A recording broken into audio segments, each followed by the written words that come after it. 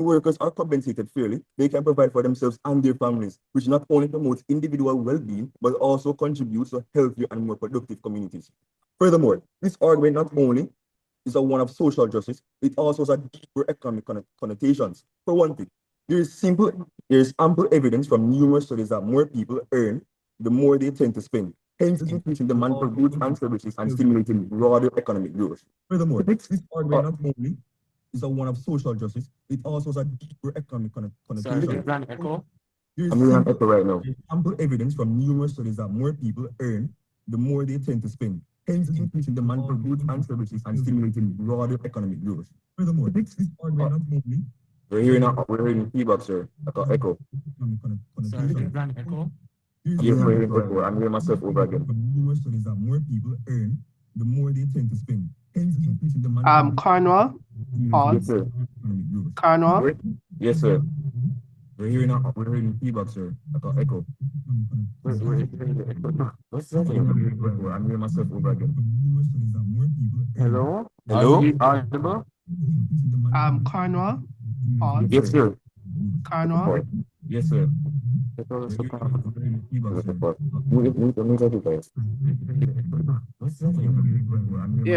Ravon, I think we're having some challenges. We're hearing. Audible? Cornwall, pause. Yes, sir. Cornwall. Yes, sir. Okay, it looks like a live stream is playing while the match is going on, and that's causing a bit of a feedback. Yeah, Ravon, I think we're having some challenges. We're hearing. Audible? Cornwall. So, Yes, sir. can you double check if you're still having the problem? It looks like a live stream is playing while the match is going on, and that's causing. Right.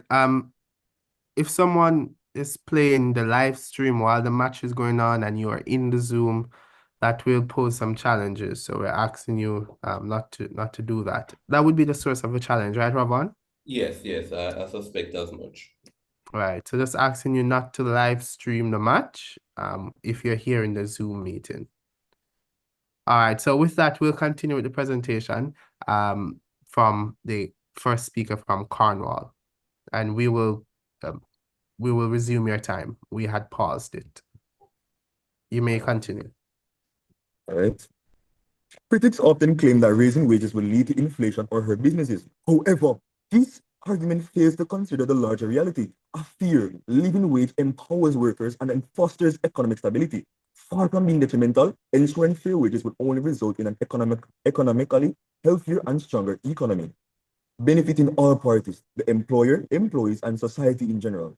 Joseph Stiglitz, recipient of the Nobel Memorial Prize in Economic Sciences, emphasizes that strong economic performance flows from one key factor: making sure that income inequality is reduced and wages are fairly paid. Additionally, famous British economist Alfred Marshall introduced a well-studied by University of California, Harvard University, and Investopedia and respected economic principle, efficiency wage theory. The increasing wages can lead to increased labor productivity because workers feel more motivated to work with higher pay. Therefore, if firms increase wages, some or all of the higher wage costs are all recouped through increased staff retention and higher labor productivity. Adjudicators: when employees have disposable income, businesses flourish, demand grows, and so do economies. Secondly, adjudicators: it is fundamentally inhumane to force individuals to work for wages that do not allow them to meet the basic standard of living. Unlike such opposition's brutish world, in any fair and just society, employers have a moral obligation to compensate workers adequately for their labor. To fail to do so is not just unfair, it is ethically indefensible. Side opposition: by neglecting the guarantee of a living wage, we are effectively stripping workers of their dignity and denying them the fundamental rights which all humans are entitled to. Let us pause to consider the gravity of the human rights violation at stake. As affirmed by the Universal Declaration of Human Rights, every person has the right to life, food, shelter, the ability to work under just and favorable conditions, and access to social security. When a person is forced to work for a wage that cannot cover these essentials, they are being denied these core rights. The pressing question we must ask ourselves as adjudicators is: are we as a society willing to accept a system that systematically deprives people of their right to live with dignity due to unjust wage structure? The international landscape offers clear examples of how these injustices is being challenged. The Jamaican Confederation of Trade Unions and other labor organizations pushing for substantial increases in national minimum wage. These groups have consistently argued that the current minimum wage is far too low for workers to meet their basic needs, echoing the global call for their wages, for fair wages. A specific instance occurred in 2022 in our very own country when there was a strong push for Jamaica minimum wage to be raised from 7,000 to 12,000 per week. While the government did eventually increase it to 9,000 per week, many labor groups and unions, such as Bustamante, the Industrial Trade Union, argue that the increase still fell short of providing workers with true living wage. Much like the fight for $15 in America, these movements in Jamaica are about securing wage that allow workers to afford decent house, food, transportation, and healthcare, basic elements of to be dignified life. Second, really? I rest my case. Thank you. Thank you, first proposition speaker. Let's take the contribution from the first opposition speaker.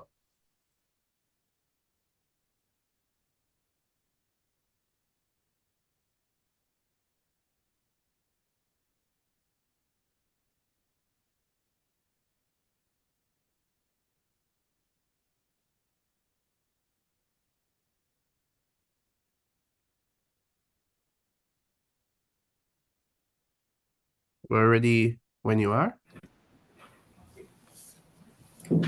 Mr. Speaker, esteemed judges of the panel, fellow teammates, and debaters, a pleasant morning. The motion states, this House believes that a living wage should be a human right. We, the opposition, strongly disagree on this. However, before we get into the meat of the matter, we acknowledge and accept the government's definitions as valid. While this is so, allow us to share our own definitions that will offer a broader understanding of the matter. According to Oxford Languages, a living wage is a wage high enough to maintain a normal standard of living. Human rights are inherent in all persons merely because of their humanity and aren't granted by any governing body. These universal rights apply to everyone regardless of background. Having these definitions addressed and cemented, the opposition strongly believes that income sufficient to sustain an individual's basic needs and household should not and cannot be a human right. Mr. Speaker, how can workers be compensated fairly if the outcome will be increasing cost of good and service as employers increase costs to adjust of the increased wages? According to International Monetary Fund, there will be an unresolved struggle between labor and businesses. Each rise in prices will be followed by a rise in wages, and each rise in wages will be followed by a new rise in prices. Under such conditions, the demand for wage increases will begin to exceed the amount of the price rise. The economy will be confronted with massive wage adjustments of 20, 30, or 40% of the time. Therefore, the proposition's argument is simply not valid. Now, with that being said, allow me to ferment my substantives. I, the opposition leader, will inform you on how making a living wage a human right will in fact negatively impact the economic stability and job growth. It as well would risk increase in unemployment, inflation, economic strain, along with compensation inequalities. And by definition, a living wage cannot be a human right. My well-performed second speaker will furthermore ferment these points and bring to the platter projection in living wage costs, the increased uses of automation, economic consequences, and business competitions. Additionally, my third speaker will summarize our case. Mr. Speaker, it is imperative to make clear the distinction between human rights and economic policies. Economic policies are measures the government uses to manage their economy. They're reliant on economic conditions and are designed to achieve financial goals such as limiting inflation, creating jobs, and regulating salaries, according to the European Union. On the other hand, human rights are universal, inalienable, and inherent in every individual. These fundamental rights cannot be applied selectively. Therefore, a living wage cannot be a human right as it is tied to economic conditions that differ by geography, industry, and capacity of the economy. It is subjective and will depend on a large sum of factors, including a country's wealth, cost of living, and employment market. It is not a guarantee Point of or information, speaker. not accepted at this moment, that every country or even regions in a country can implement or sustain. It is based on changing conditions and would require government intervention, making it impractical and incompatible with the fundamental principles of human rights, which must be unconditionally and uniformly respected. Now, Let us delve deeper into the economic destruction making a wage a human right policy would bring. According to the International Monetary Fund, and I quote, unless an economic wage is resisted, there can be no escape from continuous inflation. An excessive rise in wages would lead to unemployment, and unemployment will act as a deterrent to renewed demands for a higher living wage to offset in prices, end quote. Therefore, as wages increase, inflation will inevitably persist, Mr. Speaker, and businesses will struggle to combat these pressures.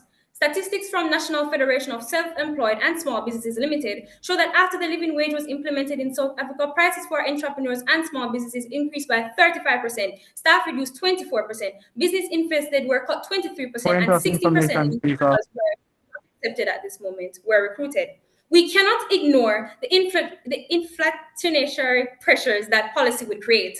When businesses are forced to raise wages, they would pass these costs on to consumers. In Jamaica, where we are already grappling with high cost of living, higher wages would simply result in higher prices for everyday goods and services.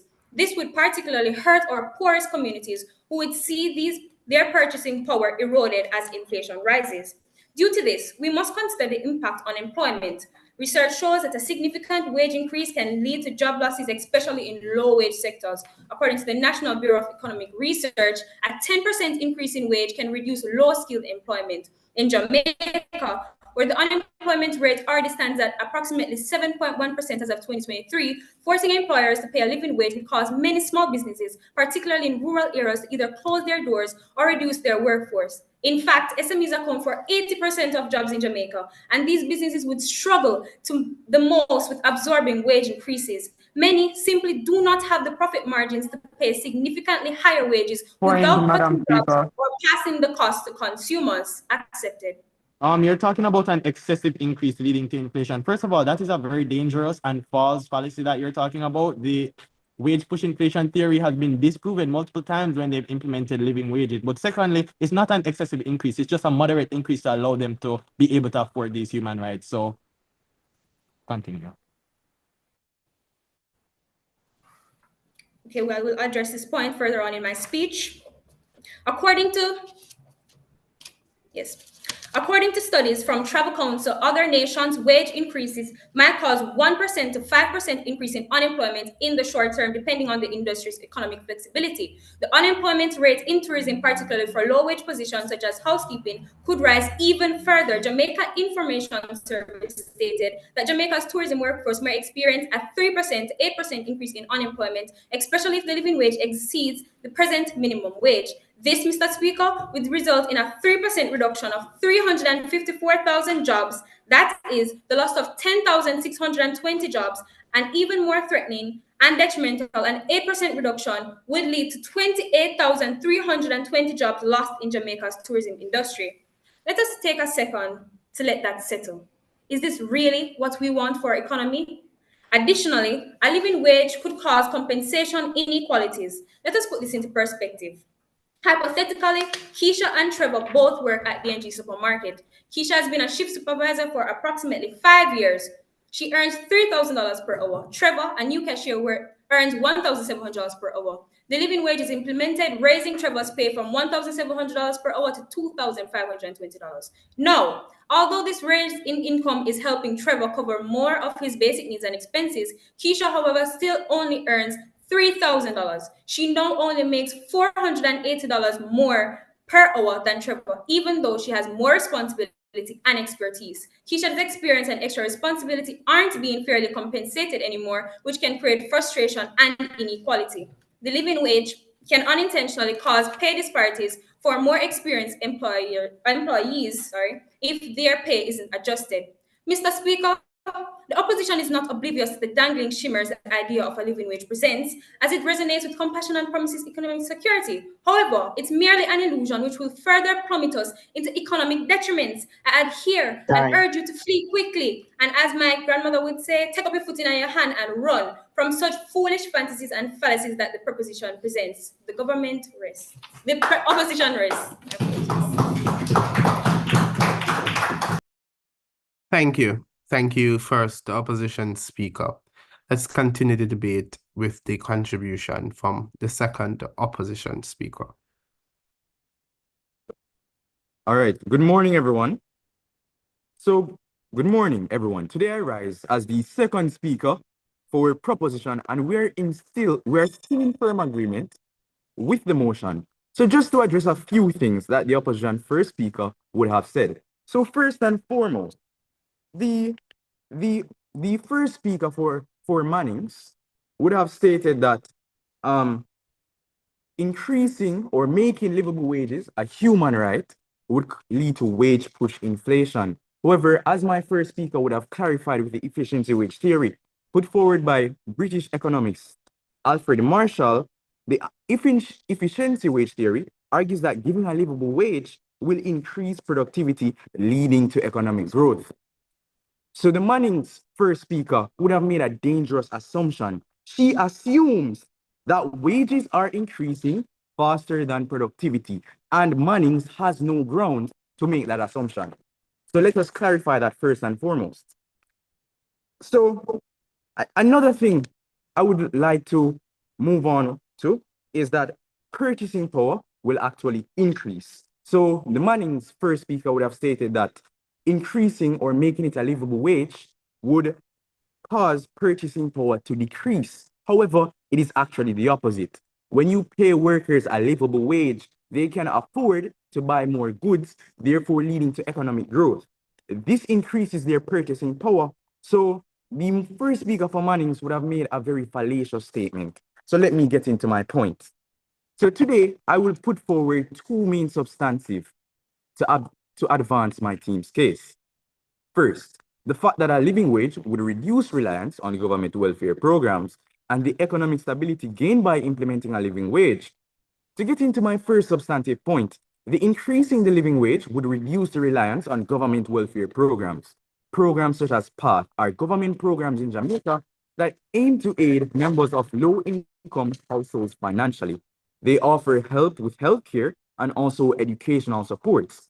Programs such as PATH are funded largely by the taxpayers' money, hence leaving little to no room for the government to put more money into national development. A large reason that these programs have to be put in place is because the current minimum wage is not livable. The truth is that this wage can barely even manage a single person. To contextualize, let's assume that the average family is even simply one adult and one child. So let's assume that when things such as food, transportation, and other amenities are factored in, there's a net deficit in the minimum wage. It simply does not cover enough, hence why it should be increased. An increase in the livable wage necessarily means that there is more money for persons, hence making them able to rely less heavily on the provisions of these government welfare programs. When there's less of a reliance on these programs, the money that would have been allotted to the program itself can now be used for national development, investing in tourism or other industries, and raising the quality of life in the country.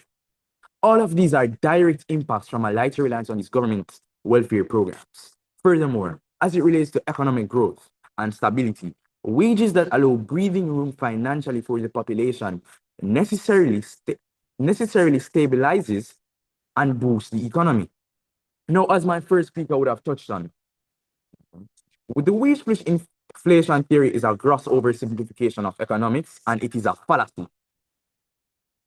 Increased wages don't necessarily imply increased prices. So if there's a net increase in money or even productivity, persons have more money to spend internally around different areas in the economy.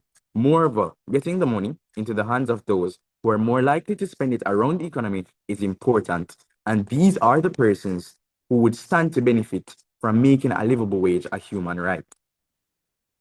Center for American Progress and many economists show that getting money into the hands of those who are most likely to spend it will boost their communities and the national economy and also reduce federal spending. But here's more proof that increasing the minimum wage will increase persons spending in the economy. In Chicago, after increasing the minimum wage by $1 per hour in the recent year, families' overall spending has increased by $2,800. Panel, this is necessarily an Point increase of information. not taken at this time. Panel, this is necessarily an increase that is needed because if a dollar could not do that for a household, imagine if the wages were livable. we're looking at households spending increasingly tremendously in various sectors in our economy, such as food, tourism, leisurely activities, and education. And for a quick lesson in economics, when Point of persons information. taken, No, out of order. You only have 1 minute to go, speaker. Guys, please be mindful of monitoring the chat. Continue. Okay. So now, what are the benefits of a no? And for a quick lesson in economics, when persons spend money, businesses make money and are able to pay their workers who they go and cater to their own needs. And once that makes a cycle constant, this is known as the multiply effect. Now, what are the benefits of a stabilized economy? Firstly, when businesses have more money, they can not only pay their current workers, but they can also hire new workers, thus creating jobs, allowing more people to earn money and spend in the economy. But for the government, as persons make money and businesses make profit, higher taxes are paid. Hence, meaning we necessarily will be making the money back through multiple avenues. We need to kickstart this cycle. And to kickstart this cycle, we must make wages livable. In summary, there are two main takeaways from my speech. The implementation of a living wage of a livable wage rather, leads to economic stability and a lighter reliance on government welfare programs. I rest my case.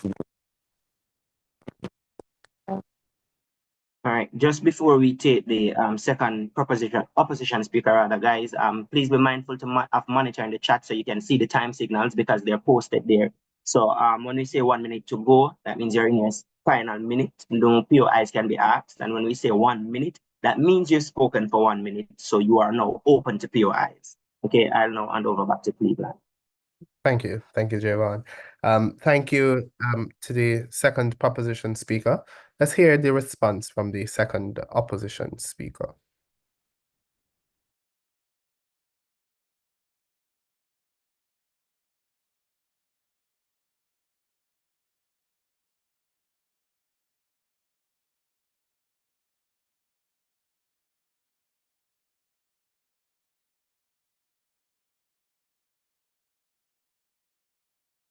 Yeah, we're ready when you are.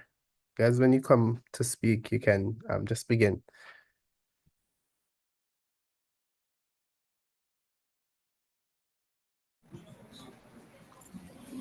Everyone is hearing me?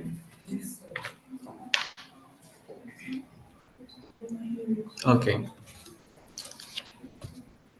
Mr. Speaker, esteemed adjudicators, and honorable members of the House, I rise today in strong opposition to the motion that a living wage should be a human right. But before I delve into this, let's highlight some points made by the second proposition. Now, one thing one must understand is that in the context of Jamaica, our economy relies heavily on SMEs, small and medium-sized enterprises, 80 to 90% to be exact. And these businesses run on small profit margins. Where do you think they will find the money to compensate for a livable wage? Where will they find that money? But before I even, need to answer that question, I will go straight to where I'm talking about. While the opposition does acknowledge that the sentiment of the government stands on the motion, the real-world consequence of Jamaica particularly, its business, economy, and people make this an untenable and unrealistic policy. Mr. Speaker, most economists believe the standard of living wage could destroy jobs.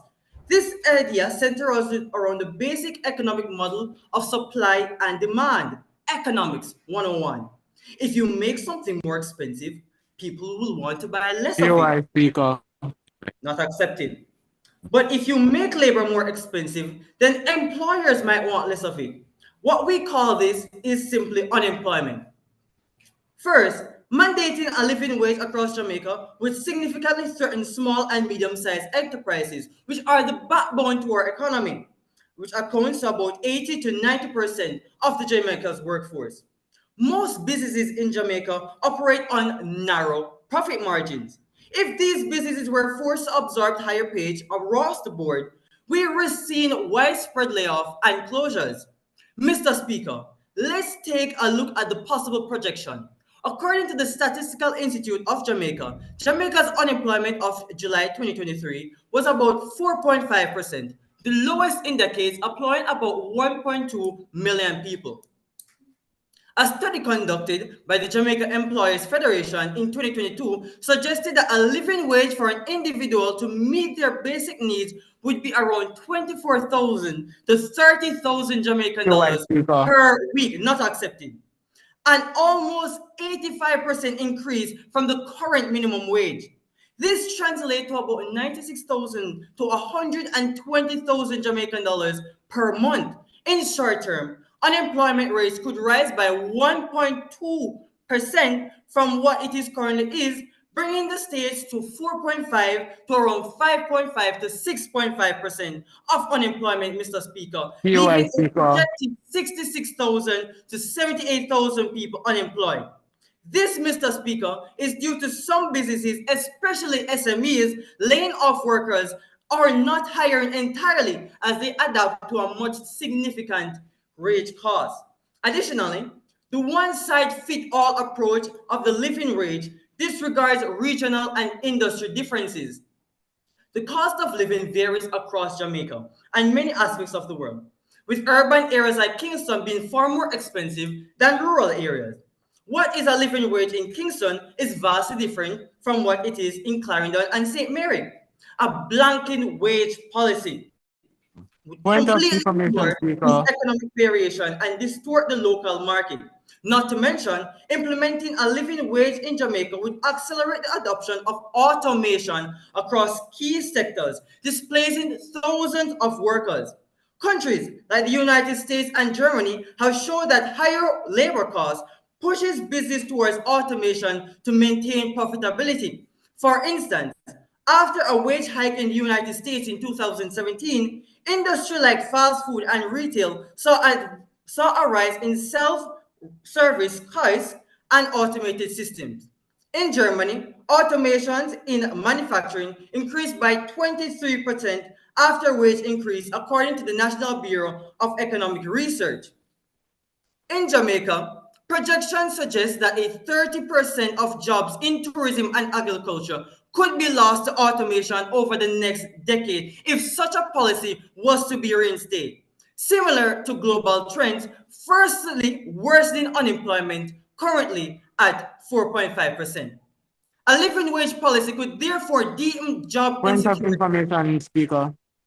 accepted. Okay, first of all, you talk about SMEs, right? But we just explained to you that in our second speech that when people have more money to spend, they spend more money in these small and medium enterprises. And since you say that they take up so much of the economy, then that's necessarily where the money will be going into. So your Now, point as I is highlighted, that SMEs make small profit margins. And if you're making the comparison in the Jamaican context, you'll understand that these businesses can't afford to pay 24,000 to 30,000 Jamaican dollars for each employee. Then necessarily they'll have to cut costs and drop employment rates. Unnecessarily, they'll either reduce hours so that they can manage the 24,000 to $30,000 that is needed for a livable wage. Finally, instead of focusing on a mandated wage, Mr. Speaker, that the government is so adamant on, it said it would be better to be served by investing in education, skill training, and social welfare program. By empowering workers through training and education, this can command high wage based on their skills and productivity rather than relying on wage mandates. Additionally, targeted social programs like housing assistance and healthcare support could directly benefit low-income individuals without disrupting the broader economy. These alternatives, Mr. Speaker, provide a more sustainable path to improving living standards without the risk associated with imposing livable wage. The opposition's rests.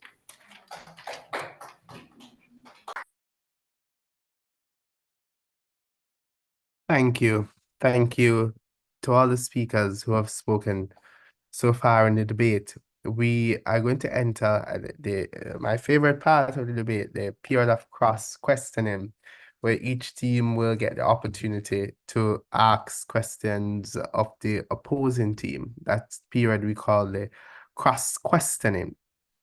All right. So we will begin with the opposition team asking questions of the proposition. All right. Are we here? Are we clear on that?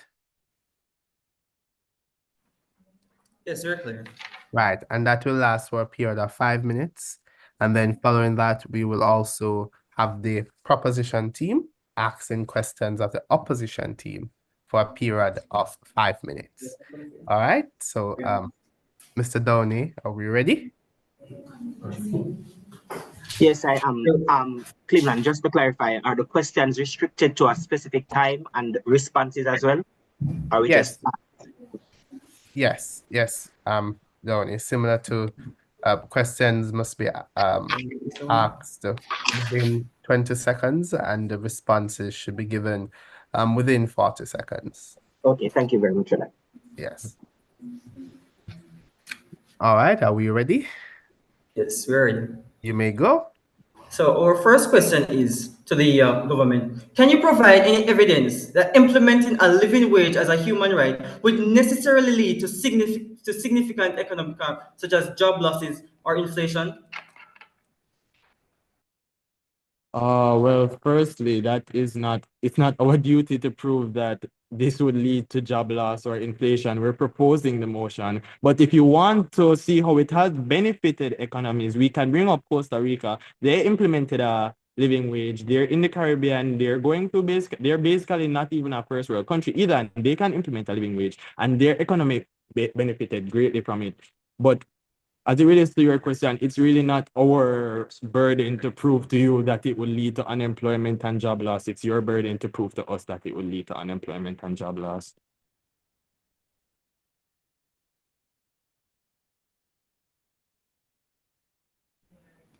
Question, Mines. Okay, give me a sec.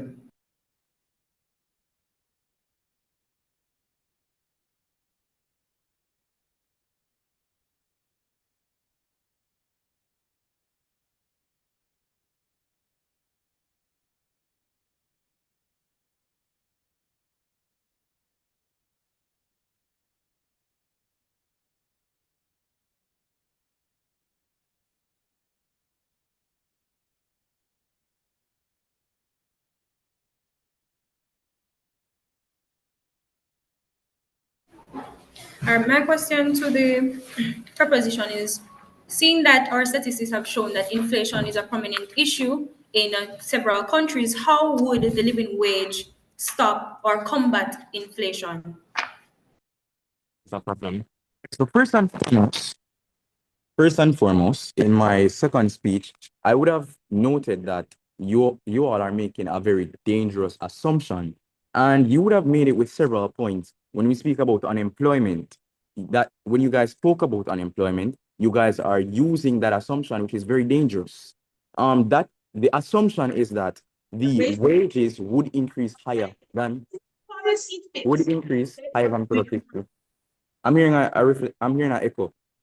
Would increase higher than that the wages would increase higher than productivity. And you have not provided any evidence as to why you have any grounds to make that assumption. As we would have argued, the British economist, Mr. Marshall, would have stated that when you increase and make a livable wage a human right, then that means that families have more money to spend.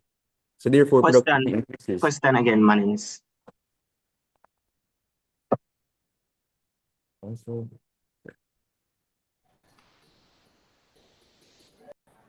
Yes. All right. So economic strains. We highlighted unemployment, right? And it will be, we're not making projections. We're highlighting that the costs would differ and it would increase. Do you believe that SMEs or business in Jamaica can afford a livable wage within our economy? Well, yes, they will be able to afford it. Do you know why they will be able to afford it? We've been echoing it for the same time. They'll be able to afford it because there will be more money in the economy for people to spend at these SMEs. So necessarily they make more money and are able to pay their employees. They're able to increase the wages and they're able to make larger profits. When I asked you the POI, you said that they already have a small profit margin. They have this small profit margin because people don't have money to spend on these SMEs. When they have money to spend on these SMEs, they'll start making a larger profit margin, and then they'll be able to pay their employees more. And yes, so SMEs will be able to benefit from this too. All right, we only have one more. We only have time for one more question from Manning. So if people, okay, so if people spend less at SMEs because they don't make enough, where will SMEs find the money to pay these persons so they can buy more from them in the first place?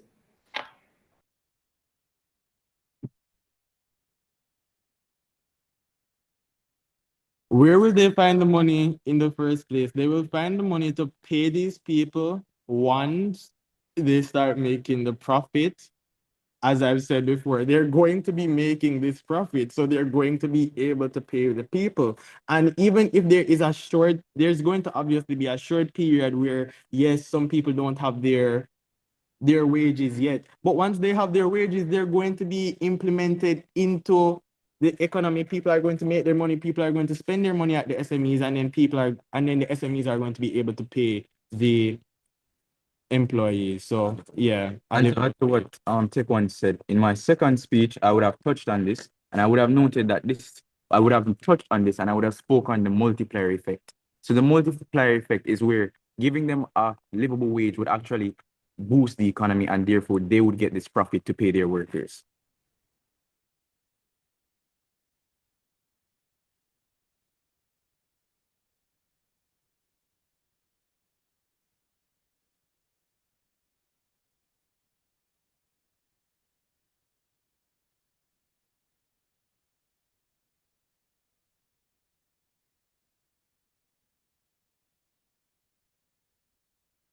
All right. That concludes the questioning for the question of the opposition team. So we'll now move to the opposition posing questions to the proposition team for the proposition rather posing questions to the opposition team for a period of 5 minutes. All right. Okay, thank you, Mr. Speaker. Now, our first question is for not just for the first speaker, but the first speaker would have said that wages sufficient to cover basic needs should not be a human right, right? So if that's not a human right, and if these people aren't paid a living wage, how do you propose they meet their basic needs like food, housing, and healthcare? Well, that's where the government instead should invest in education and skill training so that others may be able to demand their wage instead of relying on the same government to provide a mandated livable wage. You're asking for, the government is basically saying, hey, we're going to give you the chance to afford all that you need to do by allowing for SMEs to push this wage upon these people. Now, in a sense, you can't really do that because in the end, you're forcing these enterprises to pay a wage that they cannot afford. And you are forgetting about region. The livable wage within a given region differs rather from place to place. Time. So in a sense, you cannot really expect these enterprises. Question, Cornwall. Okay, so I keep on seeing opposition making a fallacy. They're making a fallacy that because SMEs are the most common companies in Jamaica, that most Jamaicans are employed by SMEs. And they have not provided any evidence to show that most Jamaicans are employed by small enterprises. And that has been the basis of many of their arguments. So my question is, what evidence do you have to be making that fallacious claim?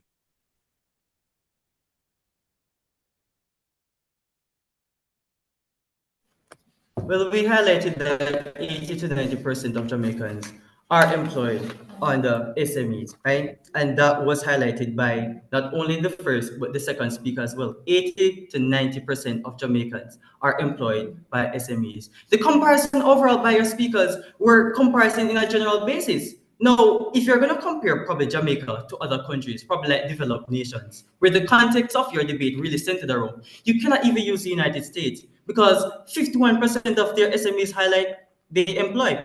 The UK, 63%, or in Canada, 61%. But in the context of our island, we established that 80 to 90% of people are employed on the SMEs. And thereby, if there were supposed to be a livable wage imposed of 24 to 30,000 Jamaican dollars, many of these SMEs cannot afford to pay that, and thereby increasing the risk of unemployment And what's the point of creating a livable wage when the outcome is that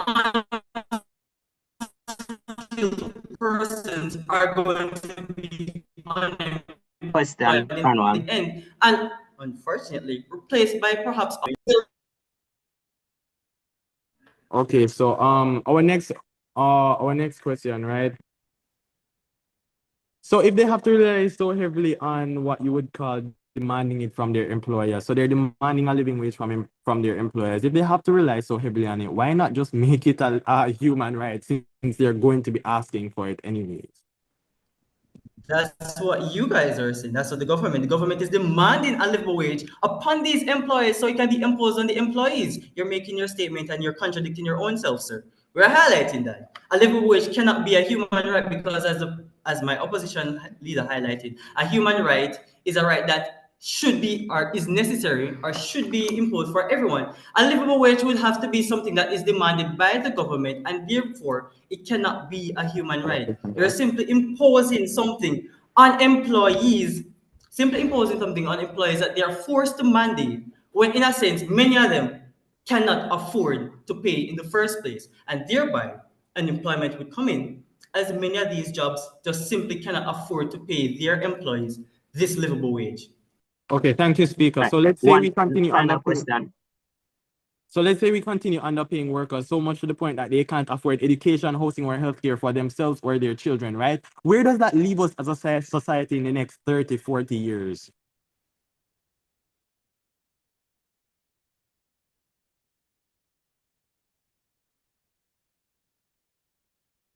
Did you hear the question? Is it your internet? Hello? Are we audible? Yes, we're hearing you. Maybe Mannings is having internet issues on their end.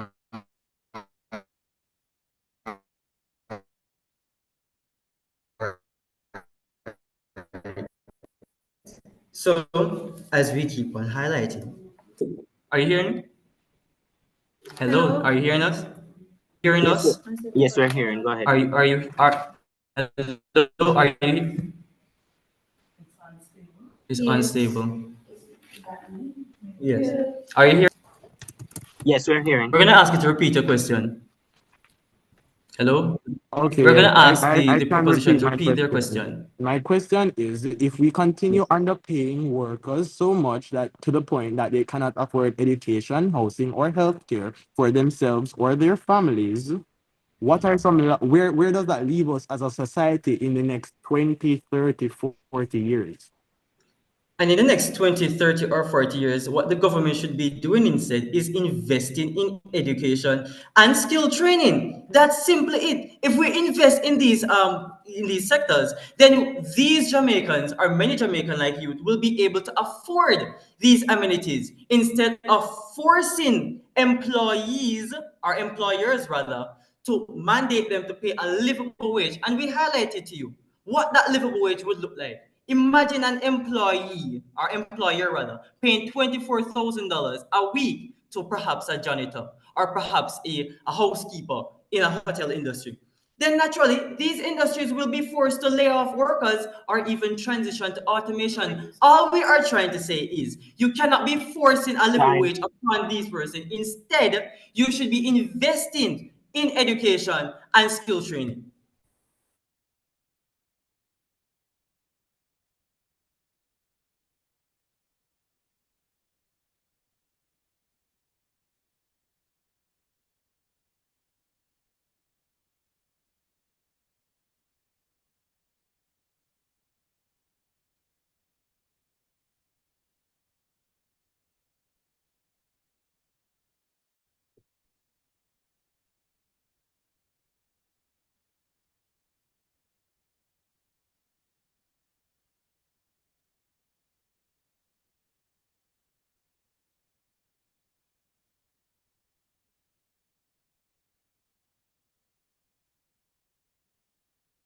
Thank you.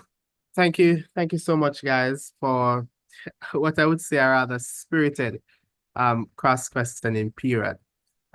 We will now pause for 1 minute to allow the reply speakers to put the final touches on their speeches. and then we'll take the opposition reply speaker.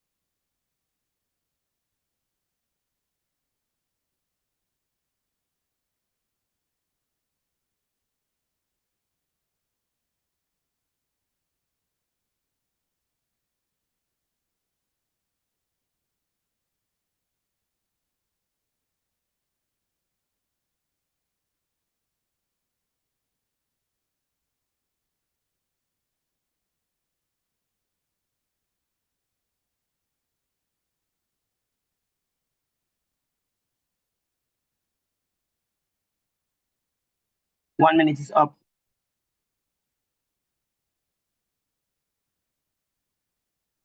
Thank you, teams. Thank you, Javon.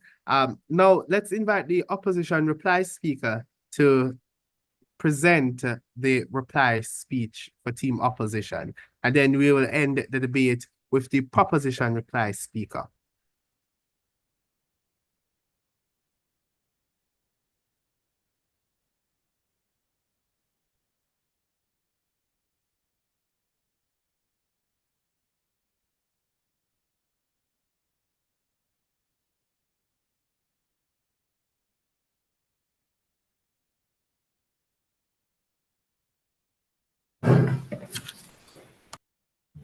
Okay.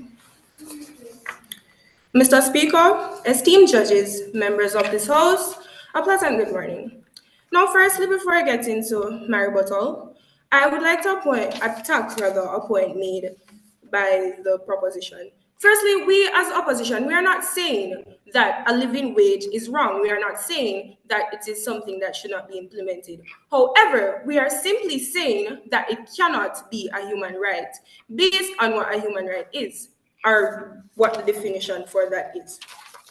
No, the opposition, as a third speaker for the opposition, my duty today is twofold. First, to rebut the arguments presented by the government, and second, to reinforce the core arguments that my teammates have laid out in strong opposition. The opposition has clearly demonstrated that the idea of a living wage as a human right is not only impractical, but could cause significant harm to both businesses and workers in Jamaica. As the leader of the opposition highlighted, making a living wage mandatory across all sectors would devastate small and medium-sized enterprises, which make up around 80 to 90% of Jamaica's workforce. These businesses already operating off thin profit margins would be forced to cut down on jobs, hiring, reduce hiring, or even close down altogether. This in turn would increase unemployment, a problem that Jamaica simply cannot afford to worsen. The short-term economic gain of higher wages would be overshadowed by the long-term damage to job availability. Second, inflation and increased costs. The deputy leader of the opposition detailed that raising wages across the board would inevitably result in increased costs for goods and services as businesses pass on the burden of higher labor costs to consumers. This inflation would erode the very benefits of a living wage. The poorest communities, those whom this policy is meant to help, would find their purchasing power weakened as prices for basic necessities soar. Thirdly, we have regional disparities. As we've explained as opposition, the one-size-fits-all approach ignores the wide differences in the cost of living across the country. Rural businesses would struggle to pay wages designed for more urbanized and expensive areas, leading to a distortion of local labor markets and reduced hiring in economically weaker regions. Finally, we have the competitiveness global issue. Jamaica relies heavily on sectors like tourism and agriculture, which are extremely sensitive to labor costs. If we implement a universal living wage, it could push business to automate jobs or move their operations to countries where labor is cheaper. The very jobs that we're trying to protect might be replaced by machines or outsourced areas overseas. Jamaica's global competitiveness would be at risk. Mr. Speaker, we as the opposition are not against improving wages and living conditions for workers. However, we believe that the approach should be practical and should be sustainable. A living wage tied to fluctuating economic conditions cannot be classified as a fundamental human right. Instead, we advocate for targeted policies that improve or empower workers to earn higher wages through increased productivity and skills, rather than through government mandates that may do more harm than good. With this in mind, Mr. Speaker, I urge you all to ask yourselves the question: will the positives of making a living wage a human right outweigh the negatives? If we look into this matter logically, the answer is easy to see. The opposition rests.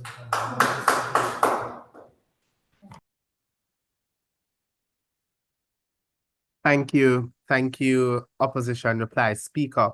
Let's take the final speaker in the debate, the proposition reply speaker.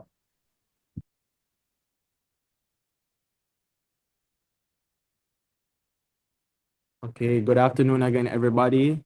I will begin my time in 3, 2, 1. Now, first of all, panel, fellow debaters, and members of the audience, good day. The motion brought before us today was a simple one, hence making my job as a third speaker fairly easy. I will sum up my team's case and prove to you once and for all that we have, without a shadow of a doubt, won this debate. First, let's analyze some clashes that are going down the bench. And one of the most important clashes I have seen going down the bench is the clash of small and medium-sized enterprises. Now, firstly, the main problem is that they're claiming that these enterprises will fail because they can't afford to pay these people, and then all of these people will be getting laid off, and that's not true. We've proven time and time again that this is not how it works. People are going to necessarily be making money, and the SMEs are making money because since people are making money, they can spend money on these SMEs. And furthermore, when these SMEs make money, they're able to pay their employees. So they're going to be able to pay their employees this livable wage. Secondly, another clash I would have heard is is it income sufficient or no? Economic policy versus human rights, right? Now, what did you hear during this clash? No, opposition would have said minimum wage can't be seen as economic policy. No, opposition would have said, and I quote, it should not be, it cannot be a human right because it's closer to an economic policy. No, first of all, that's not true. It's not true, and for the main reason because minimum wage can be deemed as an economic policy, and it is also a human right. This sets a floor so that people can live. No, secondly, whether or not it should be a human right, we've stated multiple times, time and time again, that it has to be a human right because people deserve to live. People deserve to be able to afford housing. People deserve to be able to afford healthcare. People deserve to be able to afford to live, which is and are human rights. So this human right is made up of multiple human rights, even though, you know, the first speaker would have said that it cannot be a human right. It has to be a human right. No, let me get into my speech. Now let's go over the fundamentals of this debate, right? Firstly, the motion. The motion says this House believes that a living wage should be a human right. And as far as we see it, working decent work and making enough money is necessarily a human right. The argument of a living wage is not just an argument for a human right itself, but rather it's an argument for a culmination of human rights put together, such as the right to live, the right to decent work, the right to shelter, and other basic needs. This alone necessarily makes it deserving to be a human right. But let's analyze fulfillment of our burdens and opposition's lack thereof. Now, first of all, we would have established a few burdens at the start of the debate, something that opposition wouldn't have done, but we established the burdens. One, we stated that a livable wage is so important to human life that it deserves to be a human right. And we have proven this. We have proven that it will make the economy better. We've proven that there will be able to be more money spent. It allows people to live. We've proven that it is fundamental for a human to live and hence deserves to be a human right. And we've also proven that the benefits gained from making this a human right outweighs the harms, because the harms that opposition will have put forward are largely a group of fallacies, things that fairy tales of things that will happen and fairy tales of how we should invest in economy. How can we invest in education when people still can't afford the education? We've invested already in these places, but people still can't afford to send their children to school. People can't afford to send their children to school with lunch money. So afford, how will they afford this, right? No, opposition was to prove that there is no benefit gained from making a living wage a human right, or the benefits simply don't outweigh the harms. No, we really didn't see that much interaction between the people. We really didn't see much interaction between our points and their points. They had a set line of argument and they went with that line of argument, even when we would have rebutted the line of argument and proved that there's so many weaknesses in their case. We realized that there are so many points from our side that are still standing at the end of this debate, right? So we think they didn't accurately fulfill that burden. And then they should have proven that a living wage is unimportant and doesn't deserve to be a human right. No, the most important part here is that they admitted themselves that this is important and this is something good. However, it can't be a human right. However, sometimes they also try and say that it's not important and it's not sufficient. However, that's not true. Mr. Speaker, they even believe with us. They are on our side of the house. They believe that they believe that a living wage is good, and things that are good should be human rights because humans deserve to live. In conclusion, after hearing the points, it's clear that this necessarily needs to be implemented. So cast your vote right and vote for team proposition.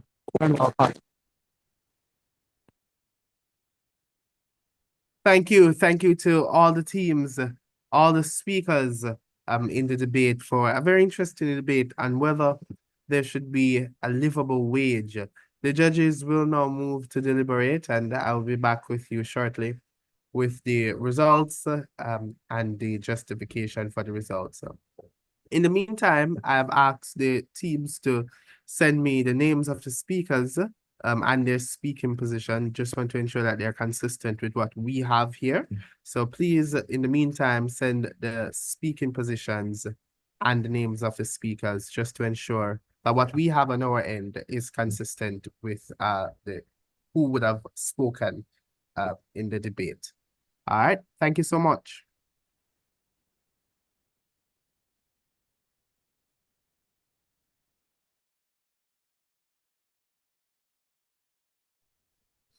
Good morning again. I'd like to say thank you for both teams for a really riveting and engaging debate. While the judges head over to do their deliberations, I want for us to have a little conversation. Um, I want to hear from you guys. How do you think the match was? And was there anything interesting that came out of the match that you weren't really expecting? And we'll start with Cornwall College. What was the match for you? Hi everybody. Well, it was a great debate. Everybody, both teams they would have had an idea of what they were debating, and I enjoyed that.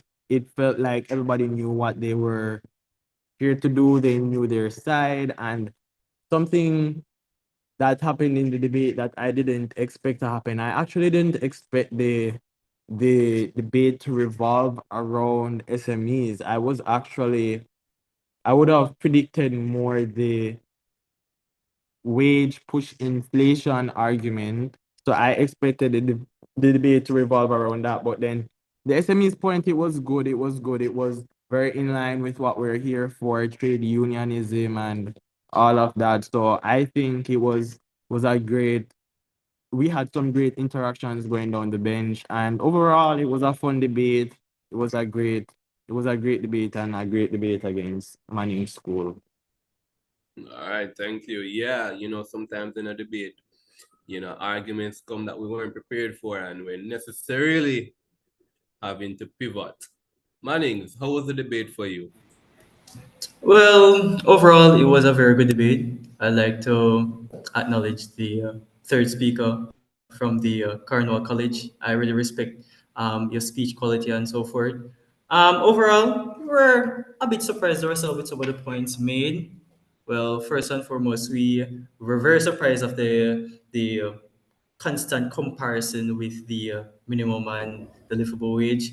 given that there are differences and so forth, and the constant repetition of it. But nonetheless, the debate overall, it was very, very enticing. We found ourselves in nick and knack, if I like to term it so. But overall, I must say it was a very, very good fight. I respect all speakers, first, second, and third speaker of the proposing team. I really love the arguments that you guys highlighted and so forth. It was very, very good. I'm not even complaining. It was very, very good, and it put me and my teammates in thinking mode. So yeah.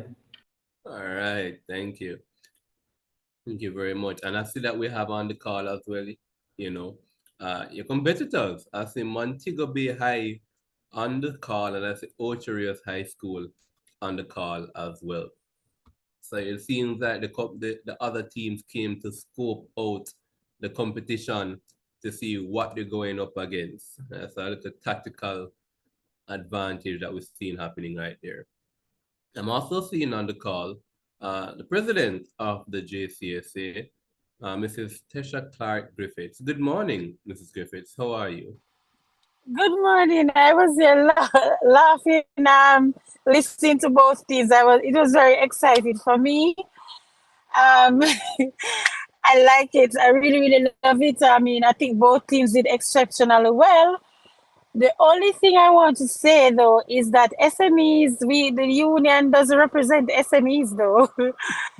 The trade union represents public sector workers and those in ministries, departments, and agencies, which livable wage as a right to livable wages, where public servants would benefit from livable wages. So I would have loved to hear a little bit more arguments in that regard, given that it's government paid workers we're talking about. But apart from that, the arguments are solid. And of course, what we have heard from both teams showed that they would have done some work and some research. But trust me, I am enjoying even though I was not able to hear everything because I kind of joined a little bit late and I'm actually roving. I'm on the road, but I'm having as you can see, I have in my earpiece, and so I'm not breaking the law. Okay, I have a stand in my car, so my phone is properly mounted, but I'm excited about it. I'm looking forward to the rest of matches and the finals. Very good going, guys. Awesome. Thank you very much, Mrs. Clark Griffiths. And the matches are being live streamed. And just to reiterate, Madam President has her phone on the handheld and has a wireless piece attached. So and she is parked. There it is, ladies and gentlemen. So all is well within the world. All right. Wonderful. Yeah, I echo your sentiments very much, Mrs. Clark Griffiths. I enjoyed the debates. You know, I know that the judges are in that room right now fighting it out tooth and nail. And so, while they do that, I'm going to, of course, just open up the platform for us to share generally our thoughts and ideas around the competition and what took place so far, even as we wait for the judges to make that decision. All right. So I'll be back in just a bit.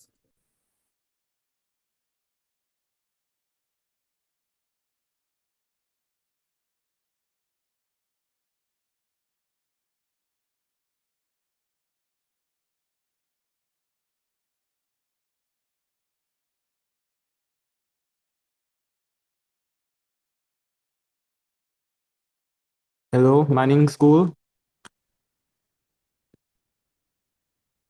Hello.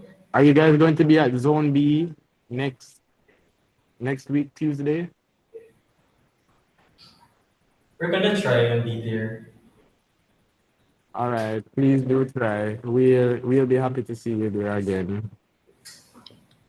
Yeah, likewise.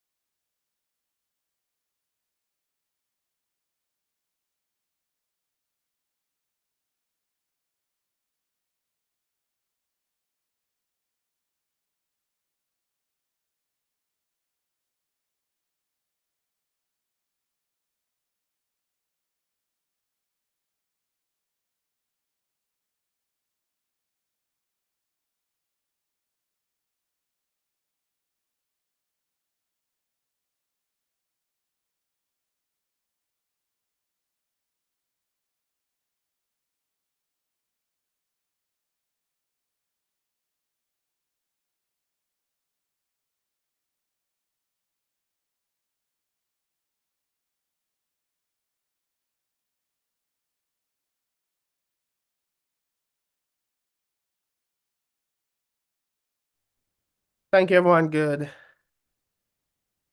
morning. Recognize that some persons have joined us since we went to deliberate. And we're back.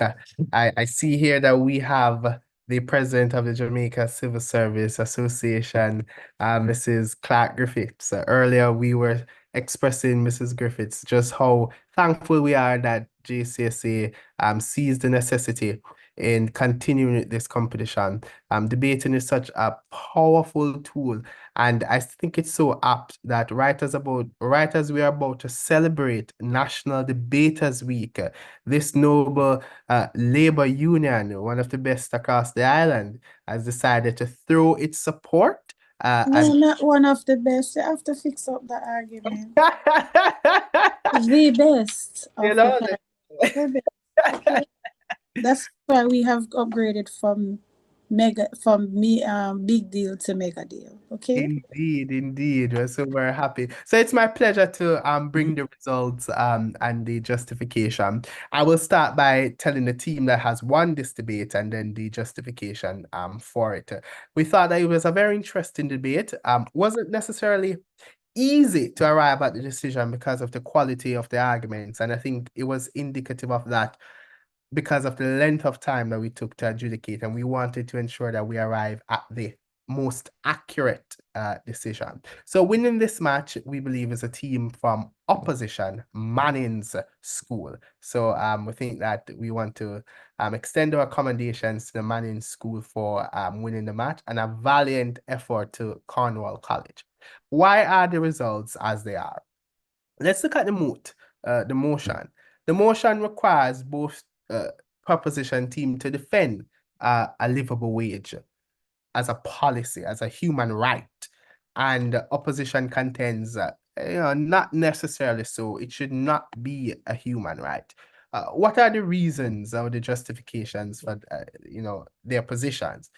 We heard from proposition Cornwall College that a human right is universal, and they express that people must be able to have a particular quality of life, a standard of living that is befitting of a human. And they contend that to do that, wages are essential to acquire the products, the goods, the services that are necessary to reach this quality of life. So therefore, it is inextricably linked to a livable wage. If one is to achieve a good quality of life, an improved standard of living, then it's a given that the wages that he or she earns must be at a livable level, meaning it must provide them with the sort of purchasing power capacity to acquire those products to achieve that quality of life. And they contend that in the status quo, the quantum of the minimum wage that exists now is insufficient and doesn't give them adequate purchasing power to achieve a suitable quality of life. And they pinned their justification for a livable wage on that premise. We saw that there was no contention from opposition on that. Opposition agreed that a higher quality of life is desirable and ought to be given to every human being. They contend, though, that the mechanization of a livable wage will be problematic. So I want you to note the divergence between the teams. They both agreed that a livable wage, that a high quality of life should be had and a good standard of living. The problem that opposition points to is how this will be mechanized. Opposition contends that, within geographic jurisdictions, the economic realities are different. The economic realities across continents and regions are not the same. So it becomes problematic when you mandate or hold to the level of a human right a livable wage.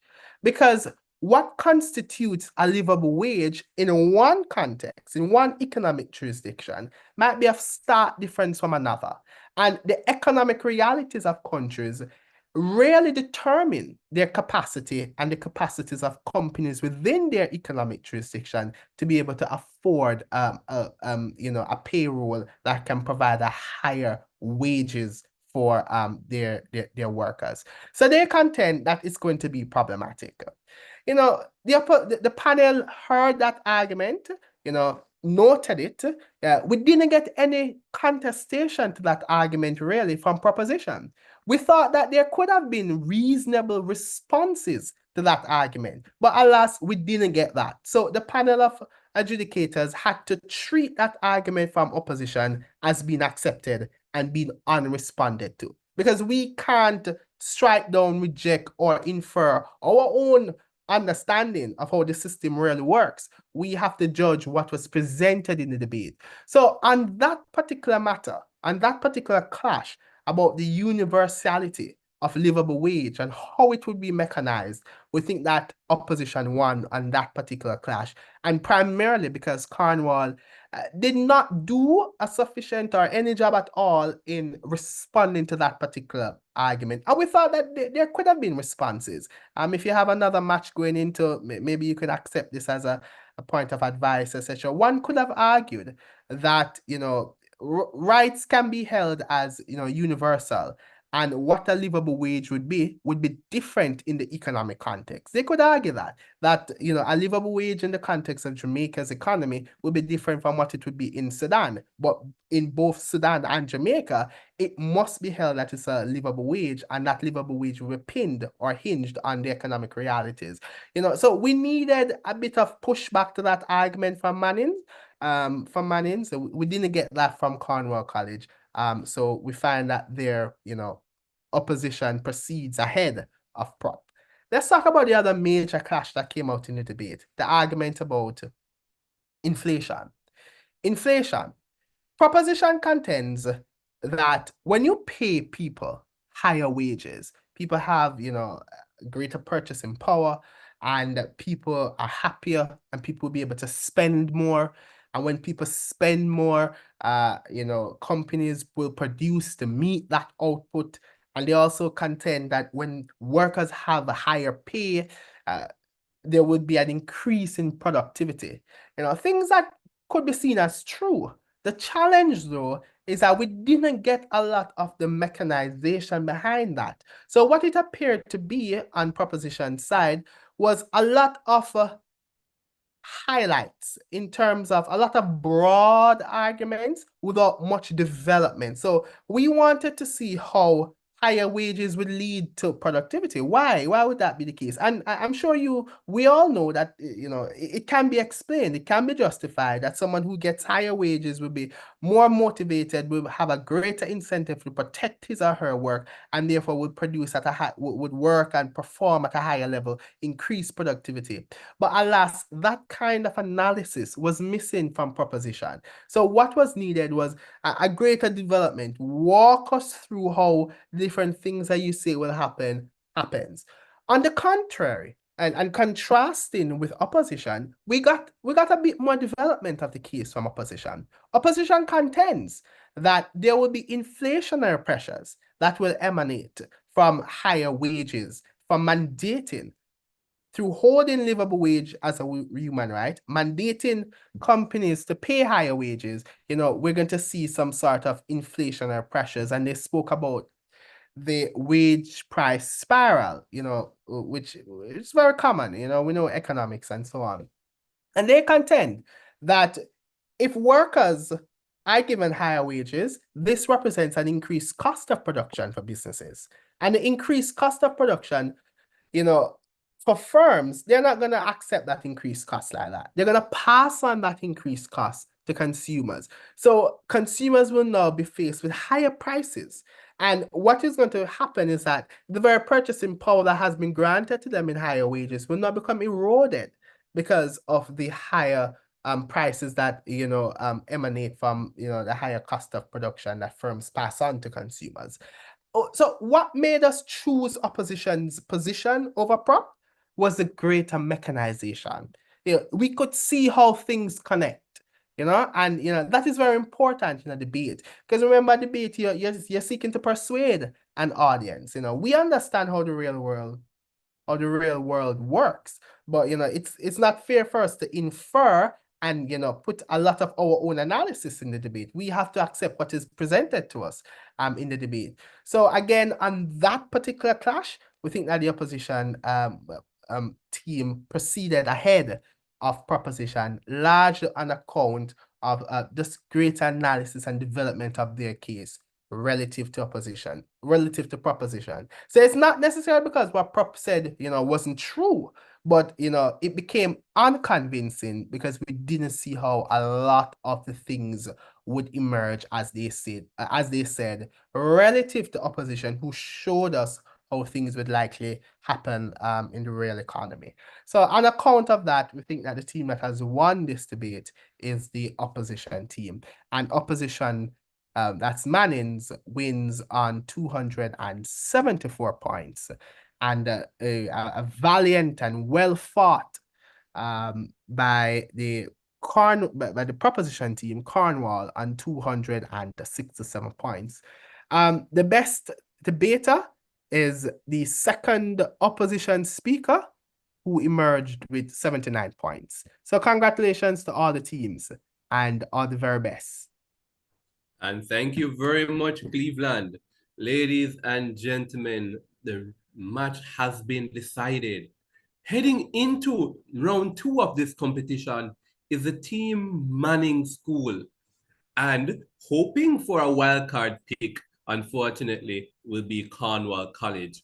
We will know at the end of the zonal rounds of debates on Friday if indeed Cornwall did enough to come back as our wildcard. Ladies and gentlemen, it has been an absolute pleasure.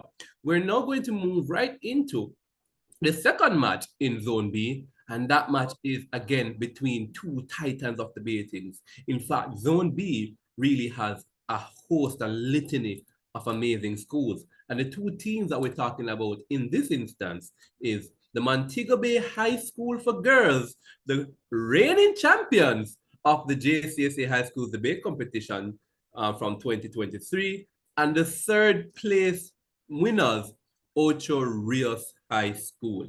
Wow, we have a really hot clash shaping up in this preliminary round. Again, thank you all for joining. Confirming, I'm seeing the Montego Bay High School girls on camera, and I am seeing as well the Ocho Rios High School team on camera as well. All right. So with that said, the motion for this round is this House believes that employers should be required to provide hybrid working arrangements. Lovely. And of course, I will still not be your chief adjudicator for this match, your chair adjudicator. That will be Mr. Cleveland Tomlinson, who so ably led us out in the very first match in Zone B. And I will now turn over to you, Mr. Cleveland Tomlinson.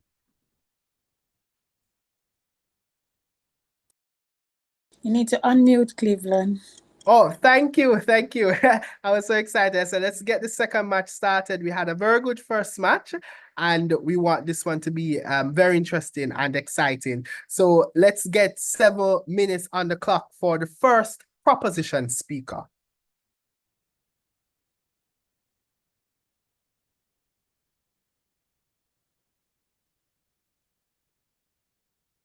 Montego Bay High School, are we ready for the first proposition speaker? Yes, we're ready. All right, let the debate begins. In an era where AI governs major industries, the debate over adapting technologically focused work models should be clear and astute. Esteemed adjudicators, fellow opponents, and members of our audience today, I sit here and I dwell upon the irony. I am in the parish of St. James, while my opposition is presently in St. Anne. As the competition further, teams will be asked to a physical location to contest for the victory. Again, I say, how ironic. This very competition is hybrid oriented. Today, I strongly present my claim that this House believes that employers should be required to provide hybrid working arrangements. Allow me first the liberty to define a key term in this motion. Hybrid working arrangements refer to strategic work models that allow workers the autonomy of choosing when to work remotely or in a physical office space, striking a balance geared towards productivity and inclusivity. I, as the first affirmative speaker, am going to discuss how hybrid working arrangements embody the epitome of increased productivity, yet decreased costs, along with the inclusivity and diversity of labor. I will establish that the status quo as it pertains to the current work models is fastly becoming outdated. Our second speaker will speak on the advantages of hybrid work to the employees and dive deep into the industries where hybrid work is bringing forth success and innovation. The third speaker will summarize our key points and reinforce why we are resolute in our belief that hybrid working arrangements should be required of employers. Now, the fact of the matter is, economic adaptation in developing countries like Jamaica is an imperative key to survive the business dog-eat-dog world, as opposed to our more developed neighbors like the USA or UK. It was not long ago that the global workforce was plunged into COVID-19 pandemic, which aided us in adapting hybrid work than completely remote work, causing an egregious strain on our workforce. Imagine then if employers were mandated to provide hybrid working arrangements before this. Would the workforce not have responded better? Yes, of course it would have responded better.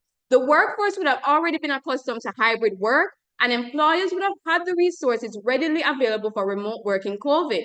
Hold employers accountable. After all, it is their own business. Hybrid standards and policies should be mandated to ensure a competitive and innovative business for the advancement of our Caribbean economies. A PwC survey noted that 46% of Caribbean businesses aligning with global trends of 57% of organizations saw productivity gains due to hybrid work models in COVID. When productivity increased with satisfied employees, technology resources, and work-life balance, over time, costs associated with office supplies, commute to work, and space rentals are cut down significantly. According to the Jamaican Observer, the BPO has seen a shift to hybrid work. For example, IBEX, a major BPO company, closed 2 of its contact centers, reducing its workstation count by 29%, from 5,450 stations at the physical office to 3,850. The opposition may allude to various insubstantial claims of hybrid work causing a decrease in productivity affected by distractions at home, cybersecurity risks, and privacy invasions. However, the proposition upholds the fact that hybrid work exists on a continuum, and employers have the power to maneuver it. For some organizations, hybrid may be office-focused with some remote works, or vice versa, or flexible hours and flexible modes. It is a decision which mode is suitable for the company. So then employers are able to access and provide the resources, work-only computers, company-supported networks, and specialized training for cybersecurity risks. Mr. Speaker, note this too. Cybersecurity risks exist whether employees are on-site or remote. To bring up cyber attacks as an issue, the opposition would be fighting fights against using technology in the workplace rather than making hybrid work accessible to employees. Mr. Speaker, let me speak justly. The Disabilities Act passed in 2014 stipulates that employers are required to make reasonable accommodations to enable persons with disabilities to access employment, work on an equal basis with others, and perform their roles effectively. So then, agreeing with the theme of the debate is just. Employers should be required to provide hybrid working arrangements, especially to promote fair and equitable employment. Mr. Speaker, it is not unreasonable or unrealistic to provide necessary technology, hardware, and tech support remotely if it is not unreasonable or unrealistic for them to provide in-office support to persons with disabilities, such as ramps, elevators, and specialized equipment. If both are reeling in profit and productivity, use both. Go hybrid. What is there to oppose? Disabled workers are able to work and work assiduously and efficiently in hybrid adaptation. Let's not bound ourselves to tradition and ostracize qualified persons living with disabilities and miss out on vast economic growth for our Caribbean economies. Hybrid working arrangements bolster inclusivity and diversity in the workplace. The future needs a holistic approach to employment, where employees can balance life and work healthily and sustainably in note of our socio-cultural platform. As we delve further in this debate, do not be blinded by the opposition's rules to fabricate the reality of hybrid work. It does not decrease productivity, it increases it. It does not increase costs, it decreases costs. Hybrid does not increase cybersecurity risk, for any risk posed in the hybrid exists in any work model. I conclude with this. Hybrid work made this competition to be required to provide hybrid work. My apologies. I conclude with this. Hybrid work made this competition possible. So even this very debate holds evidence on why it is effective for employers to be required to provide hybrid working arrangements. Let me be clear. Hybrid working arrangement is striking a balance. It is not completely remote and it is not completely in office. It is garnering both advantages of in-office and remote. Mandate it, I say. The work gets done even if we swap out the office chair for the couch once in a while. Thank you. Thank you. Thank you. Thank you. Thank you. Very interesting how you characterize that. Thank you very much, Montego Bay High School. Let's state the first opposition speaker from Osherias High.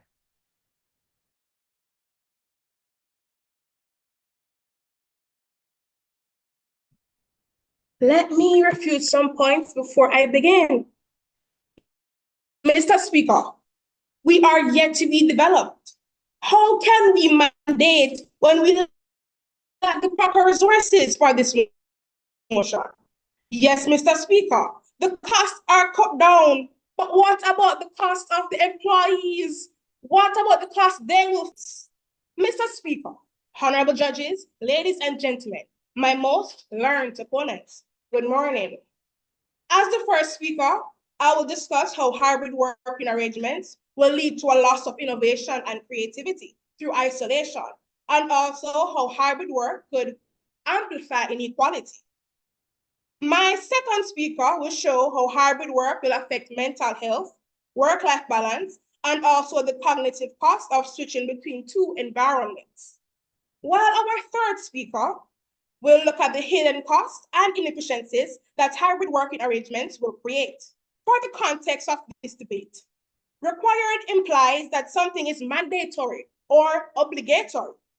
Hybrid working arrangements are a flexible work model that allows employees to split their work time between remote, typically from home or another location, and in-office work.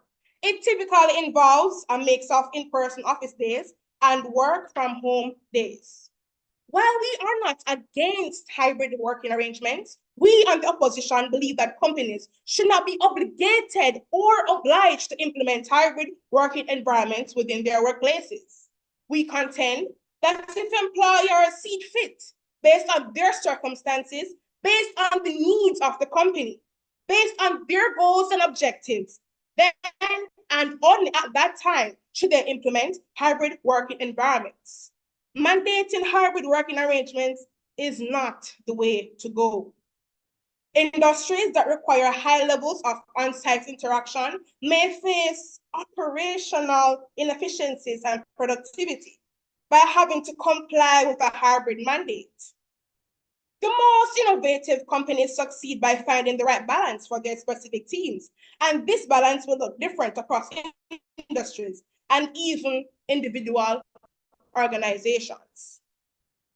My opponents, Mr. Speakers, have painted a catalog of benefits, and I am sure the other speakers will follow the same path. But let me hasten to stop them in their tracks and highlight some of the very reasons why we on this side stand in opposition to the motion that is before us today. Firstly, let us reason on how hybrid working environments can lead to the loss of innovation and creativity through isolation, and secondly, how hybrid work could amplify inequality. Mr. Speaker, the physical working environment is a place where ideas thrive, where employees feel a sense of family and belonging. It is a place for spontaneous exchange of ideas. This will be stifled in hybrid work arrangements. Innovation thrives in environments where people can engage face-to-face, brainstorm in real time, and have chance encounters that spark creativity. By enforcing hybrid arrangements, companies may unknowingly cripple the synergy that physical workplace foster, leading to slower growth and fewer groundbreaking ideas. Micro interactions, my opponents, are important. And for your edification, micro interactions refer to the small, often such interactions that happen between people, particularly in work environments, that contribute to communication, bonding, and collaboration. Like those subtle nonverbal cues, quick hallway conversations, and unscheduled brainstorming sessions that cannot be replicated in the virtual world. Imagine a software development team working in physical office. During a lunch break, two developers, Anna and John, bump into each other in the kitchen. John casually mentions that he's been stuck on coding issues for a client. Anna, hearing this, recalls a similar problem she solved 11 months ago. They quickly grab a whiteboard and start discussing possible solutions, bouncing ideas off each other. Within 15 minutes, they've come up with a quick fix that saves John hours of work and helps move the project forward. This could not have happened in a hybrid working environment. This, Mr. Speaker, can affect the productivity of the companies, which can affect the economic growth of our country. Already, the Statistical Institute of Jamaica is projecting a negative growth for our economy. The loss of face-to-face interactions due to the hybrid arrangement proposal would be detrimental to our society. Yes, my opponents, the world has changed since the COVID-19 pandemic, but let us not be carried away by the glitter and the perceived benefits of hybrid work arrangements. As the old Jamaican adage says, what sweet nanny got marrow in belly. But we do not want the economy, our belly to run. No, Mr. Speaker. Ladies and gentlemen, a hybrid working environment does not foster problem solving, share knowledge, and enhance team efficiency. Secondly, Mr. Speaker, hybrid work could worsen inequality. Already, we live in a society that is largely divided by the have and the have-nots. We see it even in our school system. This fact was concretized by the recent Orlando Patterson report. Our workplaces, whether we want to accept it, yes or no, is one of the very few instances in life where equalization takes place, where people from the same department are on the same level. The only other such instances are education and the grave. Requiring hybrid work could deepen socioeconomic inequalities.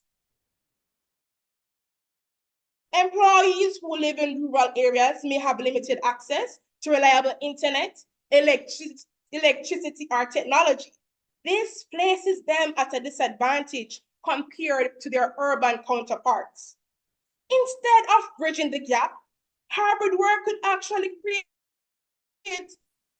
a digital divide. Setup can fully participate and thrive. Even if the hybrid work environment provides the flexibility of choices as it relates to staying home or going into physical workplaces, there are still some individuals to work from home. Being limited to one modality of work due to their lack of resources can affect employees mentally and lower their morale. The only way to avoid the is not go down that road. Thank you.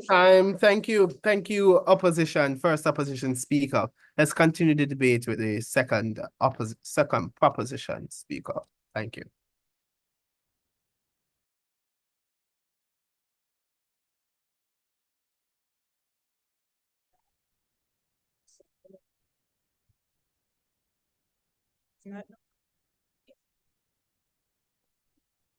Stop fighting remote work. This motion is focused on hybrid work, which incorporates remote and in-office. Opposition, please listen carefully as I continue to list the benefits of hybrid work. Esteemed judges, ladies and gentlemen, and honorable opponents, a pleasant good morning to you all.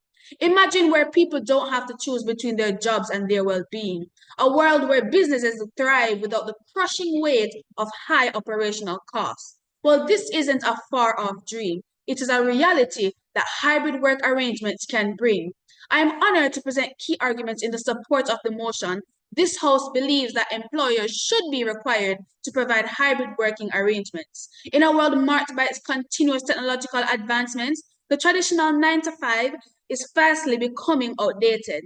Today, I will argue with my focus on essential workers and their job security and adaptability, real-world concerns that were brought to the forefront during the COVID-19 pandemic. Let's begin with essential workers, often referred to as the backbone of society, particularly in times of crisis. They include our healthcare professionals, law enforcement, factory workers, and utility providers, people whose roles demand their physical presence. Hybrid work may seem irrelevant to them, but that is far from the truth. Flexibility is not just for desk jobs. It is for essential workers, can include the hybrid arrangements with flexible hours, staggered shifts, or reduced on-site presence. Statistics show that 45% of Jamaican businesses that transferred to hybrid working arrangements reported heightened productivity, and 60% of those businesses expressed interest in continuing some form of hybrid working. This flexibility is not just about sitting at home, but also offering workers a chance to recharge, reduce burnout, and improve job satisfaction. The positive impacts on their morale and well-being was clear, even in a physically demanding job. If hybrid work models can work for utility companies, they can certainly benefit workers in other essential sectors like healthcare. In healthcare, while doctors and nurses cannot work remotely, hospitals have experimented with rotating shifts, reducing the number of staff on site at any given time. Clerical and administrative staff, on the other hand, can work from home, handling paperwork, patient records, and even telemedicine appointments. This kind of adaptability doesn't just improve safety and productivity, it acknowledges that essential workers too deserve a healthy work-life balance. Now let's address the claim that hybrid work threatens job security. This is absolutely false. Hybrid work actually strengthens job security by allowing businesses to be more adaptable to changing circumstances. Consider once again the COVID-19 pandemic, when companies like Progressive Food and Digital Jamaica adopted hybrid work models. Progressive Food allowed certain staff to work remotely while keeping essential operations running on site. This ensured that employees retain their jobs while keeping the companies afloat. According to the Digital website, Jamaican companies are adapting to a hybrid approach, requiring in-person and remote meetings when permitted. Digital anticipates that more adoption of remote work going forward, but primarily using hybrid models, with employees spending time between home and office for occupations with high remote work potential. Digital notes that remote work is no longer temporary, but a new and improved permanent feature of their organization. In a recent survey, nearly 75% of employees suggested that they would leave their jobs for one which offered remote work opportunities. Hybrid work enables companies to remain operational during unforeseen events like pandemics, natural disasters, or even economical downturns. Rather than laying off employees or reducing hours, businesses can keep workers productive and safe through flexible arrangements. It is not about job loss, it is about safeguarding livelihood through adaptability. Moreover, hybrid work promotes productivity. Mr. Speaker, let's look over to our partners in the East, China. They implemented hybrid working arrangements early on, especially in the medical field, with the introduction of telemedicine. Beginning in 2013, private technology enterprise began to invest significantly in digital healthcare, spreading the creation of an internet healthy market. By mid-2020, 81% of employees prefer hybrid work arrangements, and those offered these arrangements are 2.5 times more likely to be satisfied in their role, according to LinkedIn study. Therefore, Mr. Speaker, if our countries can adapt to hybrid work models in healthcare and other sectors such as manufacturing, why can't we adapt it? Let us not forget that hybrid work is aligned with the future. We are moving towards a world where technology and artificial intelligence play dominant roles. Companies that fail to adapt risk being left behind and losing relevance in the current job market. By offering workers the flexibility to pursue further education or learn new skills, hybrid ensures that employees are prepared for a tech-driven future. To conclude, hybrid work is not just a response to crises like COVID-19. It is the foundation for a resilient, adaptable, and future-ready workforce. It allows businesses to remain competitive while ensuring that employees can balance their personal and professional lives. As we look to the future, requiring hybrid work arrangements is not just sensible, it is necessary. Thank you.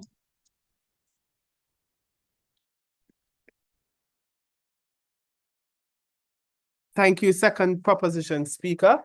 Let's say the contribution from the second opposition speaker.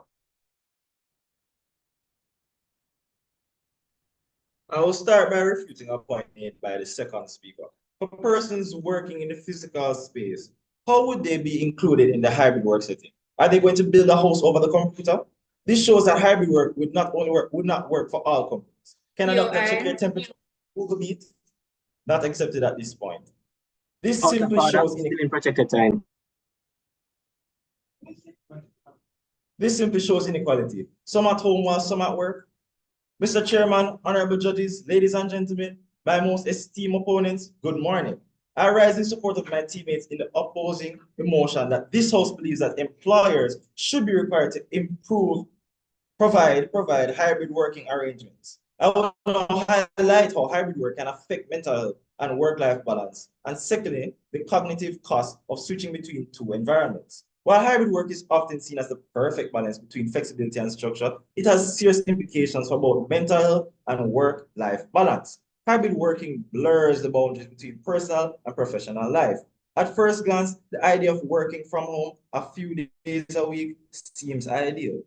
Employees have the freedom to manage their work tasks in a more flexible environment, avoiding long commutes and enjoying the comforts of home. However, without a clear separation between the home and the workspace, the line between work hours and personal time becomes increasingly difficult to maintain. Research shows that when people cannot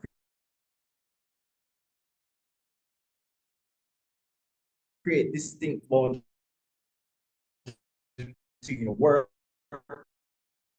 and personal life, their mental health suffers. To be far better, it becomes possible to disconnect your professional responsibilities. Hybrid work can erode the sanctuary of home, turning what should be a place of relaxation into a source of stress. A survey conducted by the American Physiology Association indicated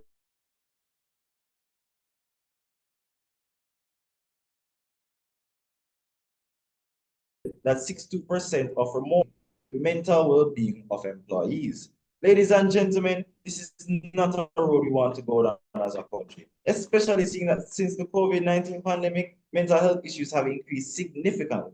According to the World Health Organization, WHO, there has been a 25% global increase in mental issues since the pandemic. Yes, ladies and gentlemen, going down this road would have dire consequences to the mental health of workers, which would affect the quality of life of our working class citizens, place additional stains on our already burdened health system that can hardly keep up, not currently accepted at this time. This move, Mr. Speaker, according to the fact I just presented, may even increase the cost of health insurance, as insurance companies will buckle under the increased demands for premium payments for insurers. Additionally, hybrid work can disrupt the delicate work-life balance that employees strive to maintain. By integrating work into the home environment, the ability to leave work at work is compromised. Many employees report that they feel guilty for not working when at home, even outside of normal hours. The pressure to remain productive during remote days leads to overwork, undermining the benefits of flexibility that hybrid work promises. Hybrid work makes it harder to achieve work-life balance as it mixes two spheres. Workers struggle to transition from work mode to home mode, which negatively impacts not just their mental well-being, but also their relationship with family and friends. This will lead to more social issues in our society. Already, we are plagued with social issues such as crime and violence, activity, behaviors in school, disorder on our roads. There must be a distinction between work and home, not currently accepted at this time. Secondly, let me use a few minutes to look at the cognitive cost and mental fatigue of switching between work. Hybrid work, while seeming flexible, requires employees to constantly shift between two distinct work environments, their home and the physical workspace. This regular transition between settings can create a mental load that negatively impacts focus, productivity, and overall well-being, as this will require employees to mentally recalibrate their behavior, routines, and workflows. Each time they move between these settings, their brain must adjust to different cues, expectations, and demands. This can lead to cognitive overload. While the human brain is adaptable, frequent shifts in environment and working style can lead to mental exhaustion, reduced focus, and even decision fatigue, where employees struggle to make sound decisions due to the sheer cognitive load of constantly switching between contexts. Dr. Gloria Mark, a researcher specializing in the effects of multitasking on productivity, alludes to this when she from one context to another, you use up mental resources. These small shifts, while seemingly insignificant, gradually erodes focus and productivity. Take, for example, an office working from home. They must juggle personal responsibilities, for example, taking care of children and working obligations. When they return to the office, they have to readjust to the fast-paced environment, tight deadlines, face-to-face interactions. Instead of feeling refreshed, the constant shifting of mental gears leaves them more exhausted than if they had a consistent work model.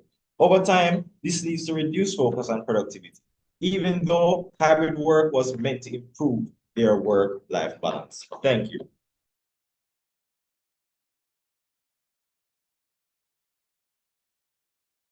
Thank you. Thank you to all the speakers. We'll get into the very interesting part of the debate, the cross-questioning. But before that, I want to ask the teams to send their team members' names in the chat. That's very important. I've been asking in the chat for you to send the names of the team members and your speaking position in the chat. Well, we'll now move into the cross-questioning period. We will invite the proposition team to take questions from the opposition team for a period of 5 minutes. Questions must be asked within 20 seconds. Responses must be given within 40 seconds. All right, 5 minutes on the clock. The proposition team will accept questions from the opposition team. The opposition has focused a lot on mental health and responsibilities of employees. However, what other alternatives to hybrid work can you propose that would not have these disadvantages that you put forward for hybrid?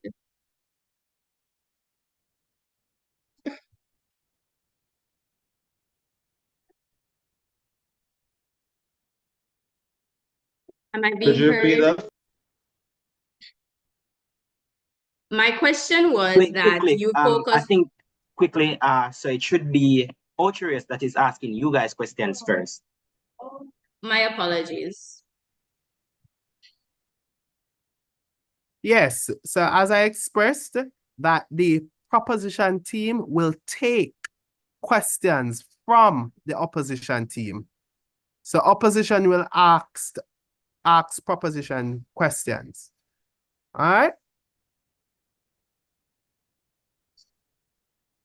Apologies again. Didn't hear that clearly. All right, so can we have the opposition team asking questions of the proposition team?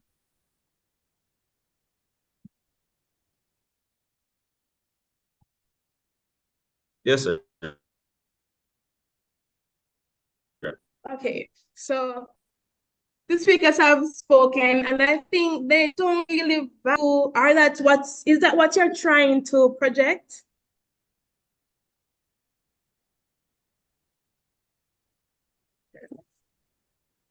I do not. Your question is not finished, I suppose. Can I get a complete question?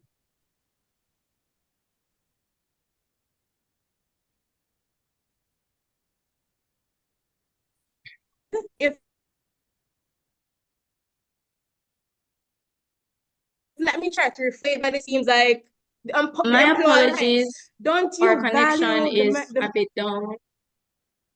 My apologies. Can we please have time to fix this Wi-Fi issue, Mr. Speaker?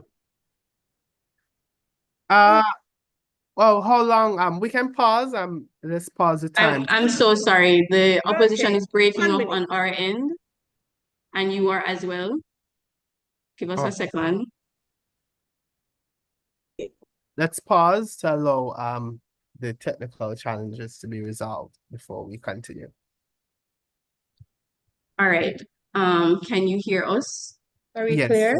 Okay. Very Okay. And I can hear you. All right. My apologies. Okay, that's all Can I right. have your questions now, opposition? Yes, let's restart the clock and we can go ahead.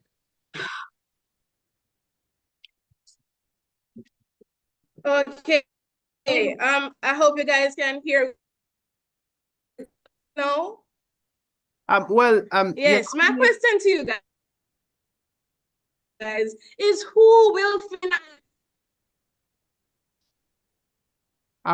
Let's pause the time. We're still having some challenges from Ocherius. We think the internet connection, the problem is coming from Ocherius.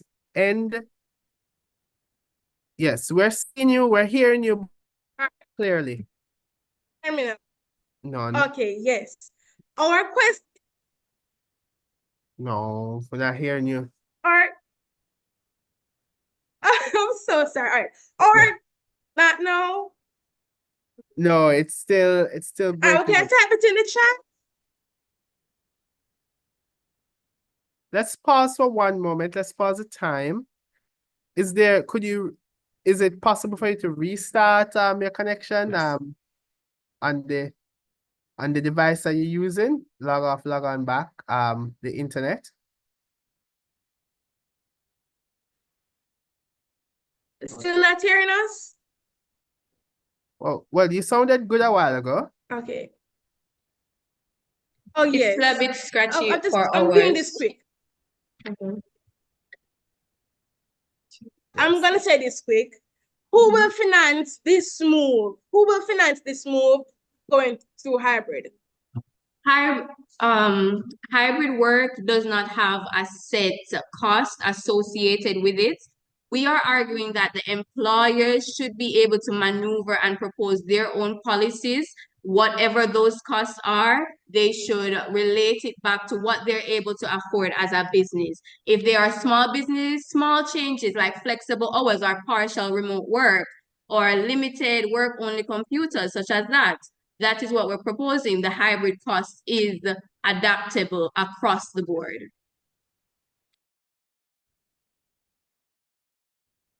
Okay. All right, so I have a question for you then. With these persons having the ledger ability for employers to fixate how much persons will pay, wouldn't this create an imbalance? Certain persons saying that they're going back to their friends and saying, oh, Frozen again you for know, I us. get this amount of salary back to their friend.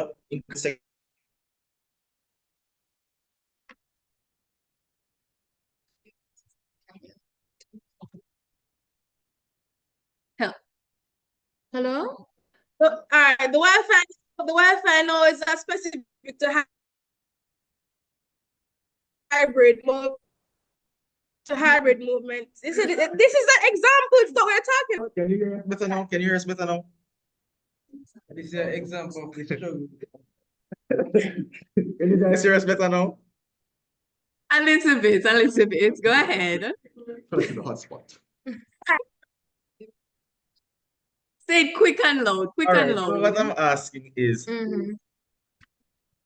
since as persons are able to fixate how much money the persons will pay for each employee, wouldn't persons go back to one another and say, you know, me I earn only for money that this and if I come over there, so wouldn't that create an imbalance between different work sectors for persons switching and switching and We are not arguing that. Employees in all industries and sectors, their pay is different, and there is always going to be office gossip about pay. So remote workers and in-office workers are paid by their task at hand, not whether they're working remotely or in office. Is the task that they're given. I think there's some kind of miscommunication. We mean that if this movement happens, you finance the employees to work from home, yes. Want the jobs, different careers switch over to that area and cause an imbalance between the economy. All right. For example, the brain drain that's happening now in Jamaica, teachers going overseas.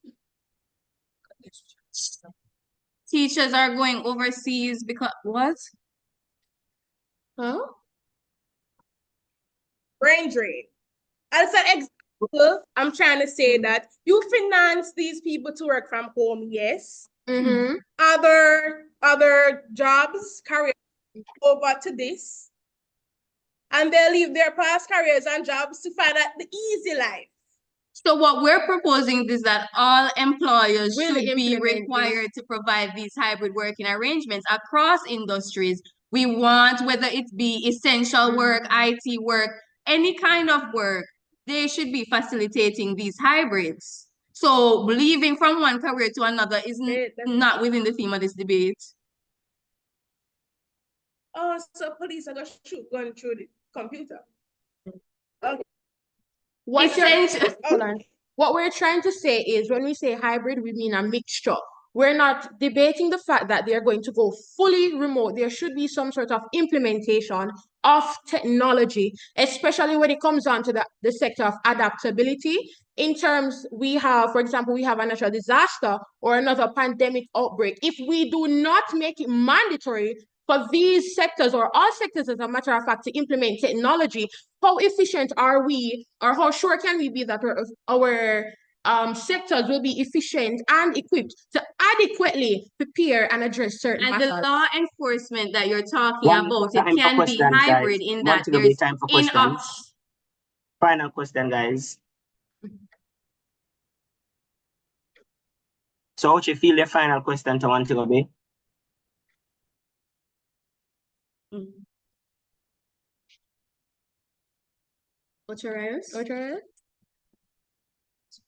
Well, that's time. So we're going to take questions from Montego Bay now to Ocho.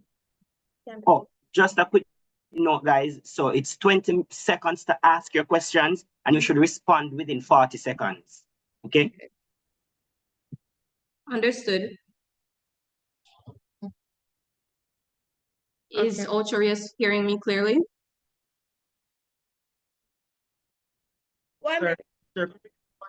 Sir, could you give us 1 minute to switch over the Wi-Fi? Because, yeah, it's a bit glitchy, right?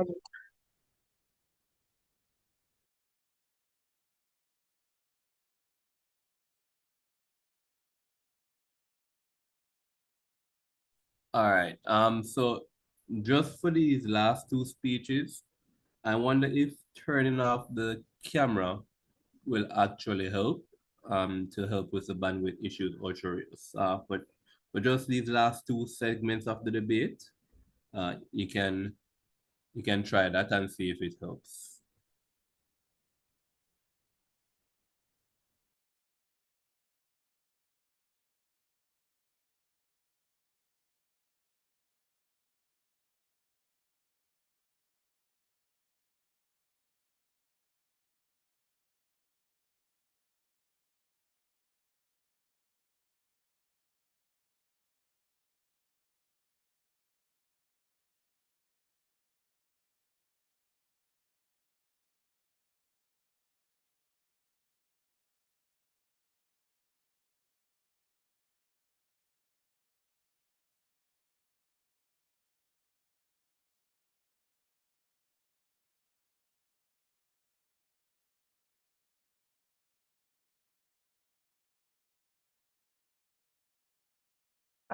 Hello?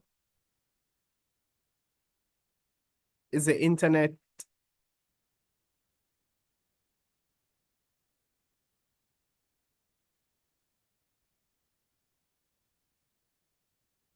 Montego Bay High?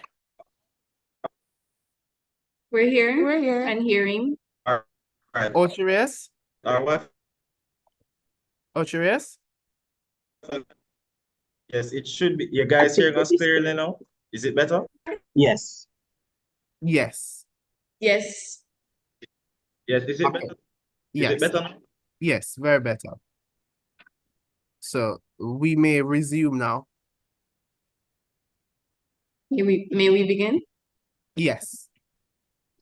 Given that hybrid work increases inclusivity for disabled workers and workers with responsibilities such as childcare and elder care, do you believe that any other work model outside of hybrid would be equitable? And please keep in mind, hybrid is a balance of in-office and remote.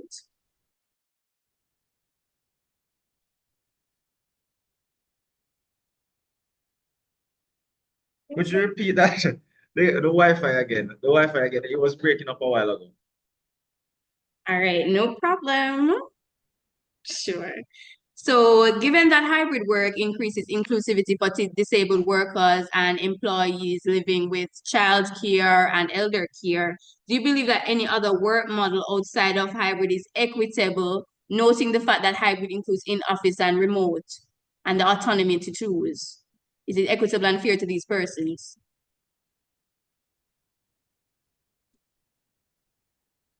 Right. So with hybrid work now, you're basically taking persons because nobody will know about this until it is mandated, right?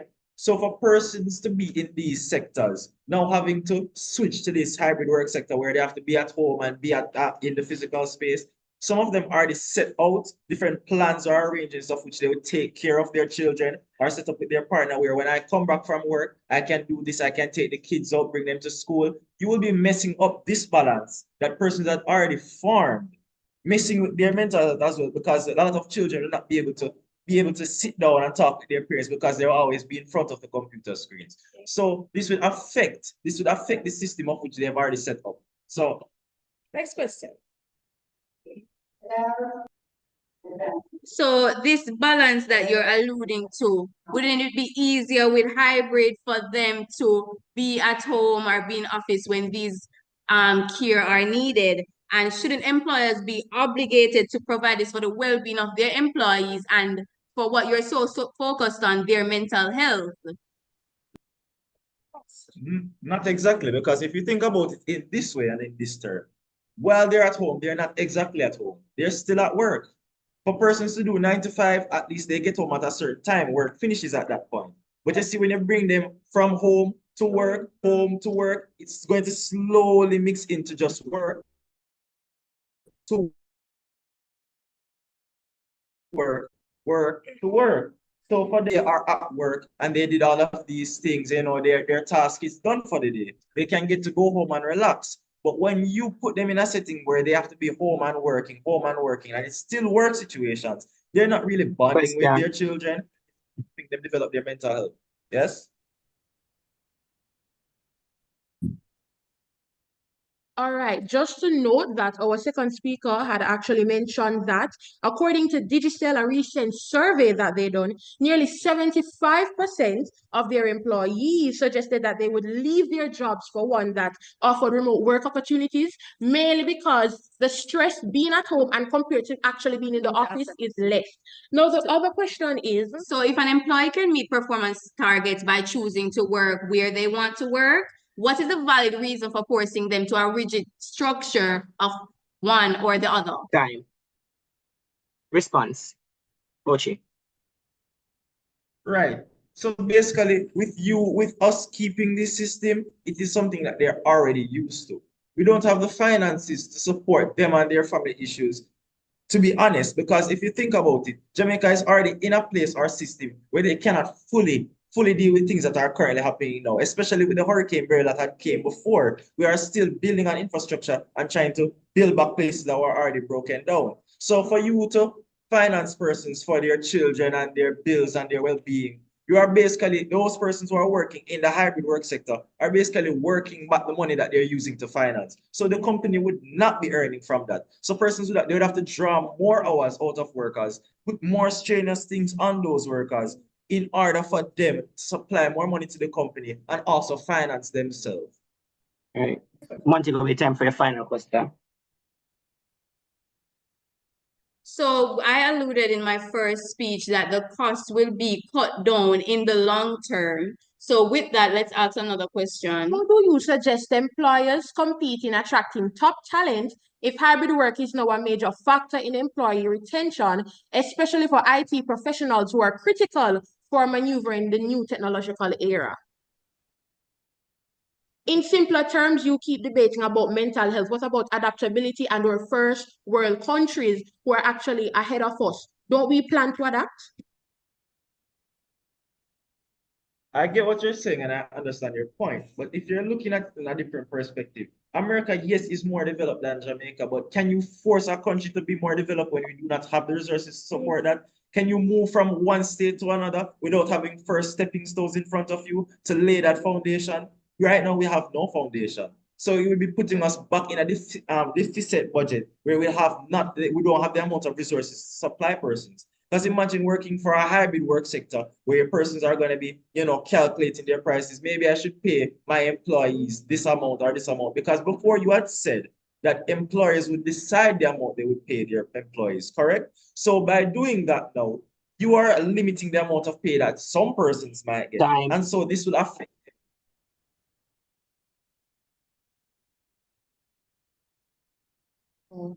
Read my speech and end. Is our time done to ask questions? Yes, time is All right, thank you. over to Cleveland. Thank you. Thank you guys for an interesting period of cross questioning. Let us take 1 minute pause in the debate to allow the reply speakers to put together the final touches on their reply speeches, and then we will resume with the opposition reply speaker, followed by the proposition reply speaker.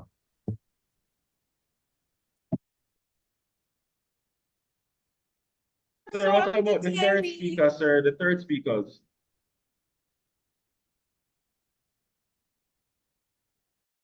The reply speaker, so there's not a segment for, let's say, third speaker. It's the first speaker, second speaker, cross questioning, and then the reply speaker. In essence, you want to view the reply speaker as a third speaker, you may, but we designate the title to be reply speaker. Very well. Are we clear on that? Oh, okay. Yes. Right. Yes, we're clear. We're clear on that. Awesome. That is time. And that is time.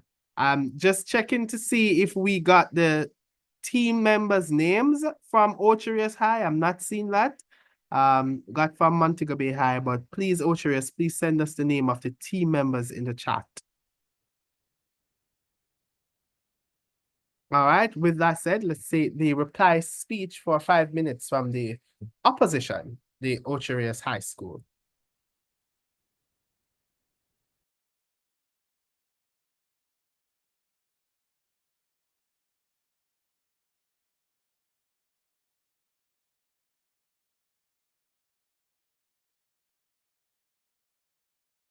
Give me a moment, sir. The Wi-Fi is still.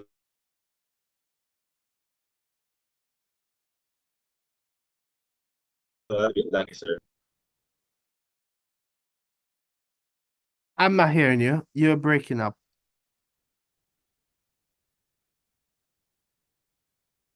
Ocherius?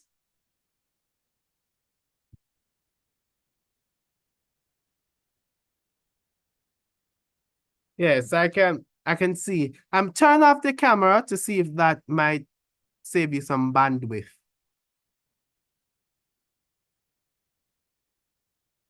Turn off the camera and let's see.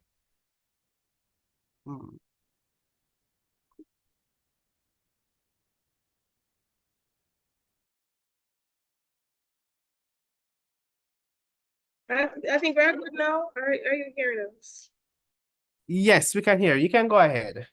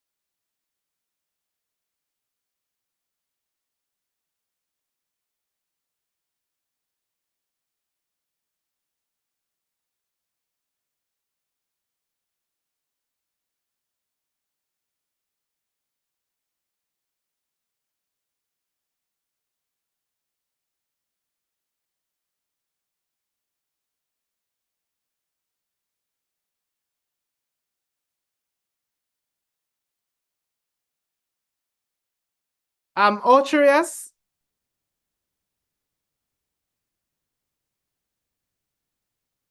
Ocherius, are you still here with us?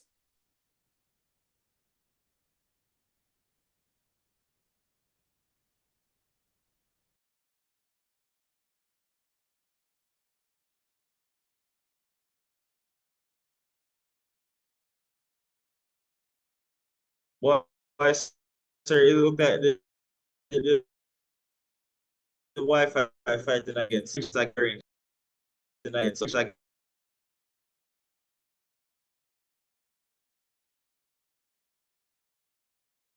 sir, you hearing us, sir?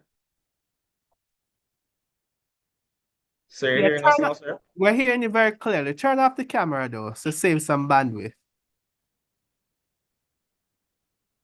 Yes. Oh, all right. Okay. You may go ahead. So who's supposed to go, sir? I'm sorry about this, by the way. We're not so used to this arrangement, sir. We're not so used to the whole reply speaker, sir. Normally, we'd be about the third speaker. So yes. So which team is supposed to go first as the reply speakers?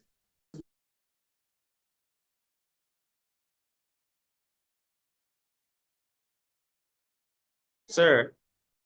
So let me just respond real quickly. So the reply speaker is in essence the same as the third speaker in this format of the debate. The function is the same to basically summarize the debate for your team. So your third speaker, the person that you have as your third speaker, they should actually advance as the reply speaker.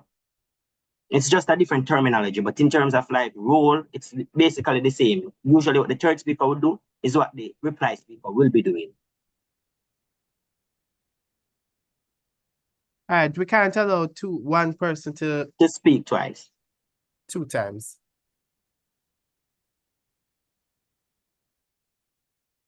But we can hear you clearly. We were just hearing you clearly a while ago.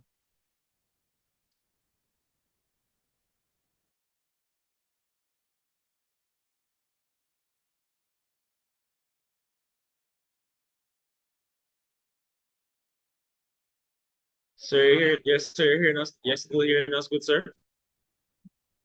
Yes, we can hear you well.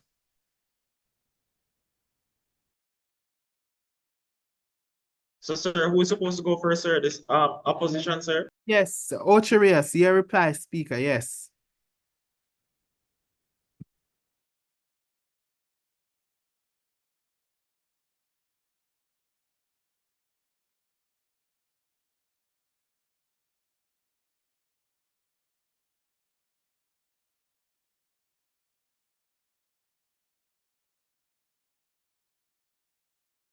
Sir, and you said that the same person, a person that already spoke already cannot go again for the reply speaker, sir? Yes, yes.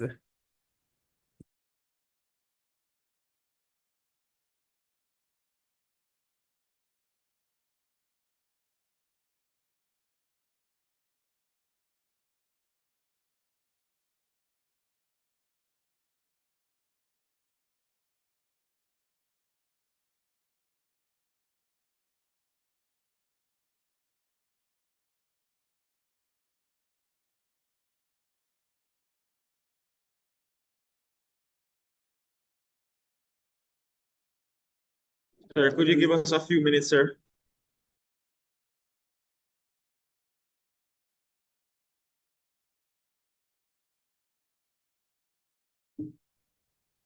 What is the challenge?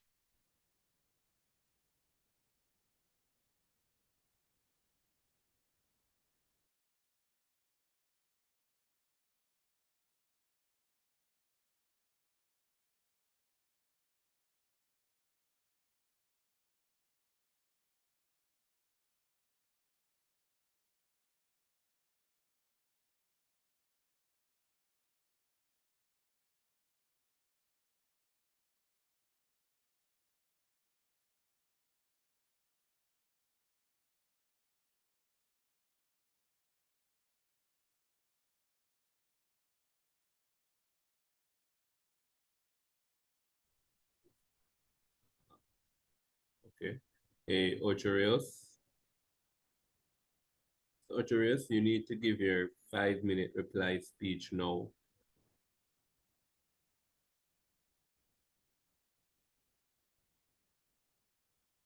Osharius, are you on the call? Can you hear me?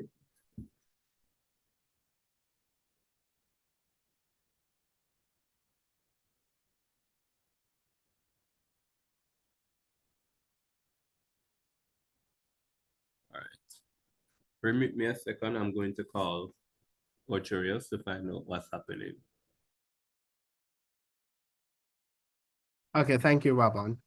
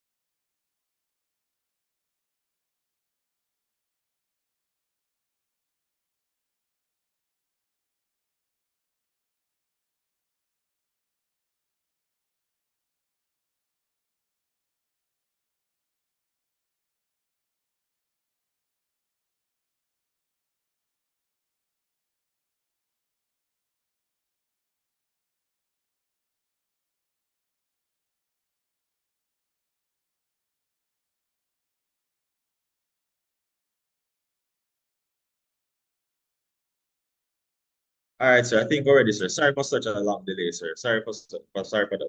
I think already, sir. You guys hearing us clearly? All right. Yes, we are hearing you clearly. You may begin. Okay. Good morning, my fellow opponents and judges.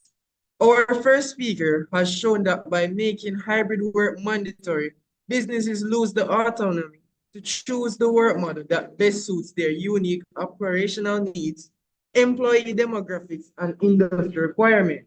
A one-size-fits-all mandatory ignores the reality that different businesses thrive under different work conditions. In addition, she highlighted two main reasons why we strongly stand against this motion: loss of innovation and creativity through isolation and hybrid work could amplify inequality in our delicate society. Our second speaker showed how hybrid work will affect mental health, work-life balance, and the cognitive cost of hybrid work arrangements. Now I will speak my rebuttal. The proposition is yet to tell us how they will regulate this mandate. Will they change the relevant act to make this promiscuous for to make this provision for us? How will it be financed? Who will finance the transfer from the physical workplace to the homes? The current work arrangements does not exclude persons with disability. We still have money of our workers in the physical space. COVID changed the world forever, but do not forget that during COVID, the rate of suicide went up. As a matter of fact, the life expectancy rate, has gone down by 2 years. This was due to the fact that persons were isolated from each other. We do not want this life expectancy rate to go down further. Cost is reduced from employers and transferred to the worker. During COVID, persons had to transfer workload to home that resulted in higher cost of living workers.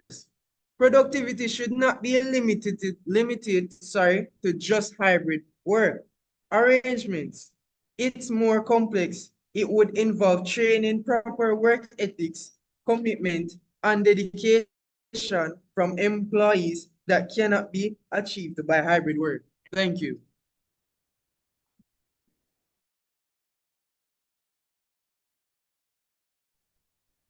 Thank you, opposition reply speaker. Let's invite the proposition reply speaker.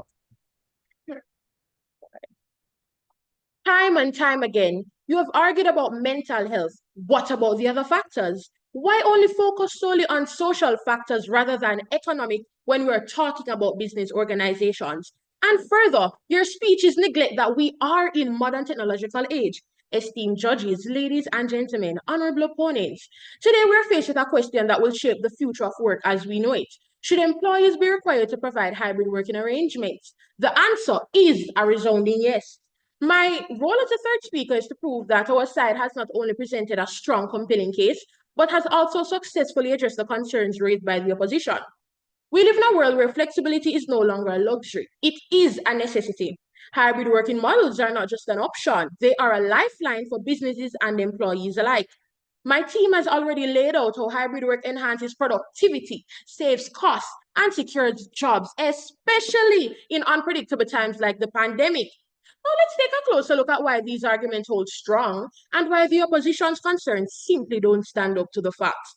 Throughout this debate, the opposition constantly throws around terms such as cost, productivity, and especially mental health.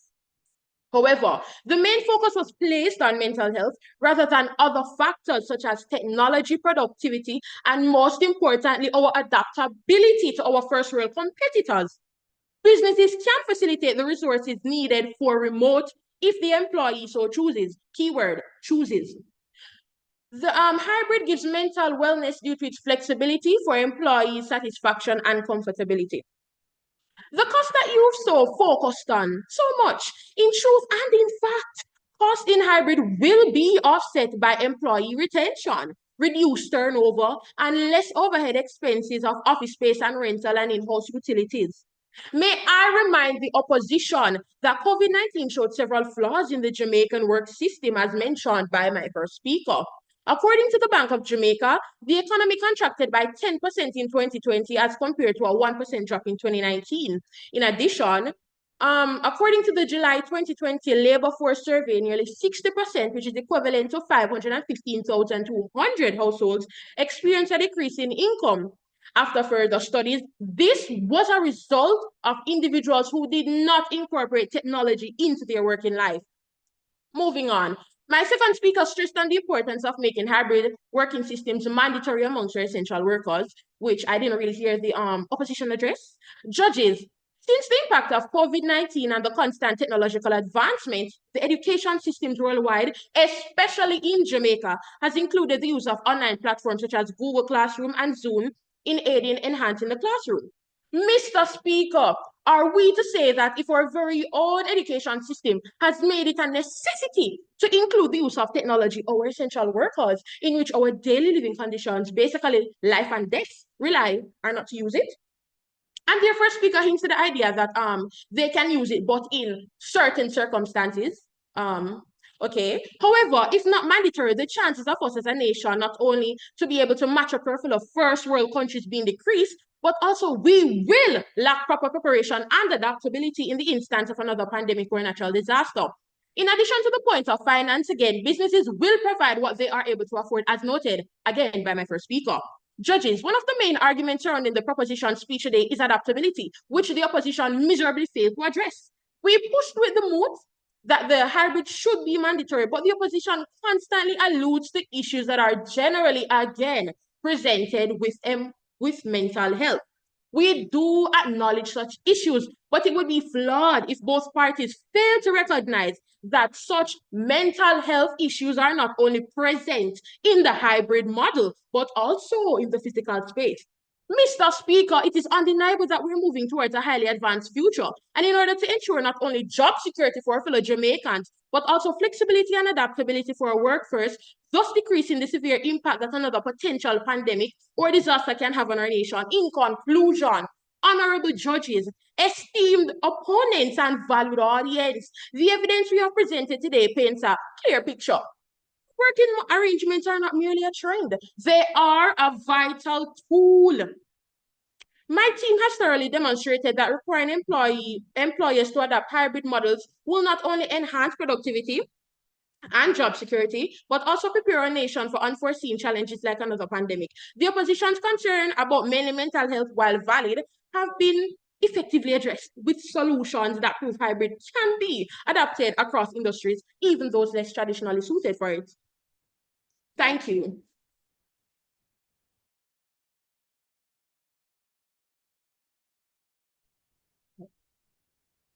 Thank you to all the speakers in the debate for presenting. We will now move to deliberate.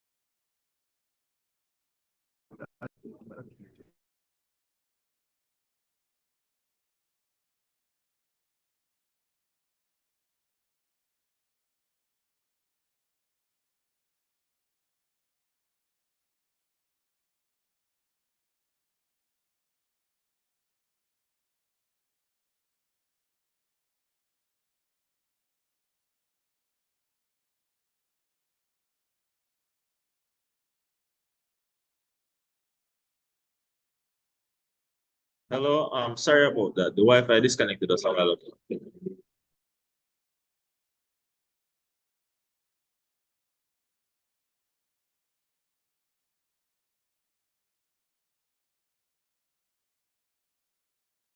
Ocheria's judges are in deliberation right now.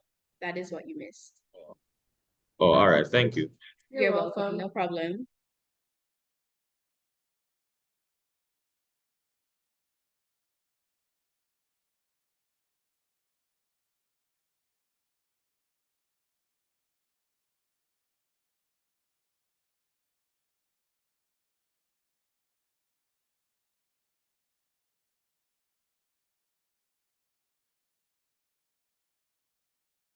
Good afternoon, everyone. That was a riveting debate. We had unfortunately some technical issues, you know, but that did not take away in any substantive measure the wonderful debate that took place here. I want to say, good job to both teams, and I want to solicit some feedback as well.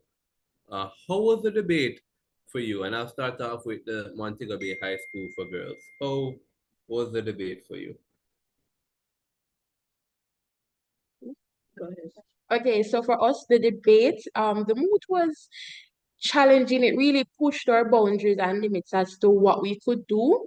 However, as true debaters, we got ourselves into the mindset that this is what we're defending, and we did the research, and it came fairly okay. All right. And what about Ochoria? How was the debate for you? Sir, I won't tell any lies, sir. You challenge me with those questions. Sir, after me thinking with every part of my mind. But sir, I really enjoyed the debate, sir. Like, although the Wi-Fi was working against us, sir. The Wi-Fi was working against us. I won't say anything about it, sir. But both sides, sir, I think they presented some very good points and they really challenged us to think outside of the box and how to answer them effectively. So, sir, I really enjoyed that, sir. Yeah, that's good. And Yeah, I think it was good. I enjoyed it. you enjoyed it. So you know what I really enjoyed? I enjoyed the sportsmanship between the both of you. It is really evident that you guys take this thing seriously, but appreciate that this is for not just to win, but to learn and to have a lot of fun. And so that's wonderful. I guess my last question to you, or my next question is anything happened in the debate that kind of left you unexpected, you weren't really prepared for that and you had to pivot a little bit. Sir, the Wi-Fi, sir, and the arrangement of things, sir, because we're not so used to this new arrangement, sir. So it kind of take us off guard. But Yeah. we try to do it as best as possible, sir. All right. Yeah. How about you, Montego Bay School for For Girls? us, I think we were adequately prepared and we tried to look at the move from our perspective and the opposition's perspective. So what they came with, I think we were prepared for it. Okay. So then my question now is, I am not a judge in this competition, and so my opinion doesn't matter very much. And so my question to you now is, having experienced this debate, both teams, do you think we should mandate a hybrid workplace? Hmm? Uh, Yes, we do, 100%. what you're This sticking, debate is hybrid Sir, oriented. you're sticking by your guns. You were unconvinced. Your opinion has not changed on the matter. What about you, Cherry?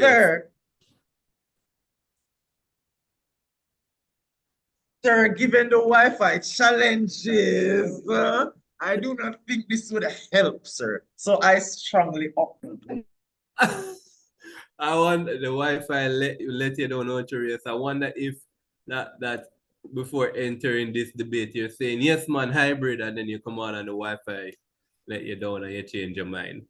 But regardless, ladies and gentlemen, that was a wonderful, wonderful debate. I will say that, the winner from this match is going to move on to round 2. And the team that doesn't win this, unfortunately, will be out of the competition. But there is a wild card slot, a wild card position. And so we will see who the winners are.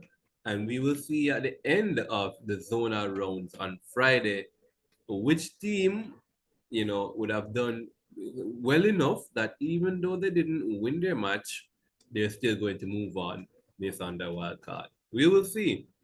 In the meantime, I will open the floor to anyone who wants to speak, share their thoughts on the debate while we wait for the adjudicators to return. Sir, I'll say one thing right off the bat. I admire the confidence of the proposition. The way that they delivered their speeches, it left me impressed. I won't tell any lie. They performed well and I enjoyed their speeches. They talked like they knew the mood from the day that they were born. So I enjoyed that.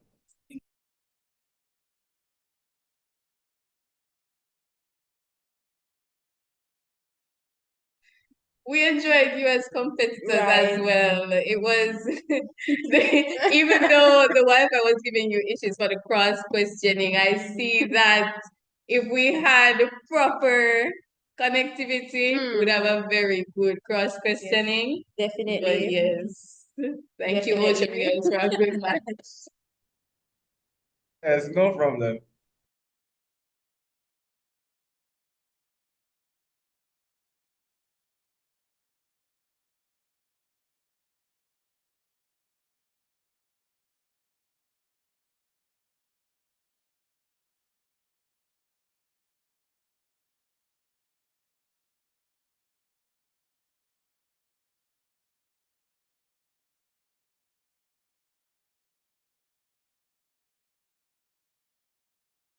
Guys, give me one moment. Let me take down the names.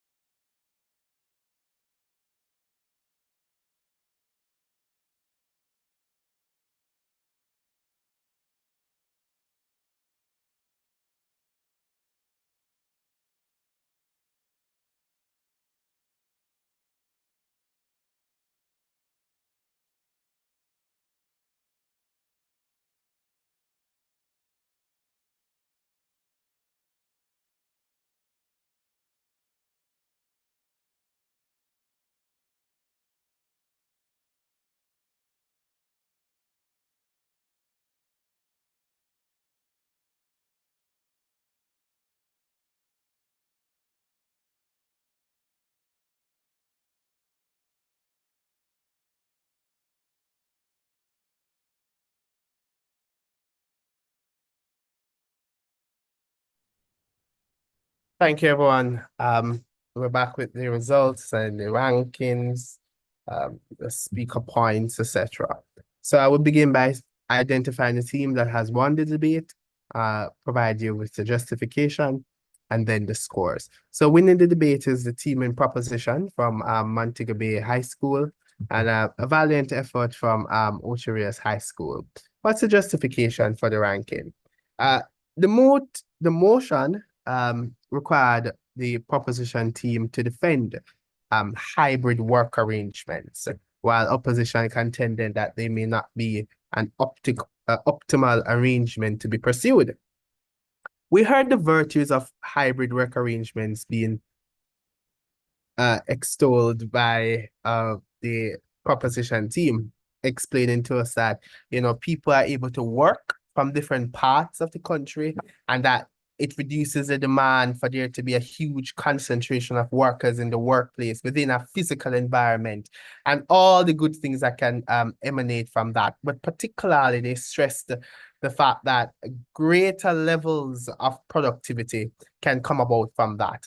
We heard from opposition this idea that they will bring about the kind of inequities in the society, that the digital divide, that lack of access to technology, and that improper and insufficient technological infrastructure across the island would serve as an inhibitor or inhibiting factor to this kind of arrangement. The panel thought that that technological deficiencies exist across the island, that there is a digital divide that exists now, is not indicative of a problem with the idea of hybrid work arrangements in and of themselves. What it means is that there perhaps should be greater work to be done to bridge the digital divide, to create the infrastructural resources, the technological infrastructure that is necessary to support this hybrid work arrangement. So a hybrid work arrangement in and of itself, removed from, divorced from, examined outside of the context of digital divide, is not problematic as exposed by proposition. So we thought what was necessary for UP to have engaged with was hybrid work arrangements outside of the context of there being, these the digital divide, etc. Because Prop would have responded that, companies over time would seek to provide their employees with the proper infrastructure, devices, support them with internet connectivity to enable this kind of work from home arrangement. So it would have been helpful for opposition to examine the merit, the utility of work from home outside of the context of the challenges that opposition identified. So that argument about inequities for the panel, was not sufficient enough to destabilize for us the very good benefits that proposition says we get out of a hybrid work arrangement. Furthermore, this argument that, was continuously repeated on the opposition's bench, the argument about cost, who will finance it, where's the money coming from? The panel didn't think that, again, it was a sufficient argument to weaken the benefits of a hybrid work arrangement. So in as much as the benefits as proposition extolled to us are very good benefits, increasing productivity, what productivity does to business output, revenues, etc., there needed to be greater work done to say, let's not pursue this hybrid work arrangement other than who's going to fund it, we also say that in motions that indicate that a policy is to be pursued, we generally assume that it's financially feasible.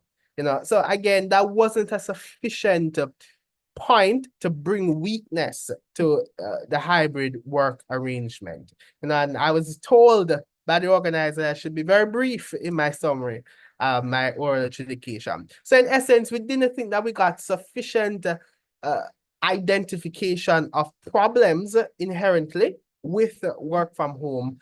We thought that when we weighed the cases of proposition, we thought that they fully established why the benefits of work hybrid work arrangement justify the pursuit of it.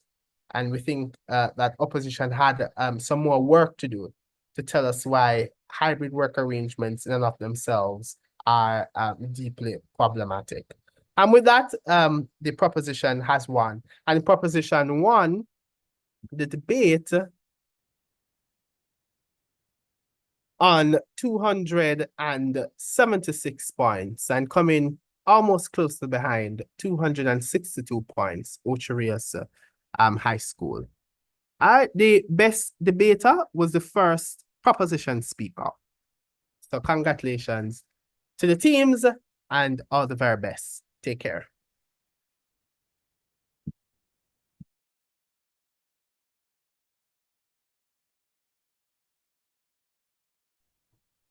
Indeed, wonderful, wonderful match.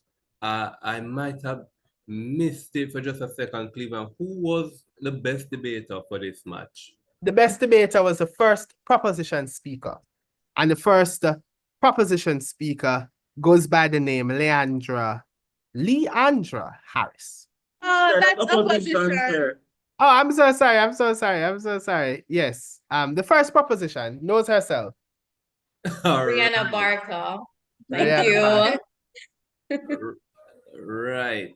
Wonderful. Congratulations to the team. Montego Bay High School for Girls. Ocherius High, you're not guaranteed out of the competition just yet.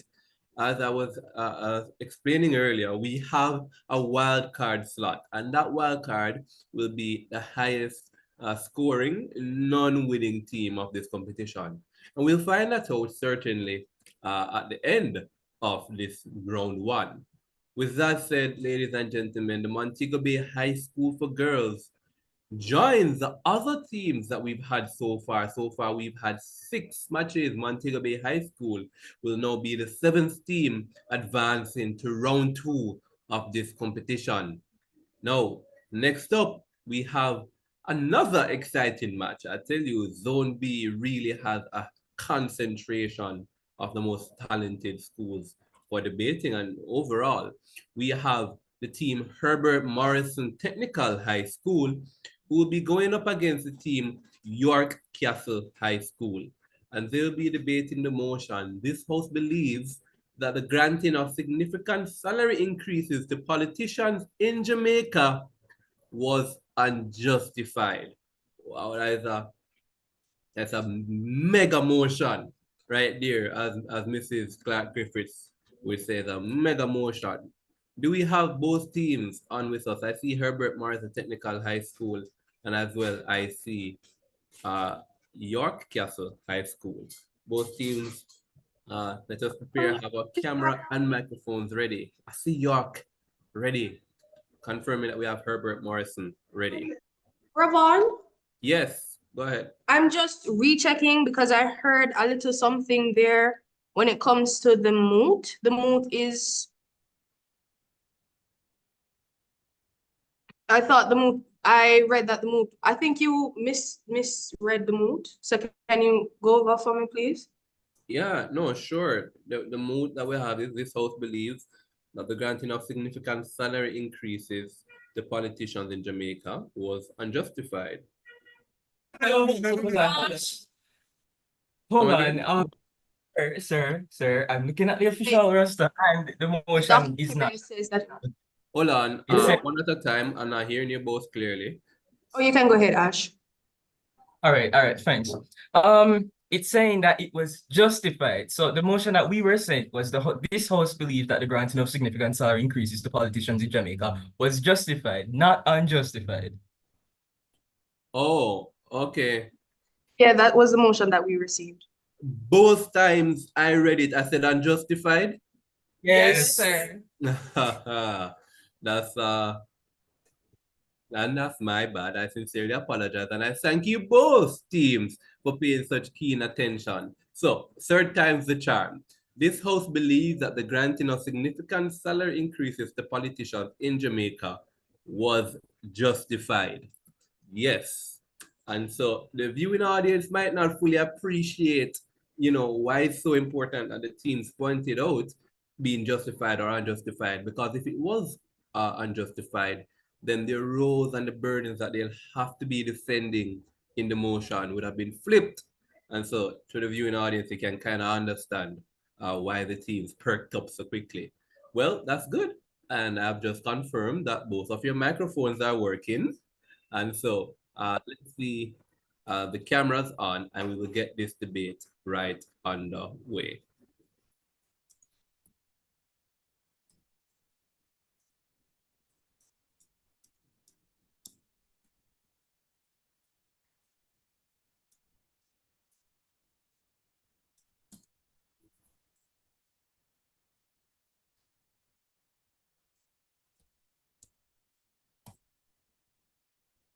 All right.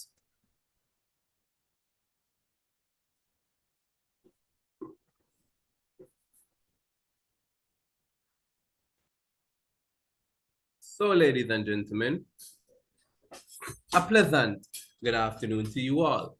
I am Ravon Thomas Matthews, and I will be serving as the chair judge for this match. With me, I have Javon Downey, who will be serving as a wing adjudicator. And at this point in time, I'd like to invite Mr. Javon Downey to unmute his mic and his camera and to give you his greetings. Hello, good afternoon, everyone. The name is Javon Downey, as Ravon would have already introduced me, and I will serve as a wing adjudicator in this match. Looking forward to an exciting debate. Awesome. Thank you very much, Javon. Teams, you are aware of your speaking times, but for the benefit of those over in YouTube land, the first speaker will get 7 minutes, the second speaker, 6 minutes. After that, the debate will enter into a period of cross-questioning, which will last a cumulative 10 minutes, 5 minutes per side. And then we will pause for a minute to allow the finishing touches to be placed on those reply speeches. After that, we will invite the opposition reply speaker, followed by the proposition reply speaker, who will conclude the debate.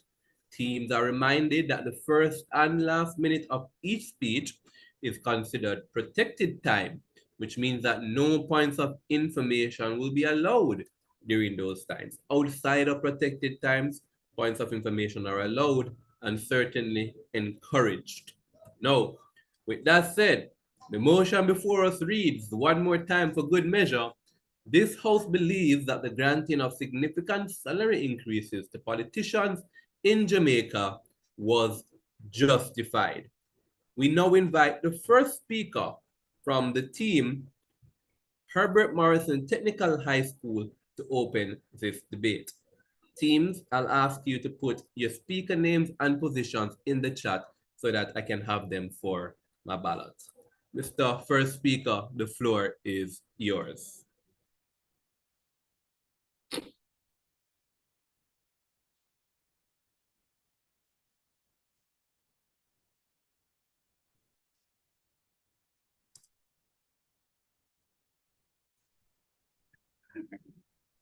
Good day, honorable adjudicators, esteemed opponents, and respected audience. Today, we stand in firm support of the motion. This House believes that the granting of a significant salary increase to politicians in Jamaica was justified.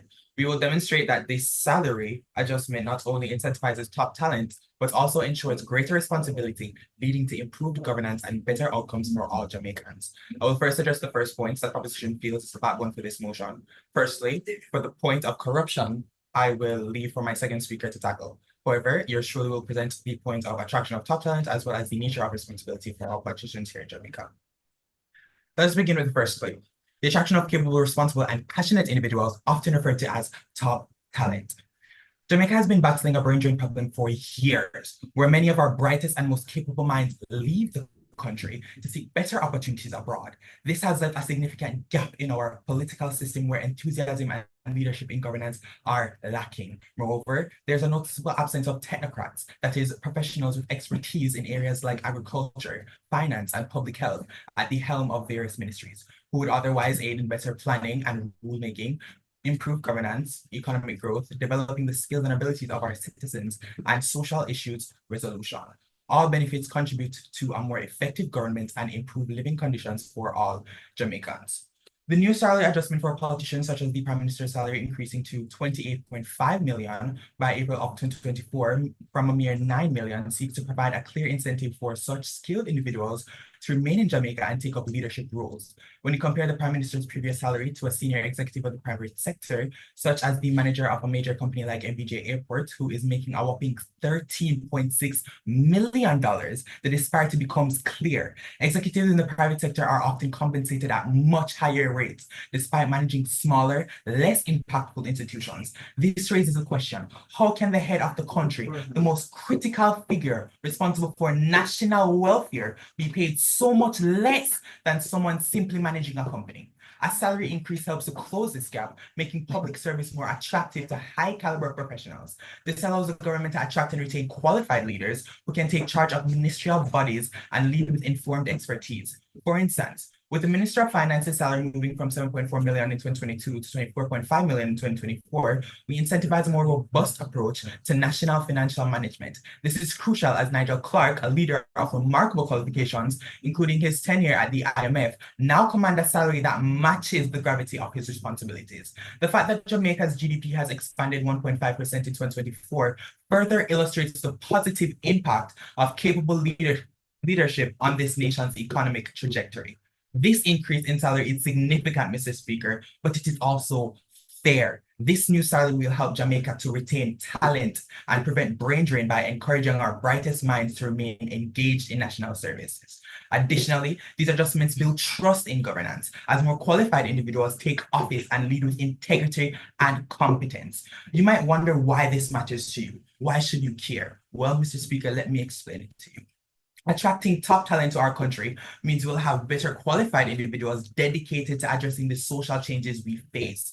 For instance, this could lead to prioritizing initiatives for poverty alleviation, housing improvements, road and building developments, and educational programs, ultimately enhancing the quality of life for all Jamaicans. Now let us turn to our second claim, the nature of responsibility placed on the politicians here in Jamaica. Politicians in Jamaica are entrusted with the ultimate responsibility of managing the country's affairs. Even though day-to-day operations may be handled by technocrats, however, leadership does not end with just delegation. It requires information. Accepted. Yeah, Mr. First Speaker, in the start of your in the beginning of your speech, you mentioned that. Sorry about that. In the beginning of your speech, you mentioned that the brightest minds have been leaving Jamaica to go elsewhere. And this is because of the pay related to politicians. So I'm asking, this is my question: are the brightest minds only politicians? Are doctors, teachers, and others essential workers? Time, you may answer or continue, Herbert Morrison. Our second speaker will be addressing that, but we would like to say that firstly, it starts with the head. The head needs to be cleaned up before the rest of the body can be. I will continue. Jamaica are entrusted with the ultimate responsibility for managing the country's affairs, even though day-to-day operations may be handled by touchy decision-making, all of which require resilience and sound judgment. As the saying goes in Jamaica, if the head dirty, the rest are dirty, meaning that the leadership at the top sets the tone for the entire government and by extension, the country. Addressing it.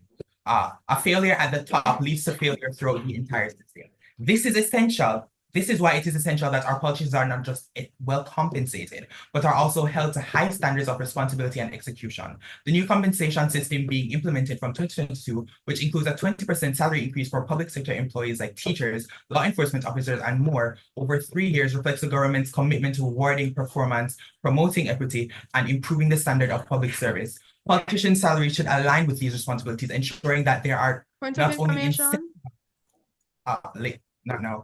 but also adequately supported in executing their duties effectively. Through this increase, our politicians will be more committed, driven, and passionate, which will in turn lead to higher performance standards, efficiency, and leading to a greater output for its citizens. Mr. Speaker, imagine yourself an ordinary salary worker. You work hours, unpredictable hours, you're always on call, and your mental strain from missing time with your family is enormous. Now, picture being paid far less than what your responsibilities warrant. Only a madman, Mr. Speaker, would be happy to work under such conditions. This, Mr. Speaker, is precisely the experience of our politicians here in Jamaica. According to Radio Jamaica Online, MPs work extended hours, including weekends, frequently staying away from their families due to parliamentary duties. They manage significant pressures with a commitment that goes far beyond their compensation, handling the mental, emotional, and professional challenges inherent in their roles. The extensive workload and continuous responsibilities placed on our politicians must not be overseen. Crucial national issues are not reflected in their salaries. Their dedication is substantial, yet their compensation has not adequately matched the level of commitment and leadership required. Therefore, Mr. Speaker, we must ask ourselves, is it fair? Is it really fair for the individuals with such immense responsibilities to be underpaid? Our politicians are responsible for the well-being of our nation, and if we expect them to make the best decisions for Jamaica, they deserve salaries that reflect their dedication and high-level responsibilities. This is why the recent salary increase not only justifies, but is essential for ensuring continued and effective governance in our country. Since the last pay increase in Jamaica, politicians and ministers have taken on several additional duties and responsibilities reflecting the country's evolving needs and demands for improved governance. Some examples of these expanded roles include overseeing post-COVID recovery plans, managing public sector reforms, digital transformation initiatives, climate resilience and disaster management, as well as infrastructure and housing development. These expanded duties show how the roles of politicians in Jamaica have evolved, demanding more attention, more skill, more competence, and more commitment, which further just that is time. Thank you very much to the first speaker from Herbert Morrison Technical High School for opening this debate. We now swing the debate over to the opposing team, York Castle, and invite the first speaker from that team to open this debate. Are we all hearing? Yes, drop your camera just a little bit. That's better. All good? Okay. I will first begin by rebutting the argument of competent individuals being attracted to the positions made by the opposition. Dr. Nigel Clark claims that he hopes that this increase will cause people to find these positions attractive. But isn't a politician supposed to want to be of service to people, no matter the cost of finances? Aren't natural politicians simply called and don't have to be attracted? In Jamaica, it is a known fact that politicians are not mainly selected based on competency and qualification, but rather a game of who knows who. Larger salaries might actually even deter genuine people, as they believe that it is not in the best interest of the public.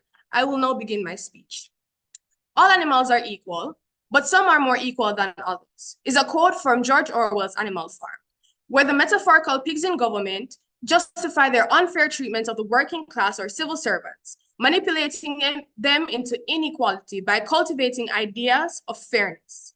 Today, right in front of us, George Orwell's allegory presents itself to us, where the average Jamaican struggles to make ends meet, while the politicians entrusted with ensuring their safety and progress line their pockets. Adjudicators, opponents, teammates, and audience, pleasant day. This opposition finds it absolutely upsetting that this House would move to support, let alone justify, such an outstanding pay increase, especially while in an era of high inflation.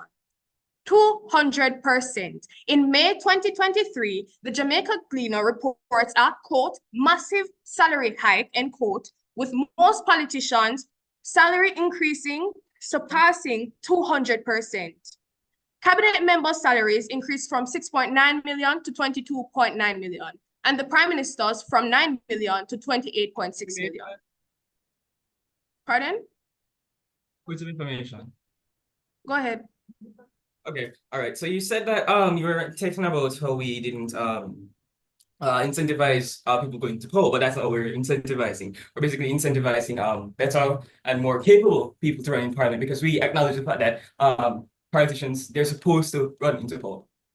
Yeah. My second speaker will address that. Okay. A justification is showing something to be right or reasonable. While the House may see this as right, it is certainly not reasonable. We will prove this in our argument from economy and finance, performance and mistrust, as well as social impacts. Firstly is the issue of Jamaica's unstable economy. These increases are inexcusable and honestly unnecessary given the economic stress placed on the general population. According to the Statistic Institute of Jamaica, or Statin, as of August 2024, the inflation rate was 2.4% and estimates a single person's yearly cost of living of being approximately $1.68 million. Even with a 4% increase for teachers, nurses, and police officers, they still receive an average of $1.5 million, which is under the cost of living. These workers are the pillars on which society stands, yet they are often unable to make ends meet and live comfortable enough lives to continue keeping our society upright.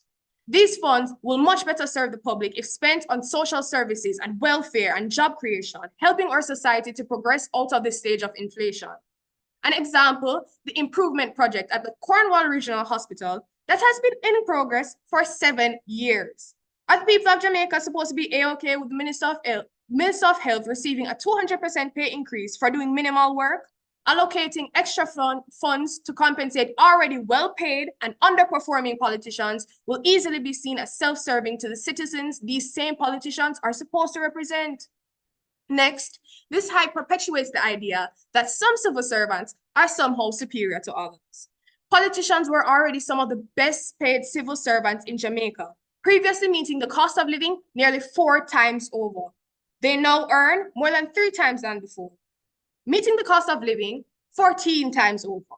Let us remind ourselves that politicians are civil servants, just like those in healthcare, education, and emergency services. Such an increase would suggest that this House finds that the politicians are of greater values than other workers, which cannot be so. Because even though some careers in civil service turn to be more profitable than others, all these jobs are important in maintaining a functioning society. Pay increases are normally given to employees that have done good work in their careers. There's no noteworthy increase in performance of these leaders, and therefore there is no need for such a noteworthy increase in salary. My second speaker will elaborate further on the underperformance of these politicians and why the salary hike cannot be justified in terms of merit. Finally, are the wider issues of perception and the way these increases give the impression of poor use of taxpayer money. Why these millions go into the pockets of oftentimes corrupt and honestly unproductive politicians, they could be used to fortify the public services these taxpayers are actually paying for. Money is a limited resource in the Jamaican economy. And given the deplorable state of hospitals, health centers, classrooms, police stations, and jails, among other services, the use of taxpayer money to enforce the pockets of politicians instead of our society is a regrettable take by the House. The Jamaica Teachers Association has repeatedly called for improvements in the education sectors, and so teachers continue to leave the profession, which said proposition has highlighted, which worsens the education crisis. This misallocation of funds, which is exactly what the situation is, causes a deterioration in citizen life and brews resentment for politicians in coming years. In closing, the opposition reiterates that this House's attempt to justify this massive salary hike will fail. And we implore you to think of all the effects this have had and will continue to have on our country, from the failing of our economy to the mass migration of teachers. The opposition rests moment. And thank you very much to the first opposition speaker. We now invite the second proposition speaker to extend the case for the team Herbert Morrison Technical High School.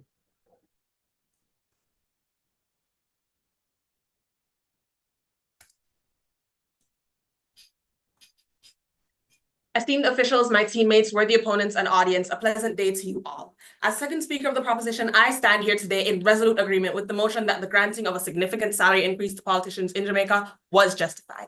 I will first address the opposition's argument before further convincing you of the proposition's stance by expounding on the claim of top talent and discussing how the significant salary increase discourages corruption. As a deterrent to our argument, the opposition has posed the claim that that politics should be about passion and not pay. However, at the end of the day, politics is a job like any other, and therefore people should be paid for the jobs that they do. Passion cannot pay the bills. Passion cannot run a country. They have also mentioned that Jamaicans cannot meet ends meet, and so the increase in salary might be insensitive to some Jamaicans. However, I pose this to you. Is it better that justice be done or that justice seem to be done? Is it not better for the country to be improving in leadership and for Is it not better for the country to be improving in leadership and for it to trickle down into the citizenship, or is it not? Or is it better for the society to empathize with the suffering of its politicians? You decide. I echo my first speaker who posits that significant salary increase serves to attract capable, responsible, and educated individuals to politics. It is all about common sense that a country will be best led by individuals with the relevant expertise and training to manage its systems. Passion alone, no matter how well-intentioned, cannot run a nation. However, as we've heard, brain drain is rampant. However, as we've heard, brain drain is rampant within the Jamaican society. Additionally, much of Jamaica's youth have no vested interest in participating in government, which translates to few relevantly educated politicians later on. So as the opposition has raised the point whether the brightest minds are not only our politicians, but belong to other professions, I emphasize that these talents exist, but these talents are not interested in politics. You might dispute this by referencing the Youth Parliament and junior mayor initiatives, but the fact is that few of their participants end up pursuing politics as a career. The average age of the current government, which lies in the 40s to 50s, reflects this. Combine these facts and you have the state of today's Jamaican government, a body that is not accurately educated of the real needs of the masses and of the most effective needs to implement solutions. These significant salary increases can change that. By incentivizing political offices with competitive salaries, educated individuals have cause to invest in the betterment of Jamaican society through politics. Let me not be misinterpreted. I do not propose total technocracy over the real needs of the people, but rather these salaries encourage qualified professionals to lead in their relevant ministerial circles. I emphasize relevance here, acknowledging that many government officials hold tertiary degrees, but they are often tangentially related to their ministry, if at all. This change, in turn, fostered trust among the Jamaican people, as their real concerns will be addressed by bodies who understand how to actually fix them. And I believe that the satisfaction of real results being achieved will far outweigh the discontent of said salaries being insensitive, don't you, my opponents? And why shouldn't such people be accordingly compensated? Let's look again at Dr. Nigel Clark, for example. The finance minister is a holder of a bachelor's in mathematics and computer science and a master's and doctorate in applied statistics and numerical analysis, respectively. Any other job would come with a salary commensurate to such an education. So, Mr. Speaker, why should our leaders and nation builders not benefit from the hard-earned education with which they serve us? Another point to support our position is that raising salary deters corruption. One of the biggest reasons for this is that higher salaries promote accountability, a thought which is supported by efficiency wage theory. That is to say, higher salaries foster greater sense of responsibility among politicians, as they have more to lose if they are caught engaging in corrupt activities. Now, I understand that our opponents might have the valid concern that some corrupt politicians are motivated by greed, not low wages. I acknowledge this claim. While there is a broad consensus that lower government wages in developing countries create incentives for corruptions, most studies also agree that increasing salaries without the enforcement of effective monitoring systems is unlikely to have an impact on corruption. However, I can definitively say that our nation has no shortage of anti-corruption organizations to act in this role. Offices like the Auditor General and Integrity Commission watch our government like hawks and make public outcry at the first sign of illicit activity decline. The significant enforcement is present, and therefore we do not consider this argument significant enough to upset our position. Furthermore, other countries have effectively demonstrated the high salary, low corruption relationship. Lest you decry this with the claim that I mean developed countries, and developing and developed countries cannot be compared, allow me to introduce our own Caribbean neighbor, Barbados. The most recent figures for the salary of the Prime Minister stand at around 16 million Jamaican dollars annually, and yet, thanks to the enforcement of anti-corruption and the ongoing development of a National Integrity Commission, Barbados had the 24th lowest perceived corruption globally in 2023. And before you rebut that the Bajan economy thrives in comparison to ours and therefore warrants that salary, I will inform you that the Bajan government is full of highly educated professionals and top talent, which ultimately supports our initial claim that higher salaries encourage experienced ministers, which promote economic growth and net gain for the nation. The cause and effects are cyclical. The bottom line is this: increased salaries attract leaders who truly understand how to solve Jamaica's problems. When these leaders are content that they are paid as they deserve, they will be incentivized to work with passion and to better the country. When they are not, they are more likely to neglect the country and turn to corruption. You decide which Jamaica you prefer. I rest my case.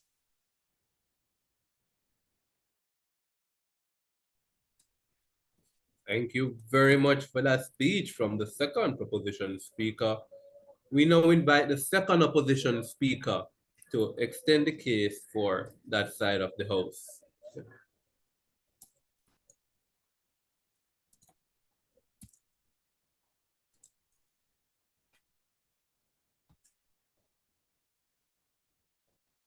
Apologies. I just get on set up.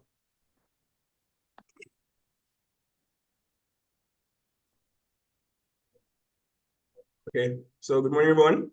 Or good afternoon, rather. Yeah, so I'll be beginning now in 2, 1, 2. Now, I will start by rebutting points made by the government. Now, the first speaker broke ground, highlighting that the brightest minds are turned away because of the low salaries they receive. However, are we forgetting that Jamaica hosts the highest paid politicians in the Caribbean? And we have to look at it from this standpoint in comparison to countries like the Bahamas, where the World Bank considers the Bahamas as the richest CARICOM country. Are their brightest minds abandoning their nation for monetary reasons? No. What about the doctors and the teachers who leave the country because of their salary and thinking it's not enough to break even? Aren't they also considered the brightest minds that we have? In addition to this, the first speaker mentioned politicians as being underpaid. But how do we come to such a conclusion? Aren't politicians able to live comfortable lives where they can meet even with their basic needs?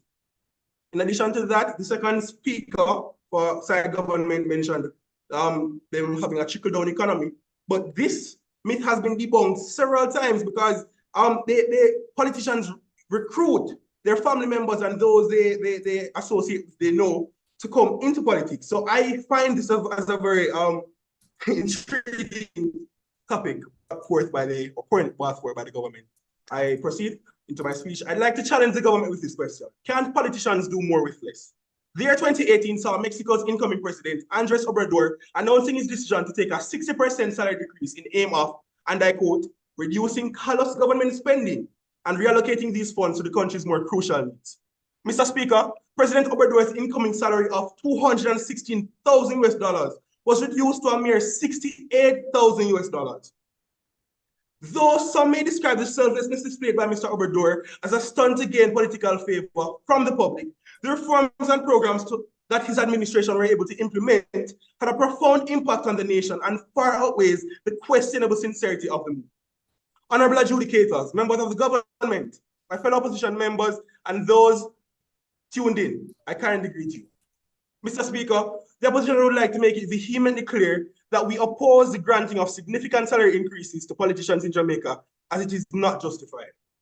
As Deputy Opposition Leader myself, Mr. Speaker, it is my burden to highlight that a significant increase in the salary of all politicians isn't justified, as it does not equate to an increase in performance, it erodes public trust, and it increases the risk of corruption. Mr. Speaker, the significant salary increases for politicians in Jamaica are unjustifiable because they do not guarantee increased performance.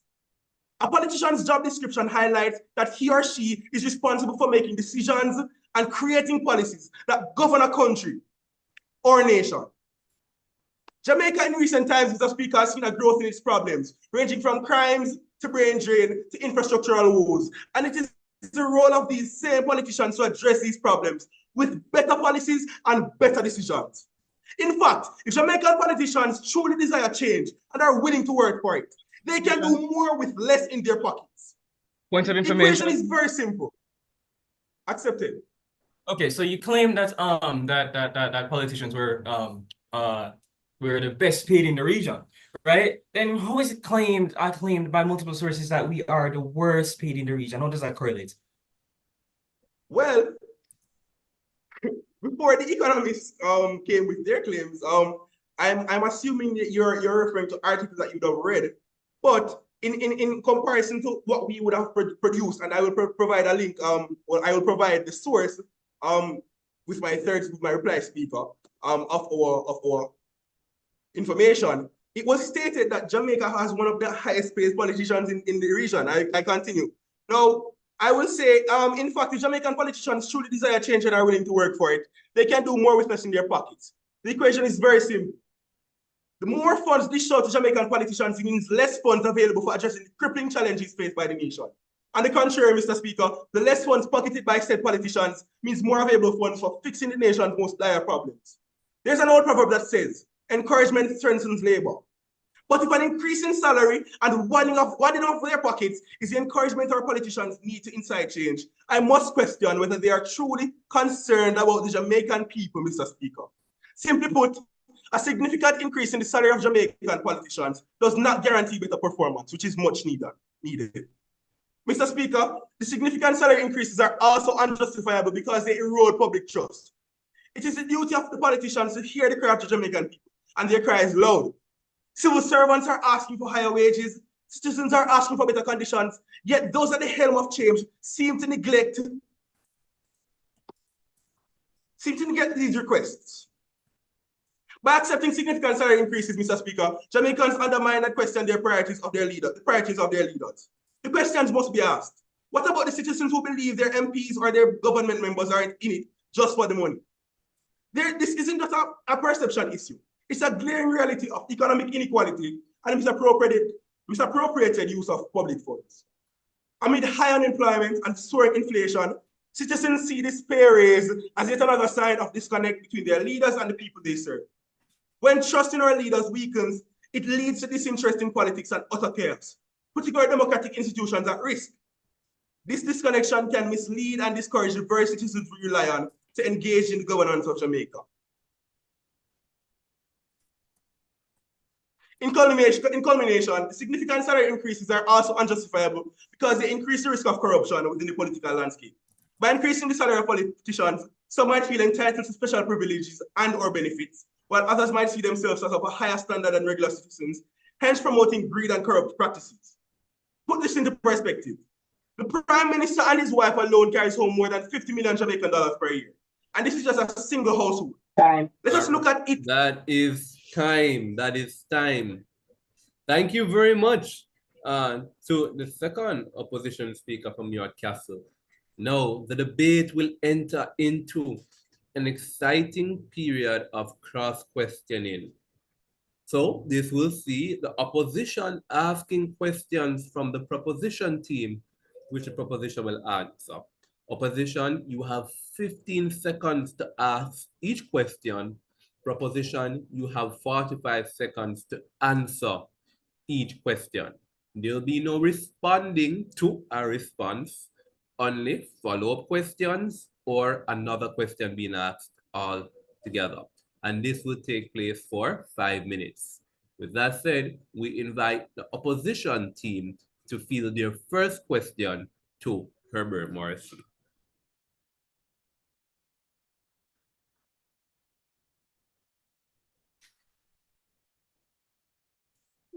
Good afternoon again, everyone. Our first question, we're positing to the proposition. How do you justify prioritizing increased salaries for politicians over addressing critical needs in healthcare and education?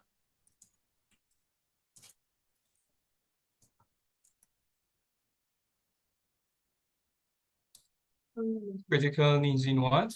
Hear that last part. Critical needs in healthcare and education. Okay, all right. So for just the critical needs, we are not admitting that. So basically, that has already been done, right? And that was during the international the salary increase. What we are saying is that there was this grant that was for toward education and health, totaled in around 5.6 billion. This is after the significant salary increase. So what we're saying is that we're not taking away taxpayer dollars and putting towards salary, the salary increase solely. That's what we're supporting, right? The incentive is already there now. The funds are already there. They've already been put in place. So that isn't really something that we are concerned with as cyber position.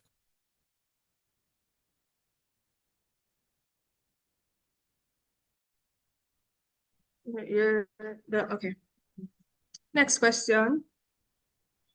Why does the House believe that today, May 2023 rather, was the right time for such a drastic salary increase?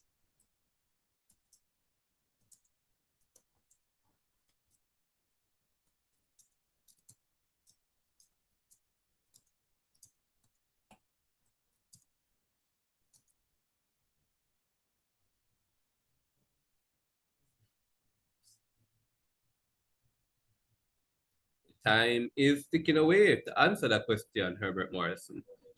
Yeah. All right. Could you add some sort of clarity as to what you're asking? So you're basically asking us as to why May of 2022? Why May of 2022? Right. 3. Okay. All right. The May time 2022. May 2022. Okay. All right. The time necessarily can't really, we didn't see that as relevant. That can't be argued per se. So we don't really have a response to that as proposition. All right. Okay, that's fine. Continuing. Other civil servants only received a 4% increase. How do you explain the rationale between such a large disparity with 200% increase for politicians? Could you repeat that? My bad. Or other civil servants only received a 4% increase. How do you explain the rationale behind such a large disparity between the 4% other civil servants received versus 200% from for the politician? Yeah, there was a 20% increase. Okay, all right. First and foremost, I just want to address that in 2023, there was a 20% increase to civil servants, their pay, and there was a $10.2 billion grant towards that. As we saw in our research. There was that was how much? Hold on, we have to allow the team to finish their answer. Go ahead, Herbert Morrison. It was a 10.2%, not 10.2%, I mean $10.2 billion fund, right? Put towards that. That was after the significant salary increase. And the comparison made between that, the total in terms of significant political figures in Jamaica amounted to 1 billion. So you make the comparison.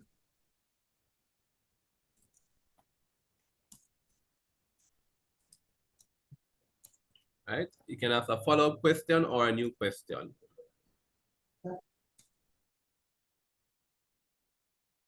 We only have time for one question. Well, time is practically up anyways, so we can transition to Herbert Martin asking questions. Sorry guys, just fell off. Has the 5 minutes elapsed? Javon, you can ask one last question. Go right ahead. Okay, so for the last question, what tangible results have politicians delivered that warrant such a large pay hike?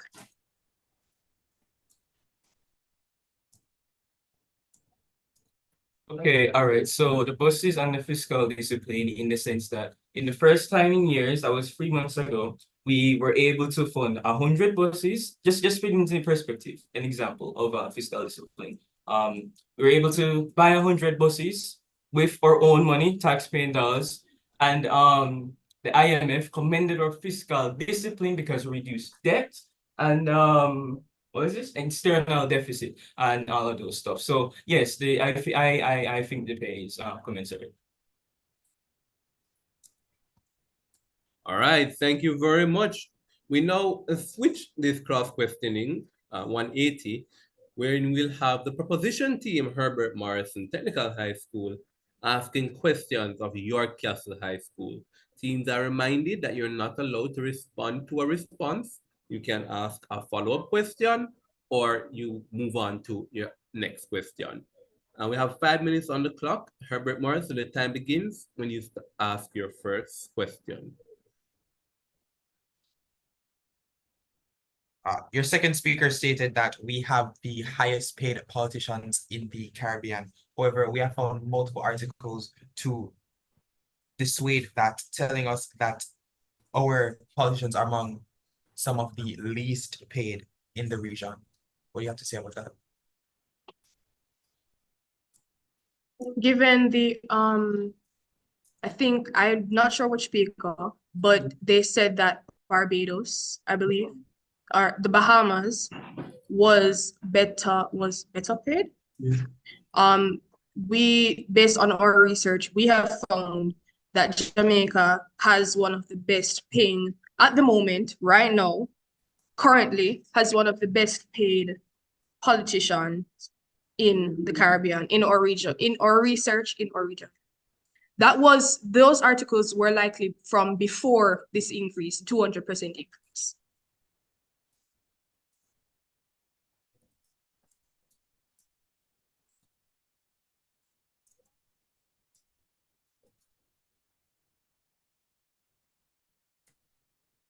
Right.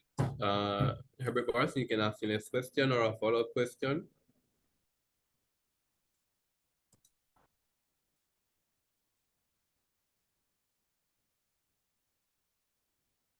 Team Herbert Morrison, do we have you still on the call with us?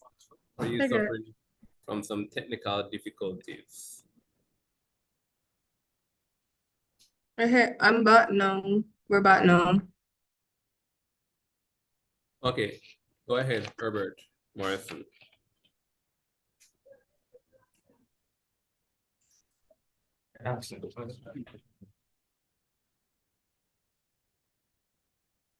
I don't remember which one of your speakers addressed this, but they had said that one of our public service employees were not included in the pay increase, but they are. Why was that? We never stated that they were not included. We said that the increase that they were granted was insufficient given the increase that other civil servants, the politicians, were given.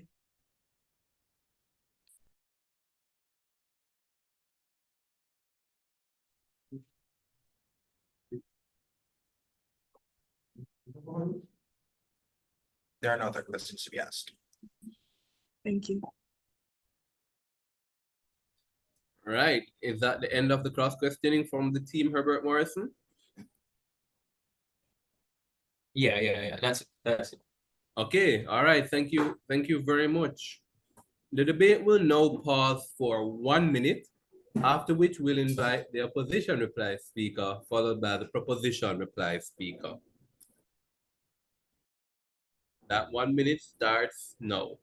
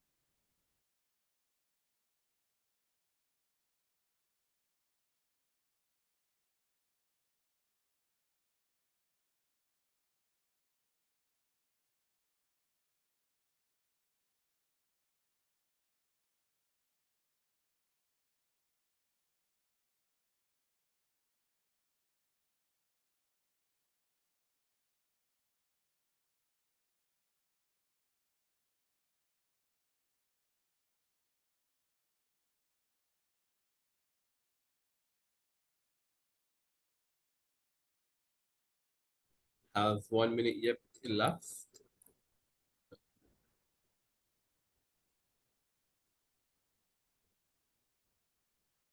Good afternoon. Are you All right, so yes, indeed, 1 minute has elapsed. We now invite the opposition reply speaker to conclude this debate for the team York Castle High School. Thank you. Honorable Chairperson, esteemed judges, members of the proposition, and my fellow colleagues. As the final speaker for the opposition, I'm here to draw our debate to a compelling close. My team has convincingly demonstrated that the significant salary increases for Jamaican politicians are entirely unjustified.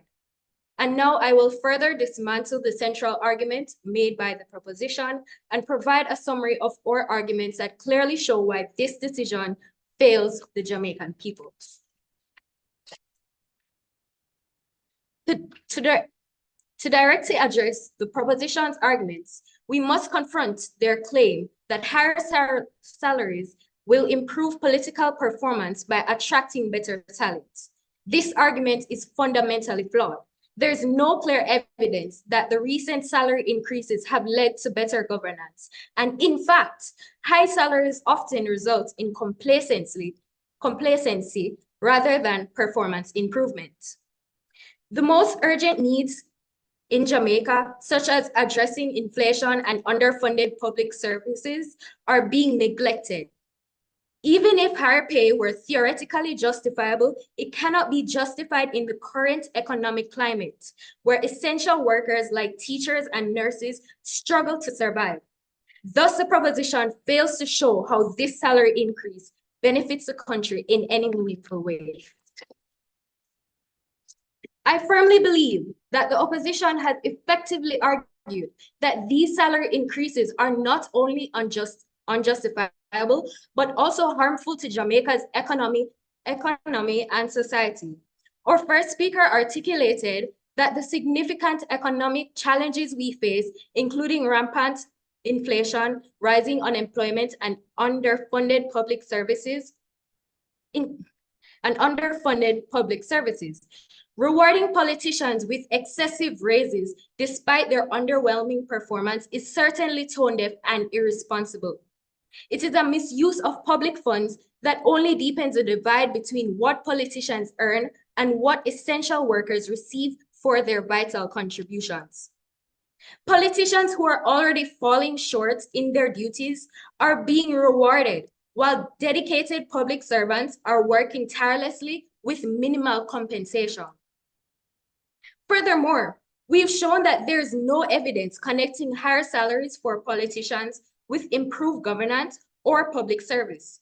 Instead, it raises the risk of cultivating a culture of entitlement, where the focus shifts from serving the public to self-enrichment. In a country already grappling with this weak governance, this disparity fuels suspicion and resentment amongst the electorate. In closing, the opposition has irrefutably shown that the exorbitant salary increases for Jamaican politicians are not only unjustified, but detrimental to our own nation.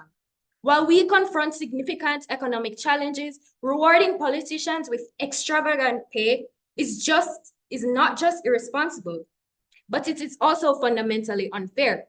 The outcry from the Jamaican people, which is evident through numerous protests and public discourse, demonstrates a deep sense of betrayal and shows us a growing gap between our leaders and the citizens.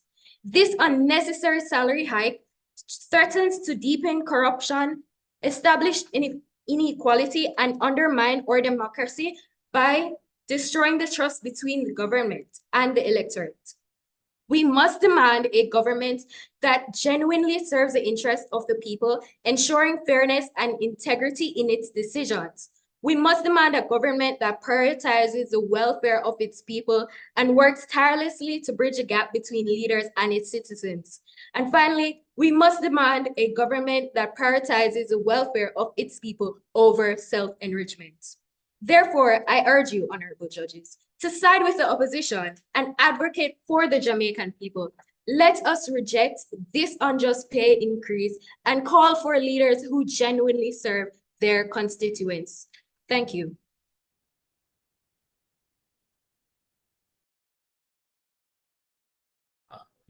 Thank you very much, the reply speaker from the opposition. We now invite the reply speaker from proposition to conclude this debate. Okay, all right. Thank you, everyone. All right, so what I'll be doing first and foremost is put into context the worlds that were presented. Opposition is focusing mostly on executive technocrats, underpayment of workers, which is simply not true because we always spoke about the civil servants, the pay within the cross-questioning section, and also what we are incentivizing, right, is not people to get into power, but for incentivizing ready and capable people as opposed to, like as said by my first speaker, which spoke about that point. So let me get to this. So let's put into context our well, Mr. Speaker.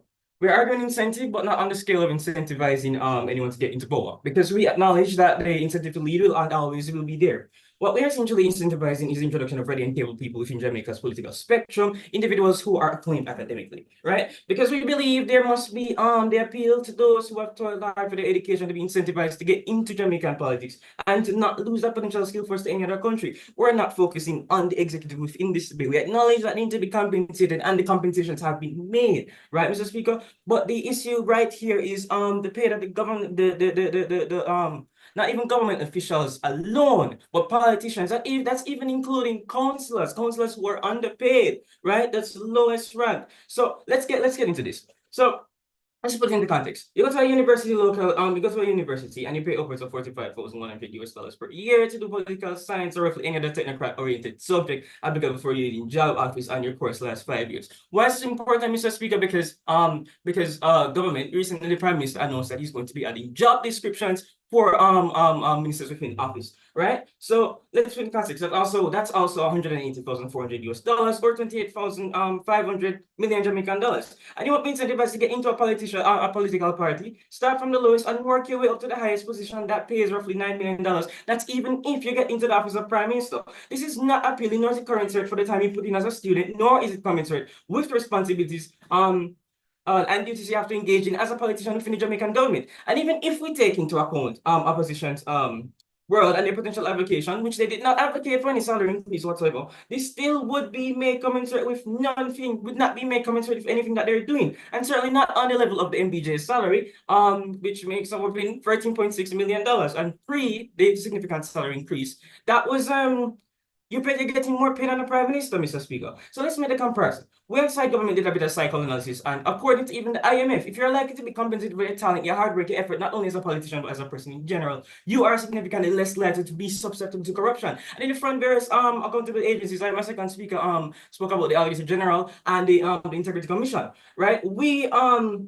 Suddenly, corruption doesn't seem like a logical answer, right? So you're less incentivized to be corrupt as a politician, Mr. Speaker, right? So now you have the incentive to take greater care of their country, engage in the affairs of the people to a greater degree than before, and with more authenticity than there would be before. You wouldn't be tempted to go take a little million franc out of some pensioners fund or a few million fair grant figure fixed road. No, because your life would be in order. You'll be compensated for housing, basic needs, responsibilities, duties, and performance as a politician in Jamaica, because being a politician is a job, right? That you is fueled by passion, but the core fact is a job. You must be paid commensurate for your responsibilities, Mr. Speaker. So we have been doing so well that the IMF commended us for astounding fiscal discipline. Notwithstanding the economic challenges Jamaica has made, commendable progress in reducing debt, inflation, and external deficits in recent years from an 11% deficit to a 1% surplus, which is a lot, Mr. Speaker. Once again, let's put into context under Nigel Clark's regime within.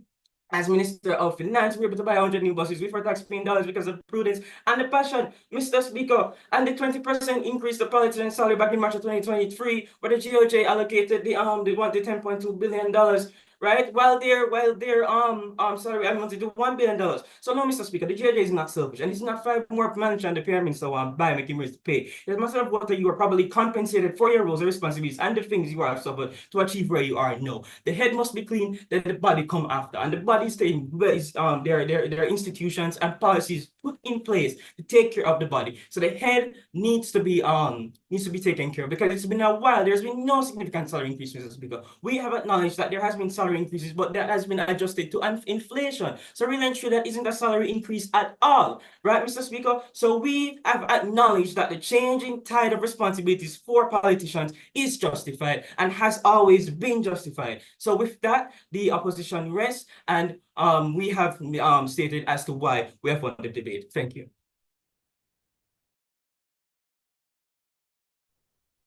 And thank you very much to the proposition reply speaker for concluding this debate. The judges will now excuse themselves to give some analysis as to who it is that won this debate, and return to you in short order with the results. In the meantime, I encourage you to open up your mics, be respectful, and to keep each other's company.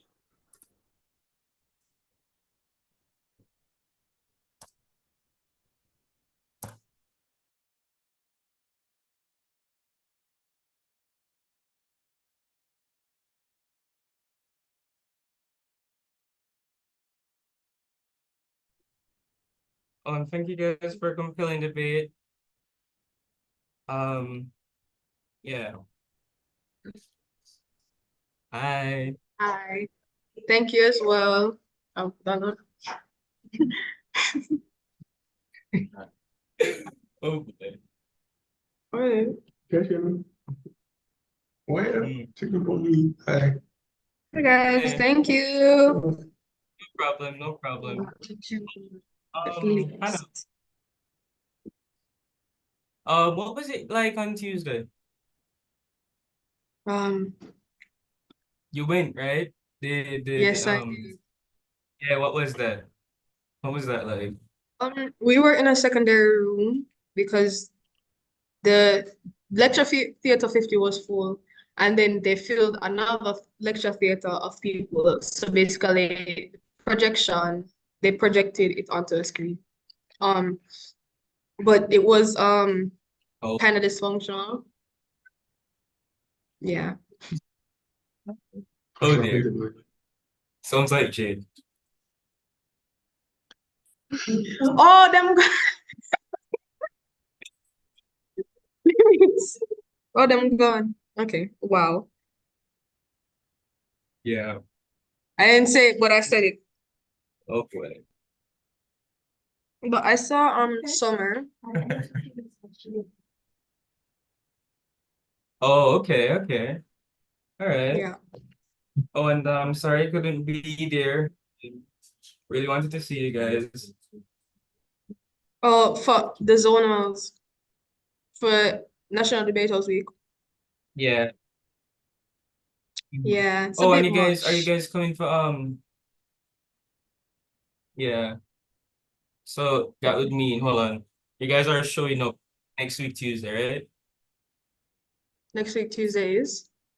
That's the zonals. The No. the other zonals, not this. Okay. The National Debaters Week, no, we won't be there. So yeah. All right. Okay, dokie.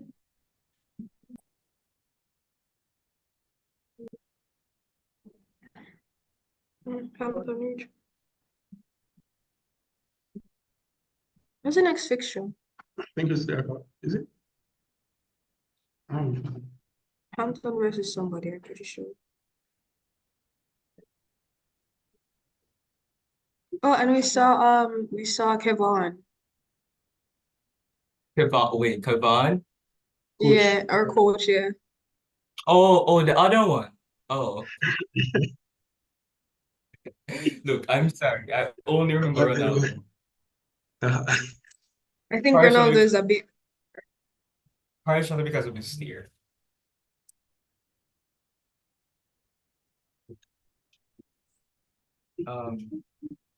yeah, Maud McLeod. That Maud McLeod at 1:30. Oh, So they're delayed. They're a bit delayed right now. But I think Campion did at 3 yesterday. Oh, yeah. That was yesterday. No, Miss, it's the same one. Campion won yesterday. Yeah, is that really surprising? I don't know. What do you think? Oh my God. You know who was on that team? I don't think Jaden, I'm not sure about John. Wait, he's so big. Wait. No, I think he just wasn't on the team. Oh. Okay. Oh, okay. All right. I'll see if I can ask who was on that team then. Thank you.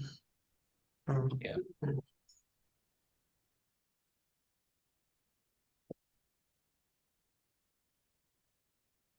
Can I be the first to say that I don't like this motion? Oh my gosh. Well, let me take Hi, Hampton. Hi. Hi, Hampton. Oh. Yeah. Oh yeah, Habitat is here. Oh. Hi. Hold on. It's don't want to. It's not like that. Help. I don't think Hold on. we're working. Can you That's guys? okay. Are Camera you is guys? working. No, it's not working. Where you at? It's not working. It's not I tell you, working? no, you see? Yeah, so it's saying Zoom is unable to detect a camera. So Oh, okay. Oh, is it like a desktop? Probably. I think. probably. Are you guys are you guys going against Mod McLeod? Yeah, we are. Oh, okay. Where is that? Oh, Maud McLeod? Uh-huh. Girl, I don't know. St. Thomas. No, man, in Middlesex. Probably Senti. Senti? Hello, hello, hello. Oh, Okay there. there. Hi. Hi. I have to say to you guys, it was a beautiful debate a while ago. Like, you had my heart. You seriously did a fantastic job a while ago. To all the schools here, by the way. All Thank of you. them. Especially you. Westy. Oh, they're from Westy, guys. Oh, they're from. Oh, that's crazy. They're from where? Westmoreland. That's crazy. Oh, Right. okay. Nobody over there debating all kind of something.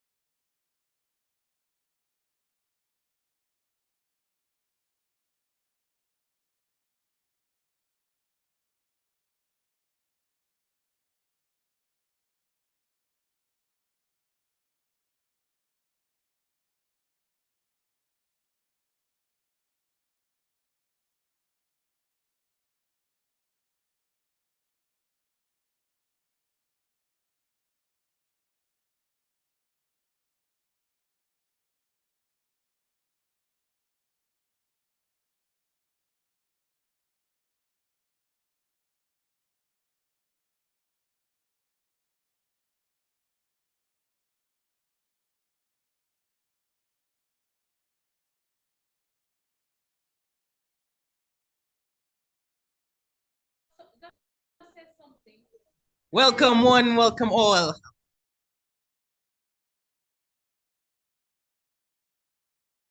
McLeod, hi. What? Yeah. Who's that? Wait. Oh wait, no, I don't.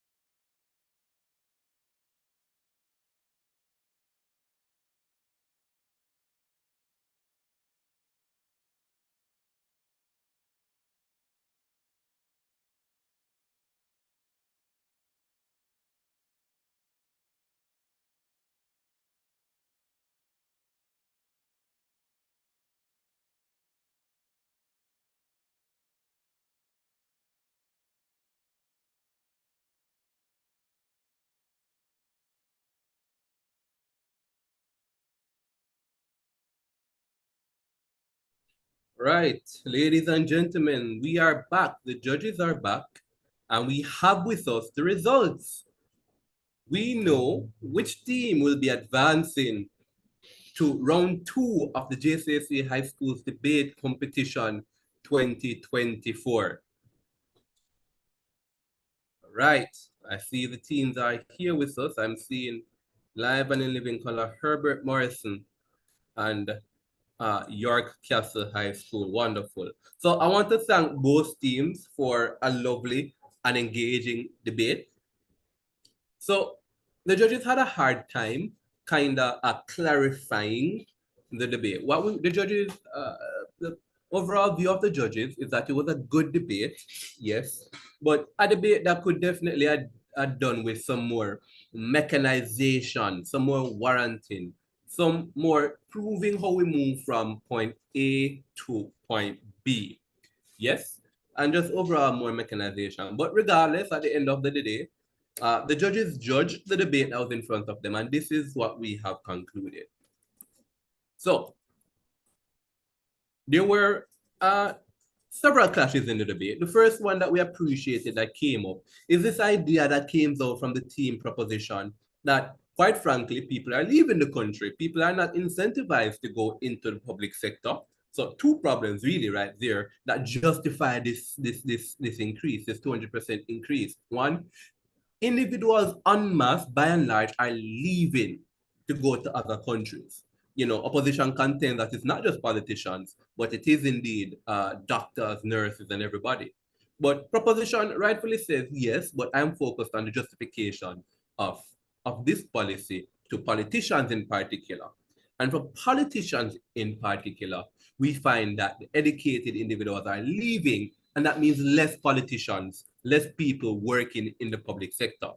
They also contended as well that this is enacted, this is made worse by the fact that not only are people leaving, but people aren't incentivized to work in the public sector to begin with, even if they weren't leaving, because the salaries are not attractive enough. And they contend that this is a bad thing. Opposition undermines that somewhat by saying, well, people shouldn't really be going into politics to make money per se. People go into representational politics and every sort of politics really to make a change, to be the change that they want to see, because they truly believe that some greatness can come out of their contributions and they want to see something change. Herbert Morrison contends and says, yes, that may be true, but it is still a job and people need to be paid based on their job. Which brings us nicely into this other question of performance. Both teams rightfully brought the idea that it was either worth the performance or not worth. What we heard from the team in opposition is that it's not worth the performance, because quite frankly, we have not seen anything up to this point to justify us. They say that salary increases come primarily and are justified primarily through an increase in performance. And the team York contends that in as much as we haven't seen that increase in performance, it is unjustified. There was nothing tangible or worthwhile to say this is the reason based on performance, based on merit, why you should get this salary increase. But Herbert Morrison would not be dragged along with that perspective from York Castle. Instead, they say the performance comes as a result of the salary increase. I like that little twist of it there. The performance comes as a result of the salary increase, therefore it's justified. In other words, the performance isn't a push factor, it's a pull factor to performance. Other way around, it's not a pull factor, it's a push factor. Yes, we're not giving you the increase because you are effective primarily. Herbert Morrison contends that we're giving you the increase so that you can be effective.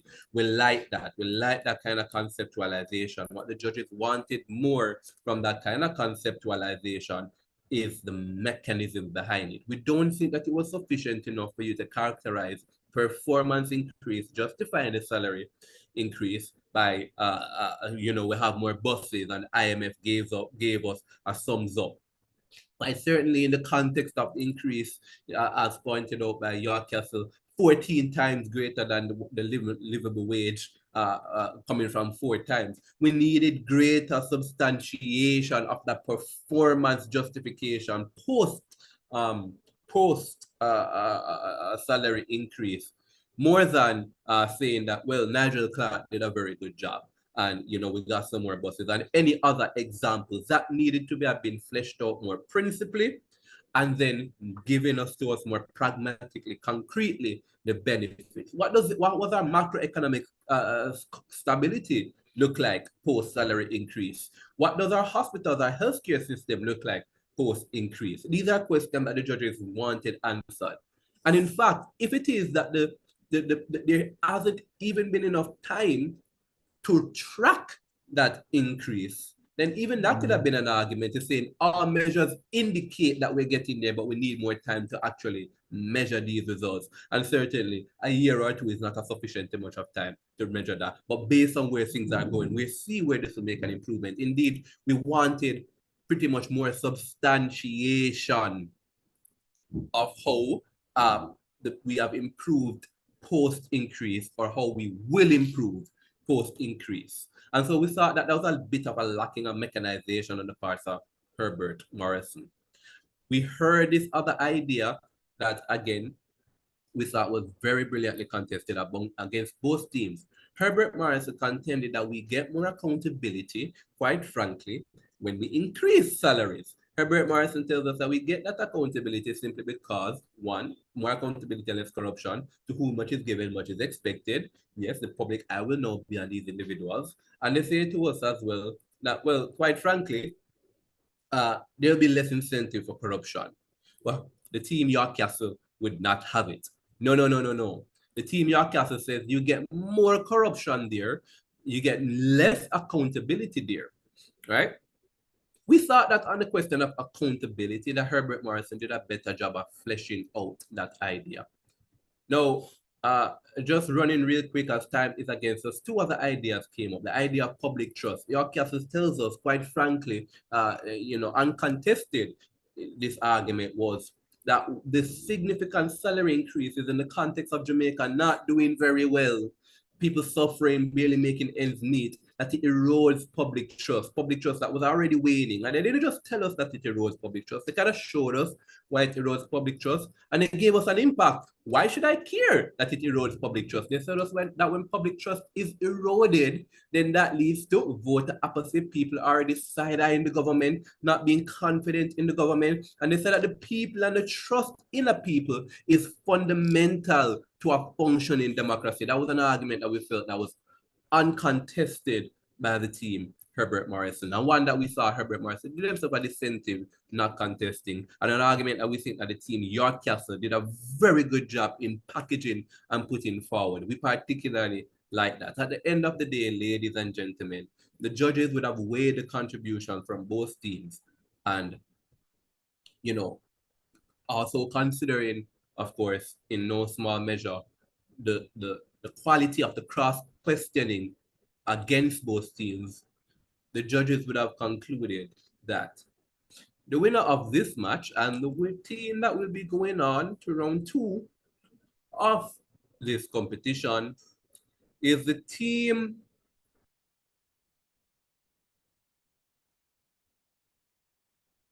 in opposition, York Castle High School. Congratulations, York Castle High. Well played, Herbert Morrison. Good job, Herbert. Good job, guys. Thank you. The best debater from this match. Talk to you guys. Awesome, thank you.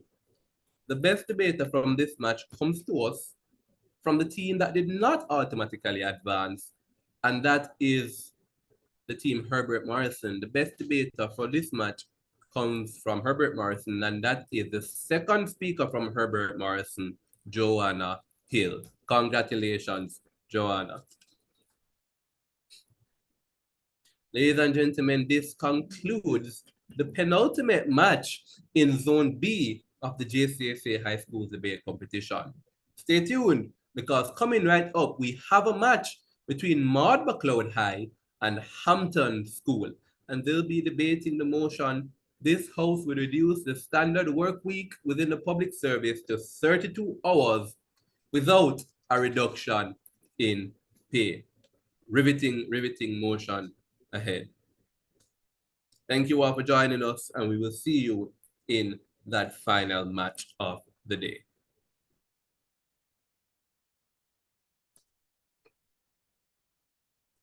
Right. See Maud McLeod. Yes, I see somebody speaking. Go ahead. Yeah, Ravon, what were the scores for that round for us and York Castle? Yeah, sure. So it was 269 to 265. Okay. All right. So I see that we have Hampton online and we have Maud McLeod online. Wonderful. Can I see your camera set up both teams? Maud McLeod, Hampton. Turn on the camera for me. Good afternoon, sir. The device that we're currently on, it doesn't support the camera, and when we try to join on our phones, I don't know, the Wi-Fi isn't supporting it either. Will that pose a challenge? Yeah, that would be less than ideal. That would be less than ideal. Can you get a phone with perhaps a data connection or that can connect to the Wi-Fi so that we can have the camera on? Okay, no problem. Give me a few minutes to sort that out. Sure. And Maud McLeod, can I see your camera and your microphone?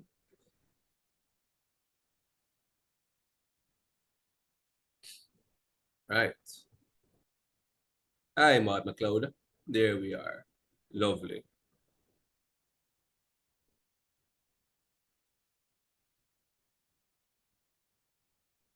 Right.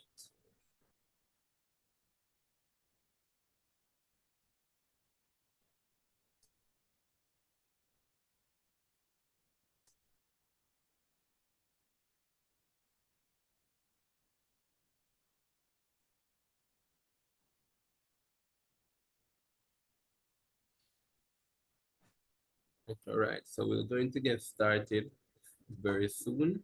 Proposing is Maud McLeod. All right. Team Hamptons, about how much time will you need? Just about 7 minutes or so. Okay, all right. Mm-hmm. So Maud McLeod, if you don't mind waiting about a minute or so, we'll get the debate started then.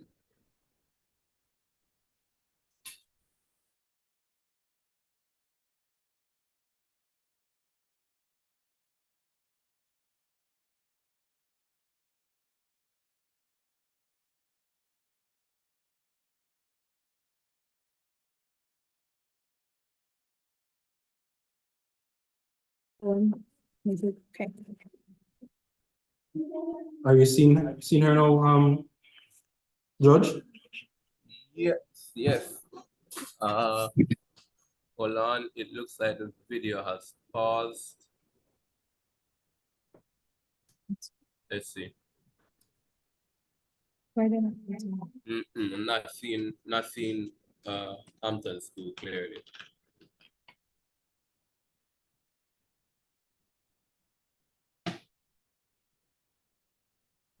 Excuse me, sir, can you please let in the other device that's currently waiting? Okay. Okay, no problem.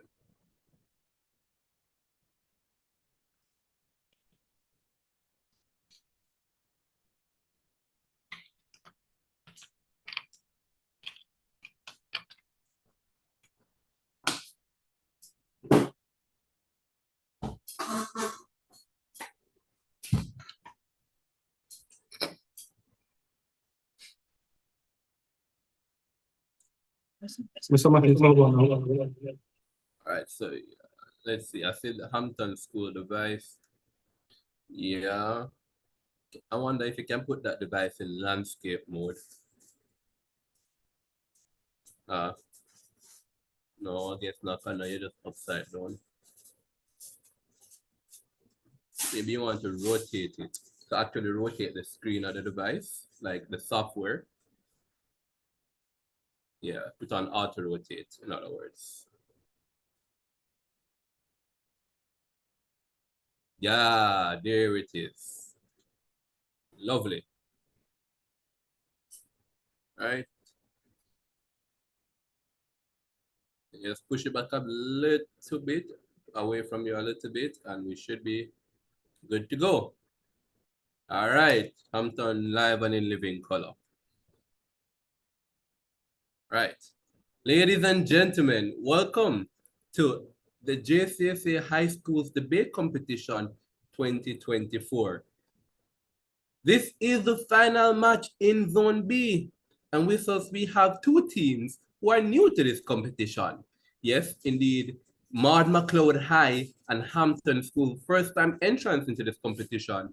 And I'm sure that both teams are looking to unseat the reigning championships, Montego Bay High School for girls, who coincidentally have won their Zone B match and are moving on to round 2.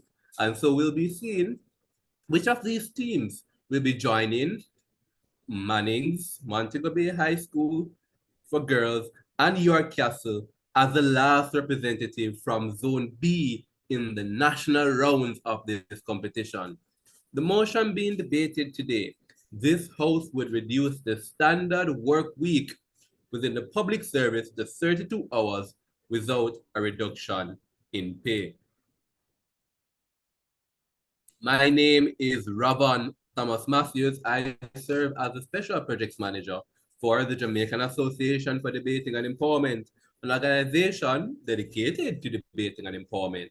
And we are happy to have been contacted once more by the Jamaica Civil Service Association, the largest trade union in Jamaica with over 30,000 members, to execute this competition once more. The very first staging of this competition, of course, was last year in 2023, where we had 12 schools entering, and that has expanded to over 100%.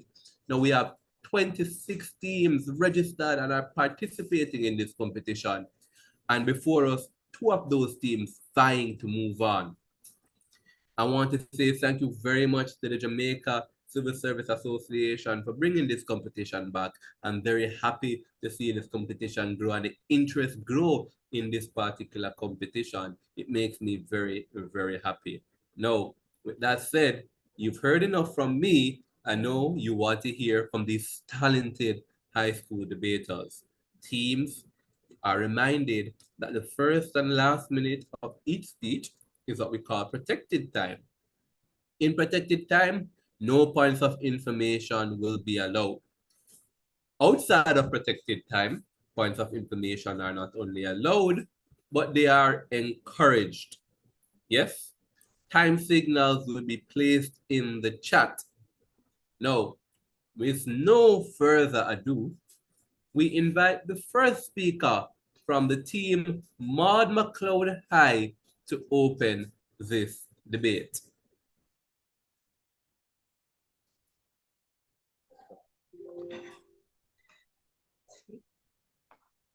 Ladies and gentlemen, boys and girls, or honorable judges, or teammates, last but definitely by no means least, or worthy opponents, good afternoon. Today's motion is one that we definitely anticipated and we support. This House would reduce the standard work week within the public service to 32 hours without a reduction in pay. As the government, we believe that the standard work week consisting of 40 hours should be reduced without any reduction in pay for persons working in the public sector. We stand firmly in our assurance that reducing the work week hours for this targeted population will positively increase time spent with family, improve mental and physical health, reduce stress and burnout, increase productivity and focus, enhance job satisfaction and engagement, and most importantly, improve work performance and quality. As the first speaker, I will explore some of these issues while my second and third speakers will expound more on them. Let me lay the foundation. My second and replying speaker will raise the roof. The standard work week should be reduced for public service workers. Before I go any further, let me use this opportunity to define the key words in the motion. The Oxford Learner's Dictionary defines reduce as, and I quote, an act of making something less or smaller, end quote. According to lawinsider.com, standard work week is, and I quote, a work schedule of 5 shifts with the same number of hours each day and a maximum of 40 hours per week throughout the year, end quote. It is sciencedaily.com that defines public service as, and I quote, a service which is provided by the government to people living within its jurisdiction, either directly through the public sector or by financing private provision of services, end quote. Pay as in relation to salary is seen as a fixed amount of money that an employee receives from their employer in exchange for the work they perform, as indicated by remote.com. To our opposition, can you imagine working for the government all your life and have no time to spend with your family? And to top it off, you are tired and could indeed do well with longer time to rest. Can you imagine? Giving public service workers fewer working hours will improve their social lives, and their families will also benefit from this, as children who do not see their parents often as possible tend to deviate to other means to fulfill that need. Parents spending less time with children will result in increased juvenile delinquency in children, as parents have no time to attend to their children morally, spiritually, and socially. Family conflicts will also increase, as parents who work for the government have no time to solve family conflict, as they are always rushing to work. Public service workers have no time for their families, and the result of this is breaking the family apart. Let me jog your memory. Return with me to January 20, 2022, where, according to the Jamaica Star titled, "Baby Dies After Being Left in Car for Hours," a policeman forgot and left his 1-year-old daughter for more than 8 hours in his car while he was at work. The stress and demands of work caused him to forget the apple of his eye, his heartbeat. Now, my opponent, Point of if this information. policeman had been allowed accepted. Okay, what did she say? We used to say that the baby was left in the car for the 40-hour work week. When you give them 32-hour work week, they will have more free time. The baby has nothing to do with the amount of time reduced for work. Stress caused this, by the way.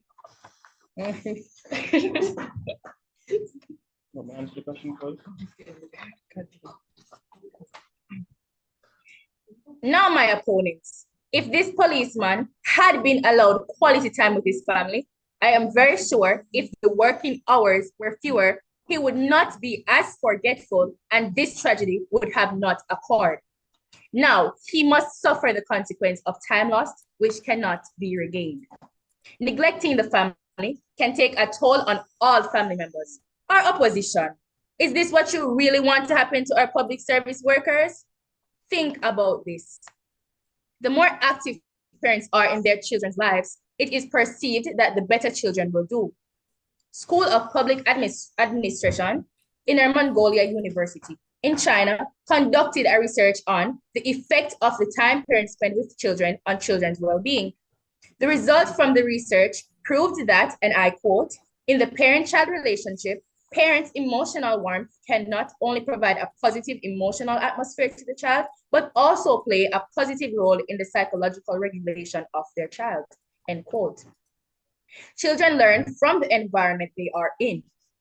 If parents spend more time at work, then there will be less time for parents to provide. Not accepted. For parents to provide the necessary support and enhance the environment to learn positively, as the family is the first means of socialization. If this is not corrected,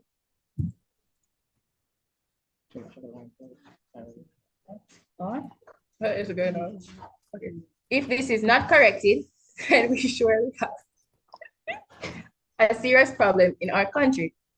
Dr. Todd Thatcher, who works with the Valley Behavioral Health Director of Nursing, providing supervision, presented an article on the top 10 benefits of spending time with family, suggested that, and I quote, "Family is so important when it comes to a child or teenager bringing problems to you, because your advice can allow them to become better equipped to cope with problems and make positive choices."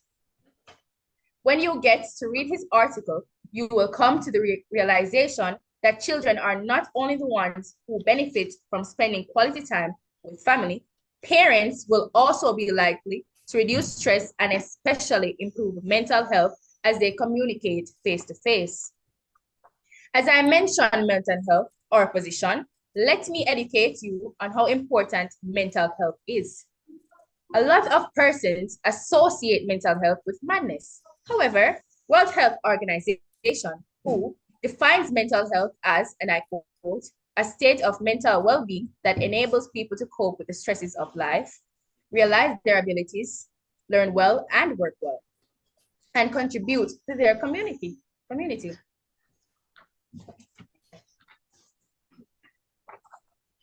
Opposition. Not because you have longer working hours means you are getting a lot done.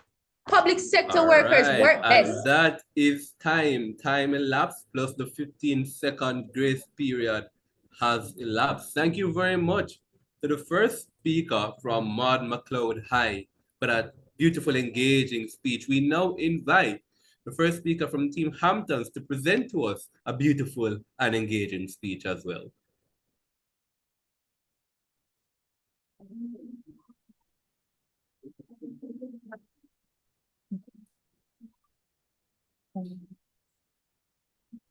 Sacrificing service quality and accessibility for a shorter work week and employee convenience is not just illogical, it is downright ludicrous. Before I continue, let me rebut something that the Prime Minister said. Psychological research suggests that some people struggle with managing free time and may fall into patterns of inactivity, distraction, or procrastination rather than actively pursuing productive means. This means that what is it to say that they will spend it with family and not squandering that free time? Judges, my most precise timekeeper, my fellow housemates, and my most fallacious opponents, a pleasant evening to you all. I, the opposition leader, am here to firmly stand against the motion. This House would reduce the standard work week within the public service to 32 hours without a reduction in pay. I will elaborate on the facts that a work week reduction of 20% will have adverse effects on economic impact and public service delivery. My deputy will highlight the gaps in technological advancements as well as training and development insufficiencies, followed by our member of opposition who will confirm and solidify why your reasoning is misplaced and show why we have won this match. Productivity, the propeller that makes our world go round, the foundation that an effective society is based upon. In Jamaica's public sector, many roles are tied to routine tasks and service-based operations. Their output is directly linked to time on the job, and reducing hours will reduce service availability. Jamaica suffers from resource constraints and outdated infrastructure, which means that expecting a sudden increase in efficiency due to reduced work week is unrealistic. Hours spent at tax offices, weeks to receive important papers as a single sheet page, for example, driver's license, land titles, passports, will become months with the implementation of the 32-hour work week. My proposition mentioned productivity. I do not, and I repeat, I do not want to see the chaos that will ensue. The long lines between 9 to 5, Monday to Friday, will become even longer lines Monday to Thursday, serving the same volume of people with the same inadequate administrative system nationwide. Mr. Speaker, instead of the government focusing on training workers to move more aptly and efficiently, instead of the government looking to make the transformation from paper to digital to keep in congruency with the world, they want to only focus on family time, which is not such a, it is important, but there are many more effects that will come from the 32-hour work week.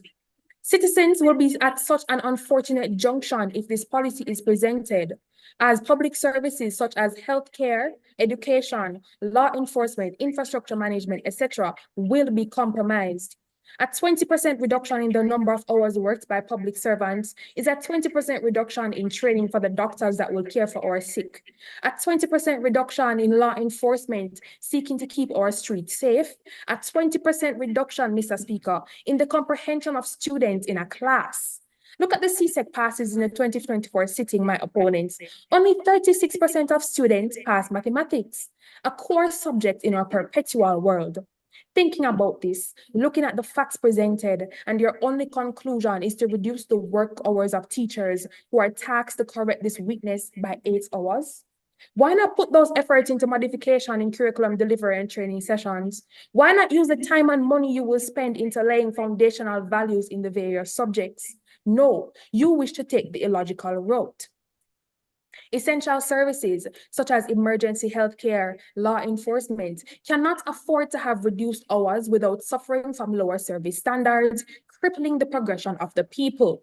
Productivity in such roles is not necessarily measured by innovation or creativity, but by the continuity and reliability of service, which will be compromised under a 32-hour week. Even if the work week is reduced, the same amount of work still needs to be completed. This could lead to a more intense workload. Point of information. Accepted.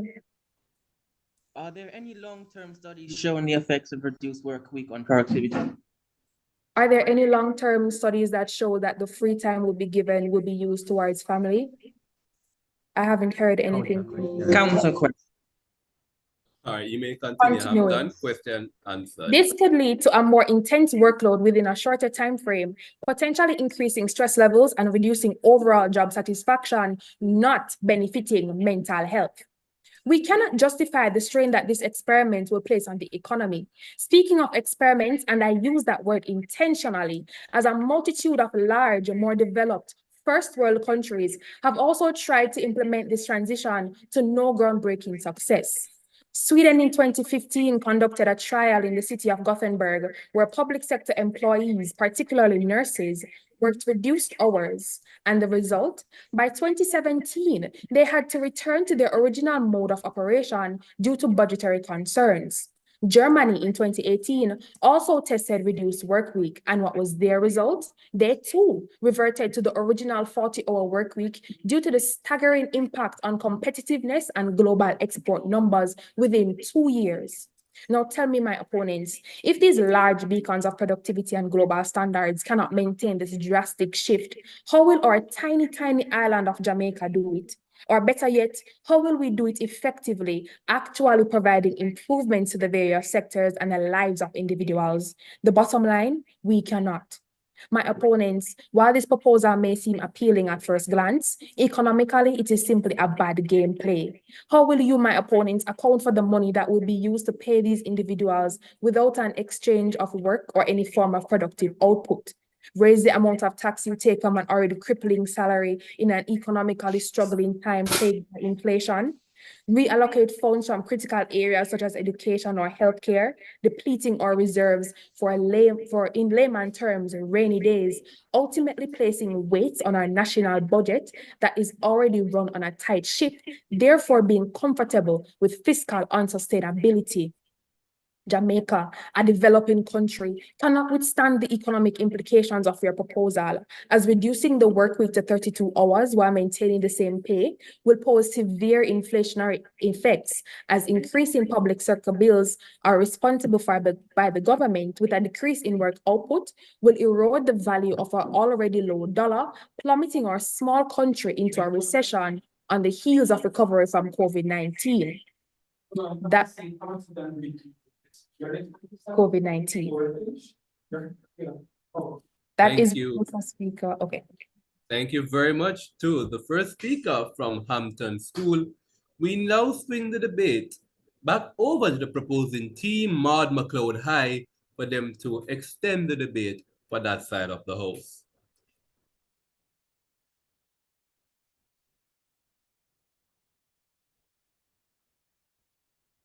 And just reminding the teams to put their speaker names and positions in the chat. All right, Maud McLeod, the floor is yours.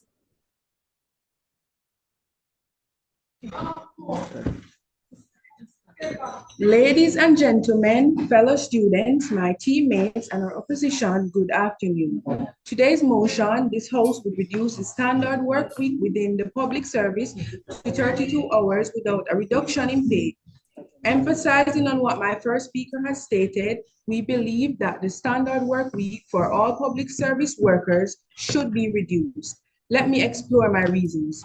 Firstly, reducing the work week stipulated hours will enhance job satisfaction, and secondly, improve work performance and quality. The current standard work week hour gives public service workers no time to enjoy their jobs.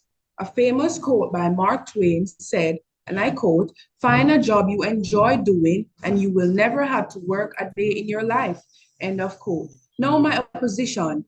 Does this sound like what our public service workers are doing?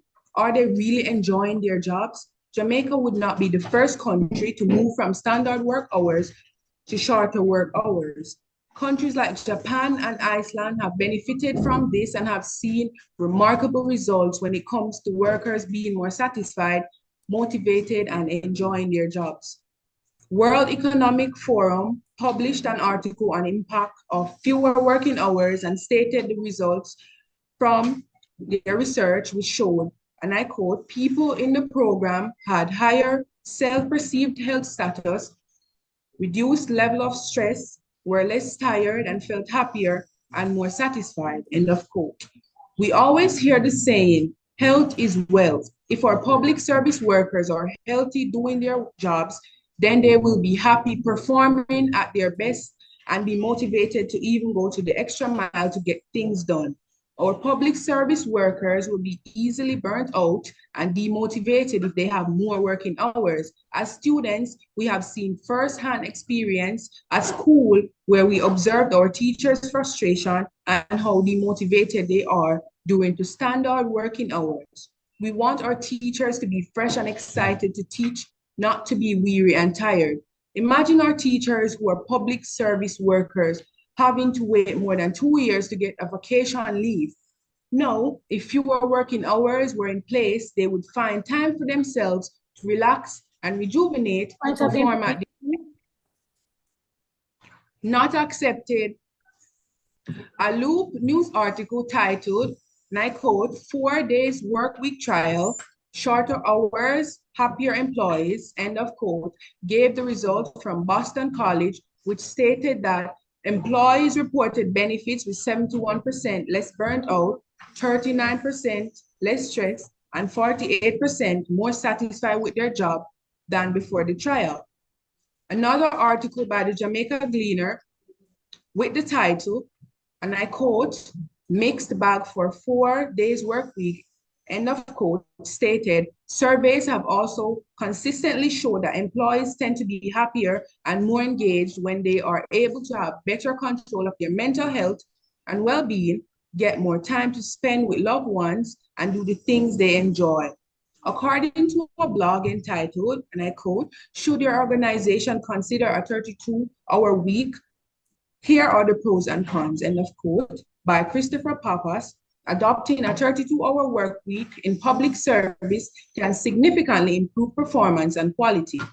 Reduced working hours can allow for public service workers to be more flexible and results orientated. The alternative to this would be working longer hours with the same pay, resulting in employees being burnt out. Shorter work hours are less draining, allowing energy to be used more efficiently and effectively over shorter working hours. It was reported in European countries that in a shorter work week hours resulted in fewer absentees of employees, thus resulting in persons more determined to work and getting the results they need. According to Indeed.com, employees know that they need to get the work done in one less day, so they get more done each day to compensate. They learn to prioritize tasks, cutting out the time wasters so they are more efficient. Time management skills and flexibility are important skills to any organization. If we want our public service workers to display these skills, then of course, compensating them with fewer working hours is the best possible option. Employees tend to be more focused and efficient with their time when working fewer hours. Establishing a 32-hour work week will help you create a focused environment. Employees are managing their time better because they are working less hours in the workplace. They prioritize their tasks based on their increased awareness of work schedule. They work smarter, not harder, since they are conscious of their time.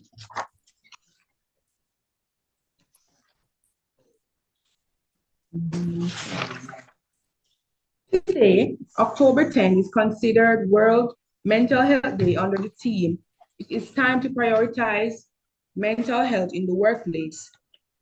In the Jamaica Gleaner letter on the day, October 3rd, 2024, stated that, and I quote, "In Jamaica, the pressures of balancing work, family responsibilities, and financial challenges often weigh heavily on employees.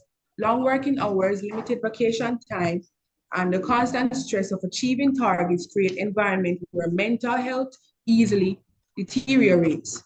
There is so much research that have proven that mental health is an urgent matter that needs to be corrected in the workplace. Now, one solution to the problem is reducing the working hours for our public service workers. Our opposition, let me adopt the People's National Party, PNP slogan, "Time come." Time come for change in few.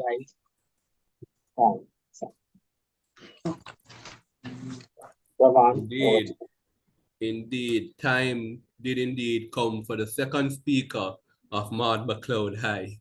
We will now swing this debate over to the second speaker from the school, Hampton, from Hampton School, to extend the debate on that side of the house.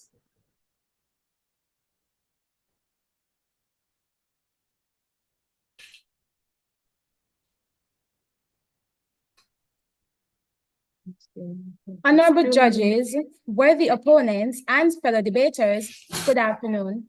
Today, we argue against reducing the standard work week to 32 hours without a reduction in pay. I, the Deputy Opposition Leader, am here to highlight the drastic effect of such misplaced reasoning, specifically in technological advancements and training and development programs. My opponents, before I go any further, let me rebut a few points. Job satisfactions depend on working satisfaction, not hours. Fix the issues occurring, then you will fix job satisfaction. 2 years waiting for a vacation leave will become 4 years with a reduction in the work hours. As my Prime Minister mentioned, it will take longer time to process. And lastly, they can be just as burnt out with higher workload. My fellow opponents, it is without reasonable doubt that reducing working hours without adjusting pay would undoubtedly and unimaginably be unrealistic from a developing country's perspective. Mr. Speaker, reducing hours could mean fewer chances for employees to receive training and develop their skills, which can hold back their professional growth and the overall quality of service they provide. This was evidently proven by the Jamaica Customer Service Association Fund, which later stated that 70% of service quality is linked to employee training. Furthermore, my fellow opponents, a study published in the Caribbean Journal of Management found that organizations that invested in regular training and development had 25% higher employee performance metrics compared to those that did not. My opponents, don't you think reducing hours can hinder this investment and lead to a lower performance? With the reduction of hours, how do you expect employees be trained to their fullest potential in order to meet the needs and wants of its consumers? Let us not be blindsided and ignorant when viewing the country's current status quo, at which Jamaica is already struggling with the current 40-hour work week, as proven by the World Bank, whom indicated that around 40% of Jamaican employers reported difficulty finding workers with the necessary skills, particularly in fields like engineering, information technology, and hospitality. As a result, they have these workers doing overtime because the hours they're currently working is simply not enough. Instead of looking to change the system, why not adopt and introduce new strategies to the current status quo that will benefit employers and citizens alike? It might sound like a fairy tale, yes. A better life, yes. Because what? Shorter hours, same pay? Let's be real, my opponents. This policy could destabilize our economy, especially those of the private sector. What do you think should happen when the government cuts its hours? The private sector will feel pressured. They will feel the need to follow larger and richer companies, not looking at how they will need to lay off more persons in order to meet demand to supply ratio. Unemployment isn't just a statistics, my opponents. It impacts real lives, real people, Point of information. deny the economic standard of a country. The harsh reality is that initial gains could easily be overshadowed by the economic fallout that follows. Instead of looking to reduce work hours, let us focus on developing and finding new strategies to improve the issue we have at hand, such as providing employees with enough experience through proper training at which they'll be able to effectively carry out company duties. As we proceed, my opponents, let's talk about how technological development has transformed how we work, allowing for increased productivity and efficiency. In today's society, automation and AI have been playing a major role when it comes to the operation of business, as well as the satisfaction it brings to the customers. This advancement means that rather than cutting hours, we should focus on leveraging technology to enhance our work environments. According to a 2021 report by the Caribbean Development Bank, Jamaica has been making strides in digital transformation with an increase in the adoption of technology across various sectors. This indicates a growing potential for enhanced productivity through technology. My opponents, here I bring it at your feet. Here I have proved to you why reducing the work week will not be possible, especially in the country's current economic affairs. Why change when we can improve? Mr. Speaker, let's ditch the idea of cutting the work week without pay and get smart about investing in technology. By harnessing AI and other innovations, we can boost productivity without reducing hours. Picture a workplace where automation takes care of the boring stuff, allowing our talented teams to focus on creativity and customer service. This isn't just wishful thinking, it's the key to a brighter, more efficient future. We need to empower our workforce with the right tools to drive growth and improve quality of life for everyone. Instead of slashing hours, let's enhance efficiency. Point of Effective. information. Accepted. Contradiction. No, out of order. You're in your final minute. Just put it in the chat. So no By for promoting your eyes can be asked now. By promoting flexible work arrangements, streamlining process, and offering performance incentive, we can improve productivity and job satisfaction without sacrificing pay. Invested in telecommunicating and training will empower our employees, leading to a better service for our communities. And let's learn from European countries like Estonia and Finland, when heavy investment in technology have revolutionized public services. They've made interactions smoother and faster, boosting public satisfaction. It's very clear. Even a blind man can see it that investing in technology is a smart move. Let's prioritize these solutions over arbitrary hours cut and ensure our workforce thrives in a future that's all about working smarter. The second speaker pauses.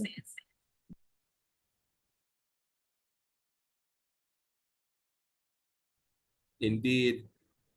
Thank you very much to the second speaker from the team Hampton School. The debate will now enter into a period of cross-questioning where the opposition will ask questions from team proposition. Teams are reminded that each question will only last 15 seconds and that each answer can last no longer than 45 seconds. Questions must be questions. That means that you will not be allowed to respond to responses, but you can ask follow-up questions based on a response that you've heard. This will go on for 5 minutes. Team Hampton School, the time starts when you pose your first question.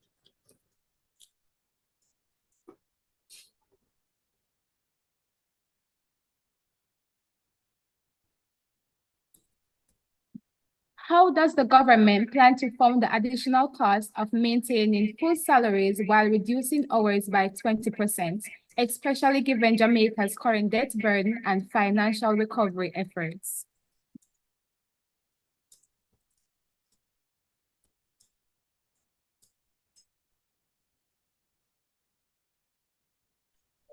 No additional expense. And how does the government plan to pay for your technical advancements, as you so politely proclaim, that we can make without the reduction of shorter work week? Jamaica already has global companies. This is a question. You Yes. can't reply? Okay, you cannot reply. No, you can only ask a follow-up question or another question altogether. Okay. Okay.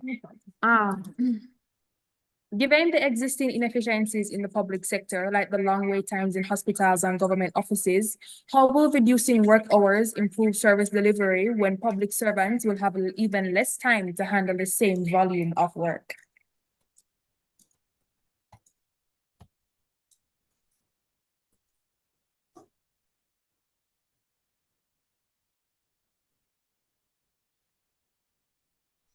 Can you repeat the question, please?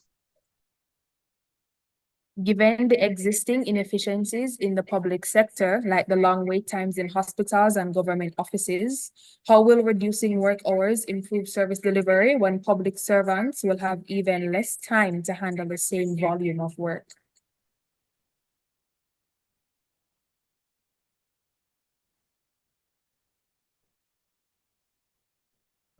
More motivation implies greater work-life experience, productivity.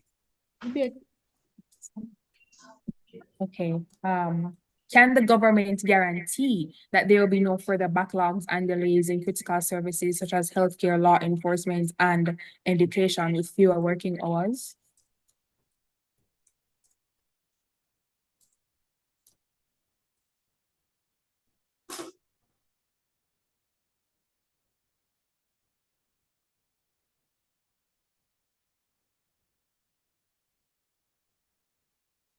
Oh my God. There is no reduction in pay, so the government does not have no toll on its head right now.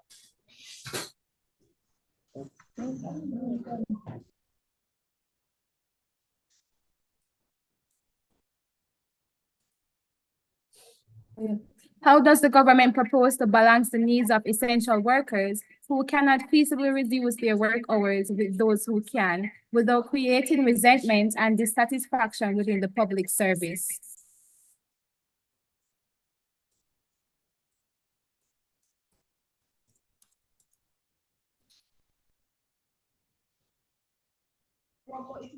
How can you repeat this question, please?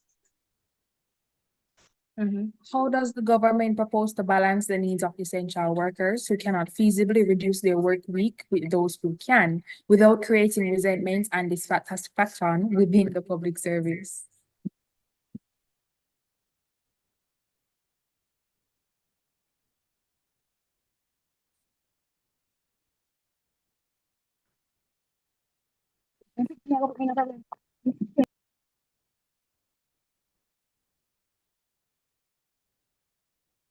On the cloud, do you have an answer to the question?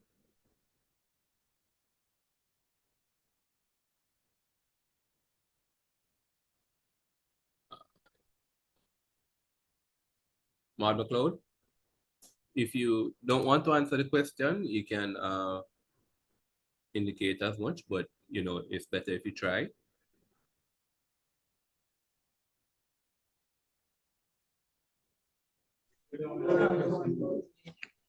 No comment. All right, I'm done. The next question. How will the proposed reduction in working hours affect Jamaica's international competitiveness, especially in sectors like trade and investment, where delays in government processing could lead to a loss from investors and trading partners?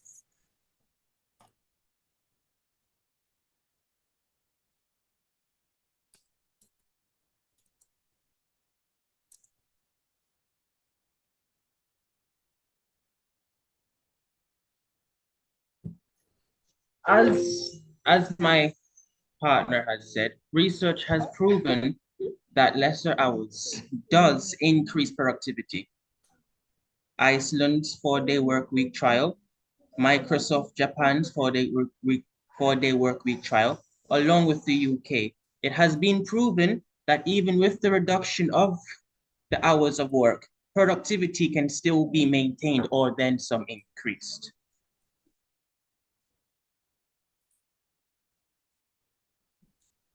How would you combat the inflation that no more questions, Sam. Okay. Time has lapsed. All right, thank you very much.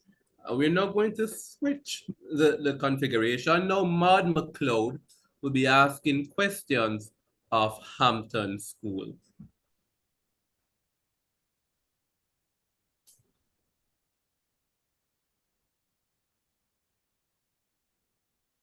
And the time begins after your very first question, Team Maud McLeod.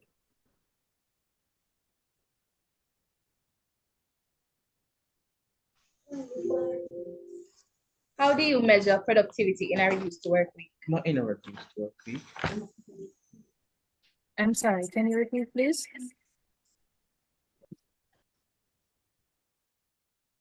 Just a minute. Yeah.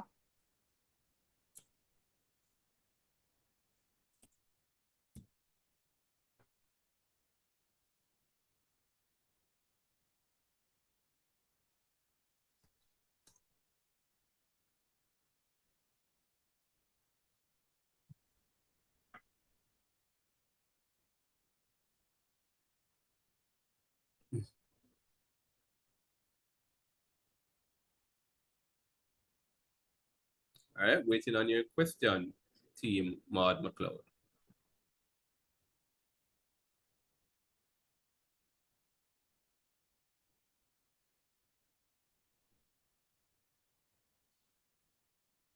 Somebody Go ahead. What is the alternative, may I ask? You say that even without the reduction of time, productivity can still be maintained, but it has been proven that even without reduction in time, productivity is still not increased or maintained. So can you explain that? The level of productivity can be maintained with the use of technological advancements. These technological advancements can be funded by global companies that are currently aiding with the development, such as the IMF.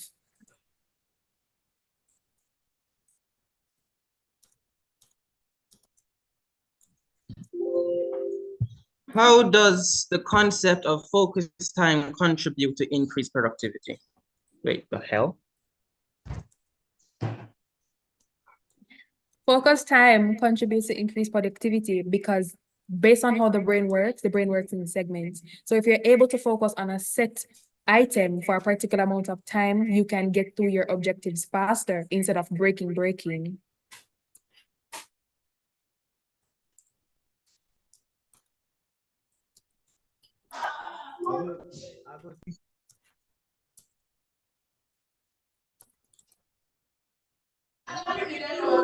What role does technology play in enhancing productivity in a shorter work week?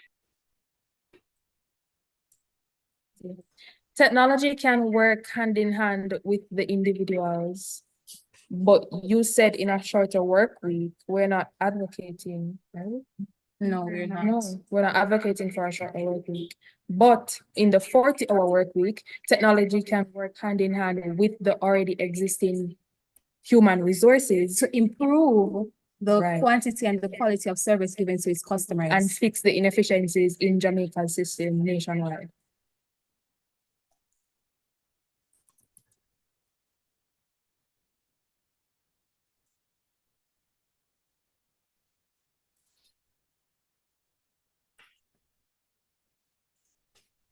All right. Are there any more questions, Team Maud McLeod? I think you have just enough time to ask another question.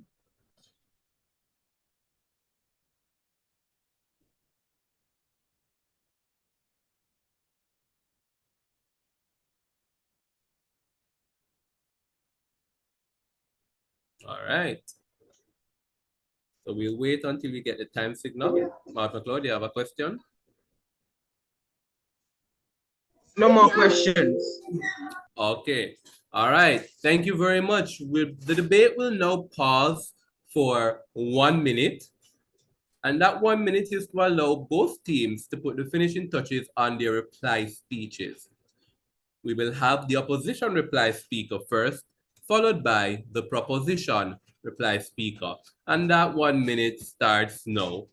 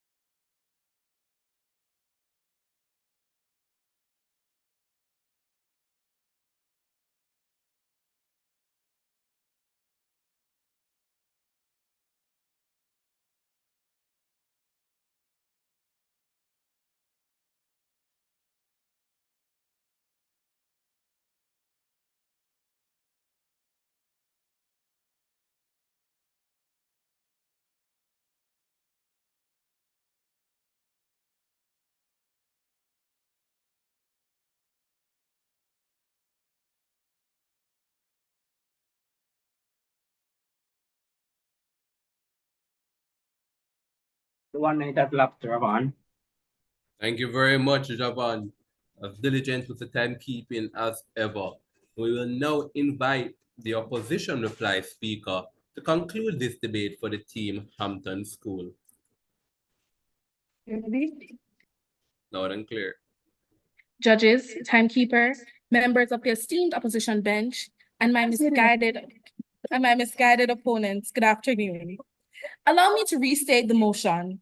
This House would reduce the standard work week within the public service to 32 hours without a reduction in pay.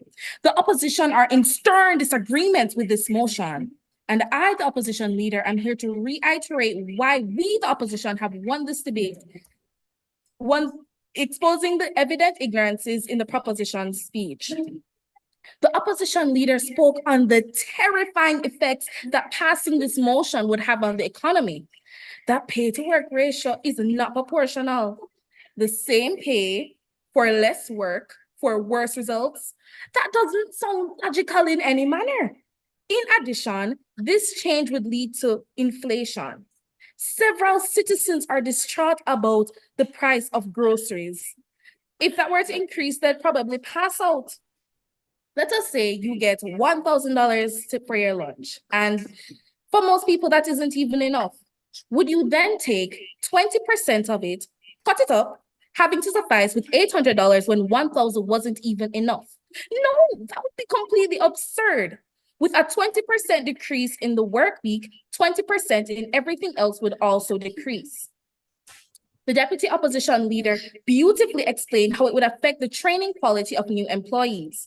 The period used to train individuals would take longer, and in turn, the quality would also decrease. But unfortunately, the government doesn't see all the benefits that training will have and the unhinged effects that will occur if it's not implemented properly. The deputy opposition leader devised an incredible alternative to the 32-hour work week, which is to utilize technology to boost efficiency and boosting productivity. With this suggestion, the change and benefits the government wants to see will be done, and the nightmares that the opposition showed us will also not be a reality. And how will this be funded? Jamaica already has global companies that are currently aiding with the technological developments, such as IMF and the World Bank. As a result, it would not be as costly as compared to the 20% reduction of productivity. In contrast, the proposition brought these very, very fragile arguments forward. The Prime Minister said that it would increase stress but due to the increased, the Prime Minister said that it would increase productivity, but due to the increased stress of having to cram the same amount of work in less hours, it would in fact increase their stress, which in turn would affect the mental health that you claim to be defending. Also, public sector workers, in fact, get a lot of vacation time. Let's say, for example, teachers. Teachers can get paternity leaves, study leaves, maternity leaves, sick leaves, and vacation leaves. An example given by the Prime Minister in a result of stress was a police officer who left his one-year-old baby in the car. That is a result of negligence. My mother is a teacher. She works for the public service. She left me in a car by myself for 8 hours. And I know of several parents who are also working the public service who has never done that. So that 1 in a million was just a result of negligence. Don't you think that you should probably be focusing on helping them manage their stress rather than reducing the work week? The proposition only focused on the family. The family, yes, I agree. The family is so important. Me, I have a sister, grandma, grandpa, mother, and it's so important. But you also need to take into consideration the budget that would be affected if this were to be put in place. So the family is happy and dandy, but the family can't eat because due to inflation, the family can't afford to buy their groceries.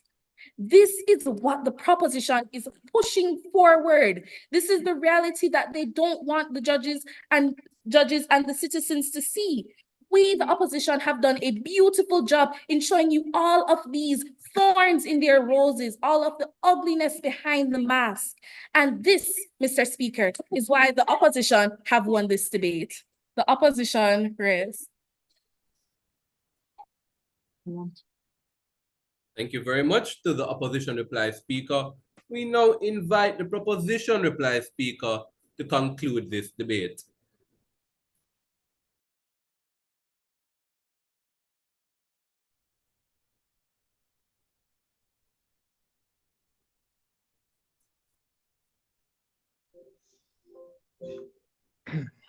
Esteemed moderators, distinguished guests, distinguished judges, ladies and gentlemen, boys and girls. The opposition would have us believe that longer working hours is equal to more productivity. However, research done in the UK, Iceland, and Japan proves otherwise. Even with shorter hours, workers produce the same or greater value of work. Secondly, we may not be able to guarantee that workers will spend increased free time hours with family, but let me ask you a question, my opponents. If you had more free hours, and how would you spend it? Wouldn't you spend it with those you love, your family and your friends? Why do we need to choose between cutting hours and investing in technology? The introduction of technology facilitates the implementation of shorter work hours. Finally, remember, I can't understand this dialect. Finally, remember about the price of groceries. The less work hours can also allow additional income so that extra hours can be used to gain additional jobs.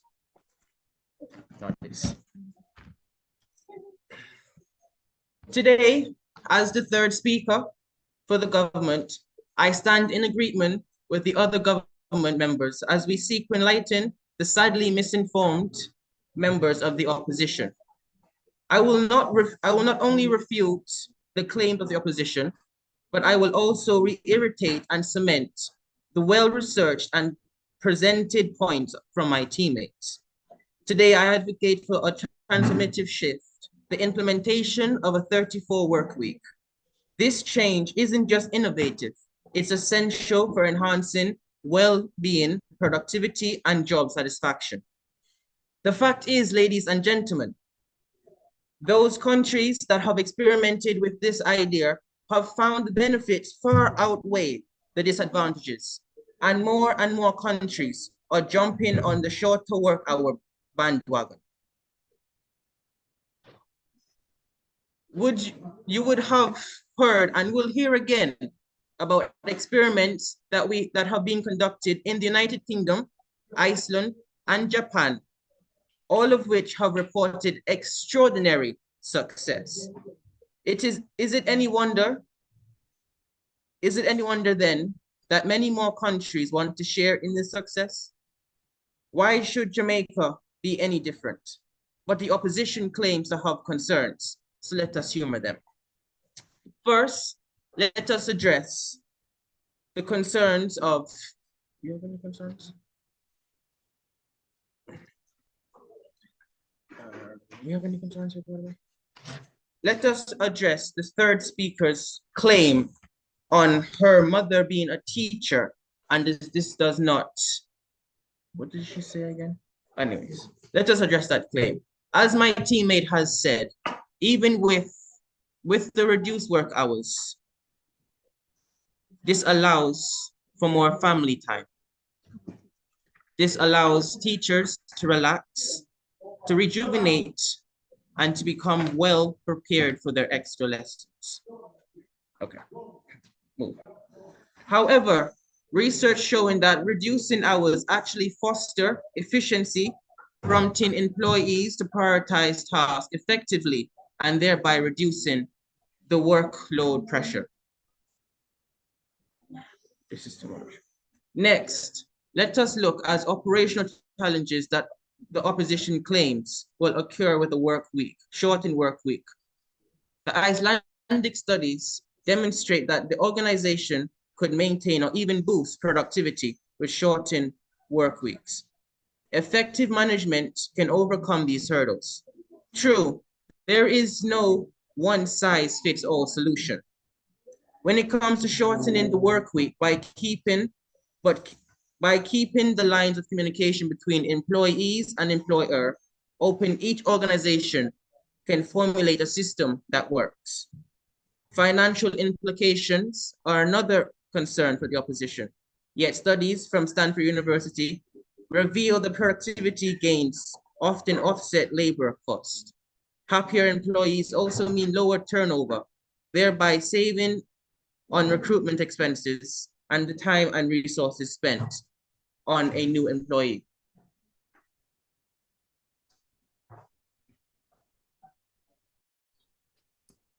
Right. Thank you and that is it. Thank you very much to the opposition reply speaker, rather the proposition reply speaker from Maud McLeod.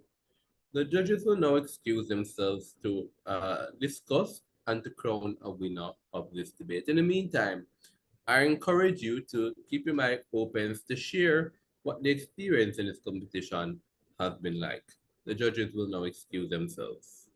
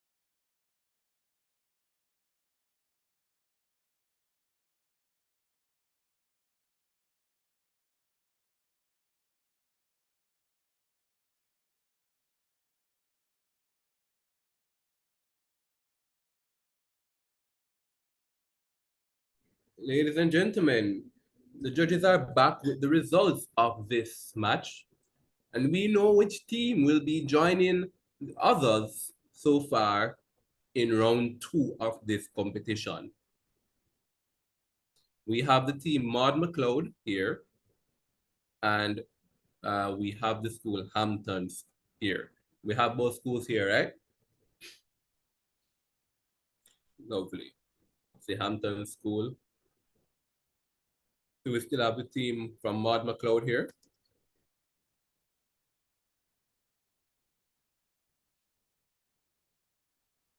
All right. I do. Wonderful. So, ladies and gentlemen, after discussions, the judges have come back with the results. We've identified several clashes and contestations or arguments that were substantive in the debate. So overall, we thought that we wanted from the teams a little bit more mechanization from some of the points. Again, we teach claim, warrant, impact. We wanted to understand a little bit more the warranting behind some of these arguments, some of these ideas, how we move from point A to point B. But regardless, what the judges identified are some clashes. The first clash that came up in this debate, which questioned whether or not we should be limiting the standard work week to 32 hours, was the question of productivity. Yes, where indeed do we get the most productivity? Certainly one of the more impactful clashes that we found in the debate. We heard from the team Maud McLeod this lovely analysis, actually, that when we limit the work week to 32 weeks from 40 weeks, we actually either get one of two things, either the same level of productivity or an increase in productivity. They explained to us that what happens is that one, individuals are less likely to draw out the work because they know that they have a 4-day work week instead of a 5-day work week, for example, and they'll be pacing themselves in a way to accomplish what they need to accomplish within 32 hours as opposed to 42 hours. And they say that is something that can happen by and large in the vast majority of situations. And they pointed out examples where this policy has yielded the same or increased productivity. We like that idea. We like that analysis that individuals will simply just condense the work that they need to do within those 32 hours instead of expanding it. But the team Hampton School contested that. They said that one, that necessarily means that there's going to be a larger workload on the individual. Maud McLeod contests, I imagine, Maud McLeod contests rather, that, that's fine if it is that they have this intense work week for 32 hours because they'll get the next 8 to do the important things. And they told us what some of those important things are that we'll get into. But Hampton School, I think, more strongly contested this idea by saying that there are certain jobs that exist within the public sector that are you get as much in as you get as much out, i.e. the amount of hours that you work is directly linked through causation to the amount of productivity that you get. And they cited some examples. They cited examples, for example, like healthcare and others. Yes. So necessarily there is no more productivity to be gained by making tasks by speeding up the efficiency with which you do tasks. Productivity is necessarily measured for a not insignificant part of the public sector. Hampton contends simply by how much hours are worked. And we thought that undermines the argument, yes, of productivity, but it doesn't defeat the argument of productivity. Because by and large, even if there will be some individuals who, the amount of hours that they work is directly linked to productivity, we contend, and definitely Maud McLeod contends, that the vast majority of individuals, and on aggregate, as seen in different countries, they contend you get the same or increased productivity. Hampton told us as well that there are countries where they tried this particular thing and they didn't get increased productivity. What we wanted from both teams definitely is an analysis of the factors surrounding these different examples of why we got greater productivity, why we didn't get greater productivity, And in the face of contrasting examples of productivity of the 32-hour work week being successful and it not being successful, in as much as we weren't getting the analysis of either of those examples to say why one worked and why it didn't, we had to default on the principle. And the principle that, by and large, vast majority of individuals will simply condense the work that they were stretching out for the 40-hour work week into the 32-hour work week. But that definitely giving Maud McLeod the slight edge there, right? Maud McLeod then said, what people will do with this extra time is spend time on family. And they gave a robust and beautiful explanation of the wonderful things that people can do with their family and the effect of not having individuals in their family and society, religion, education, philosophy, principles, all that wonderful stuff. And we particularly like that. We heard that there's going to be greater job satisfaction, but Hampton tells us instead that job satisfaction is not simply linked to the amount of hours worked. Indeed, it was a wonderful, wonderful debate. At the end of the debate, the judges would have concluded that the team that wins is the team that proves to us, on balance, which is a greater outcome. Yes, we will have in similar or increased productivity, the judges contend, but to what end? Hampton contends economic downfall and lack of customer service training, which is like the majority of things that we need in the society. And the team Maud McLeod contends, well, we get greater family enrichment. When the judges weigh those substantive, the judges would have determined that the team that won this debate, and as you can imagine, that cross-questioning section definitely influenced the scores governing the outcome of this debate. The judges would have concluded that the team that won this debate, and we'll be moving on to round 2, is the team Hampton School.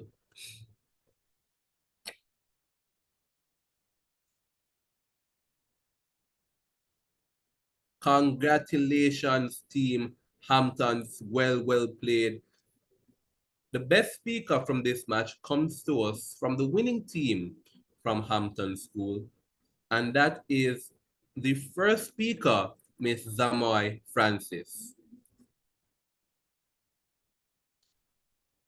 The judges would also like to extend serious commendations to the first speaker from Maud McLeod High, Makiba Taylor. The judges really loved that robust analysis of society and the family and the wonderful things that one gets from spending time with the family. We thought that was a unique extension that we weren't expecting, and we found that very impactful. It just unbalanced when weighed against the substantive brought from the other team was not sufficient to push Maud McLeod over the edge, considering especially the scores from the cross questioning. But you should be very proud of yourselves, to the team, Maud McLeod, the whole team, and especially Miss Makeda Taylor. Congratulations, and congratulations as well to Hampton School.